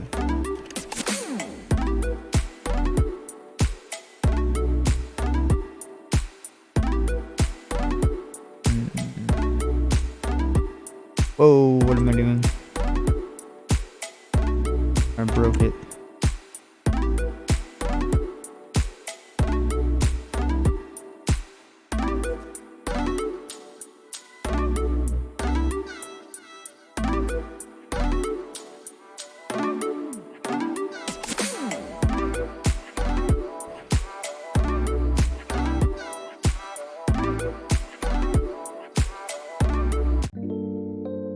very close to 3,000. We still got a sprint to keep up with, though. Let's see.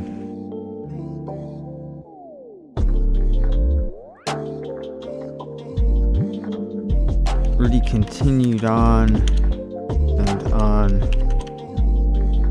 about the last 10 years, telling story after story. Caleb listened intently to every word, taking it all in,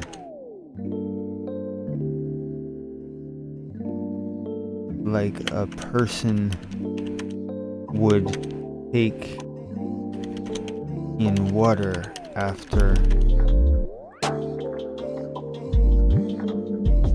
a long journey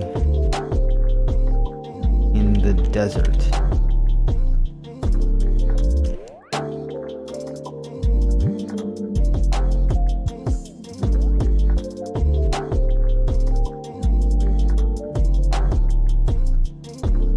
He drank in Rudy's reminiscing on the years she'd missed.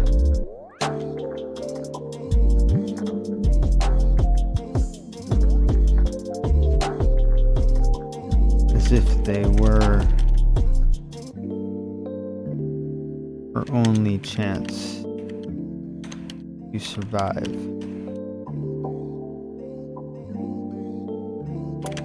Sheila hadn't realized how much she actually missed her old life.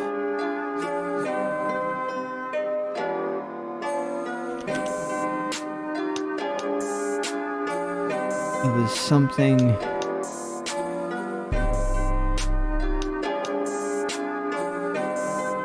she'd hidden from herself. Deep down,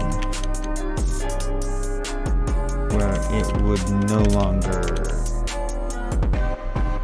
hurt.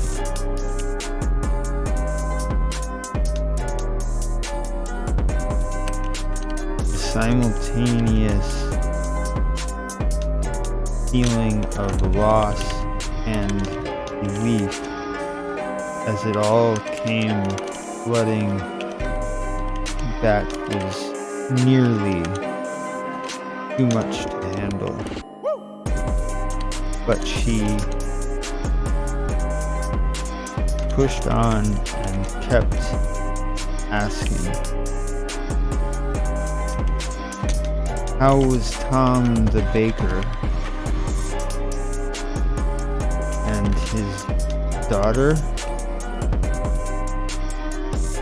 The one who'd fed Sheila rolls every time Rudy was off for a few days collecting new ingredients. What about Sam the cobbler's son? Oh, he'd taken over the cobbler's shop? Sheila had the biggest crush on him. She was glad to hear he was doing well.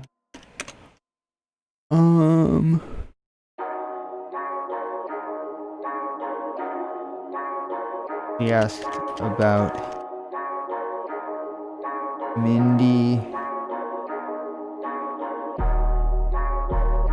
the dressmaker, and Harry, the butcher.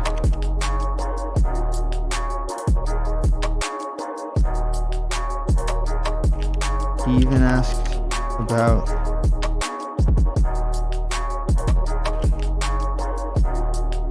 grumpy old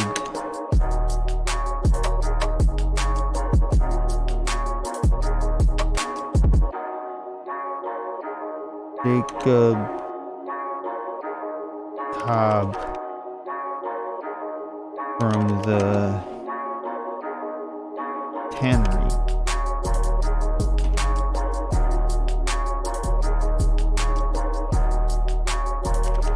Ruby told her each and every person's story. Some happy, some sad. But she was grateful to hear it all the same.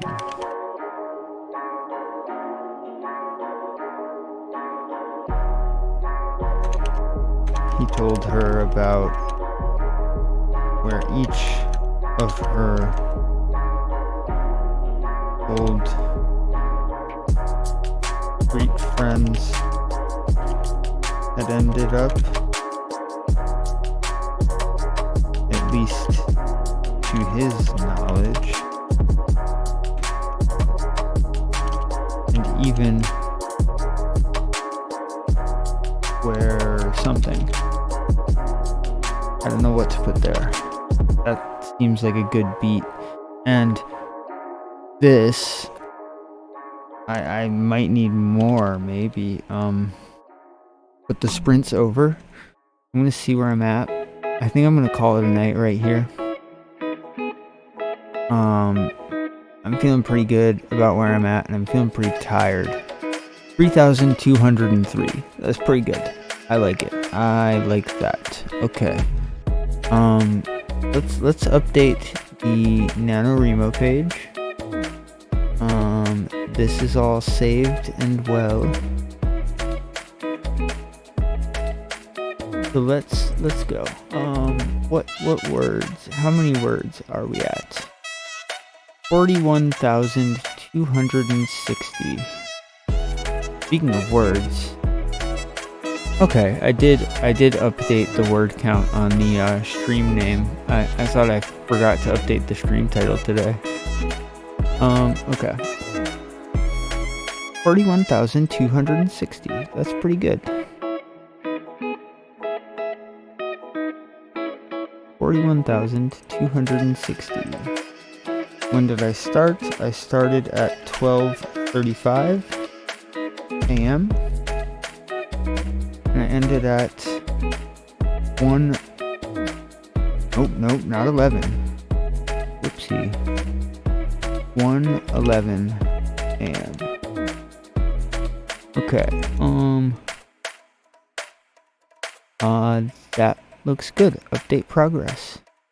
Now let's look at the stats, and then I'll just sign out for the day.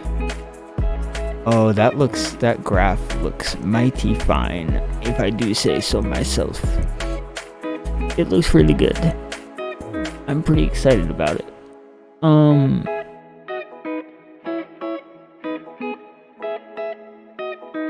It feels really cool to know that I'm 3 days of writing away from having completed this challenge, because I write 3,000 words a day. It feels really cool.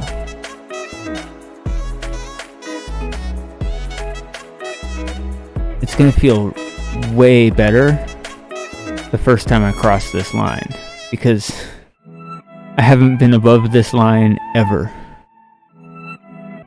So that's gonna be great. We are literally 2,000 words away from crossing the line. So if I started at 8 o'clock tomorrow, which I doubt I will, then I might then I might tip the scale. I mean, even if I started at 9 o'clock, I might break through that tomorrow. But I don't know that I will start that early, considering the fact that it's Thanksgiving. As I've said, I don't even know that I'll write anything tomorrow. I don't need to, necessarily. It's going to be 3 more days of writing, essentially. So, unless I write, even if I write tomorrow, it'll be 3 more days of writing. Unless I write 3,000 words tomorrow, which is every day after Thanksgiving up to the 29th, and then I'd finish on the 29th. If I don't write anything on Thanksgiving. Oh. It's cool. It's good. We are set. It's kind of interesting. I want to show you something really quick. Yesterday, November 25th, 777 words. That's a pretty cool number. But even cooler, the day before, 1337. That's pretty elite. Yeah. So I don't know how that happened, but kind of interesting. Okay. Anyway, that is that. I think that's where I'm going to end it tonight. Thank you everyone for joining me. I really appreciate it. I am so happy I had people come along on this journey with me. And I'm so happy that I'm actually gonna do it. Like, that's awesome. You too, Phil. Thank you. I didn't even know you were still here. That's awesome. Have a great night. Thanks again for joining me. I appreciate it. Yeah. Peace.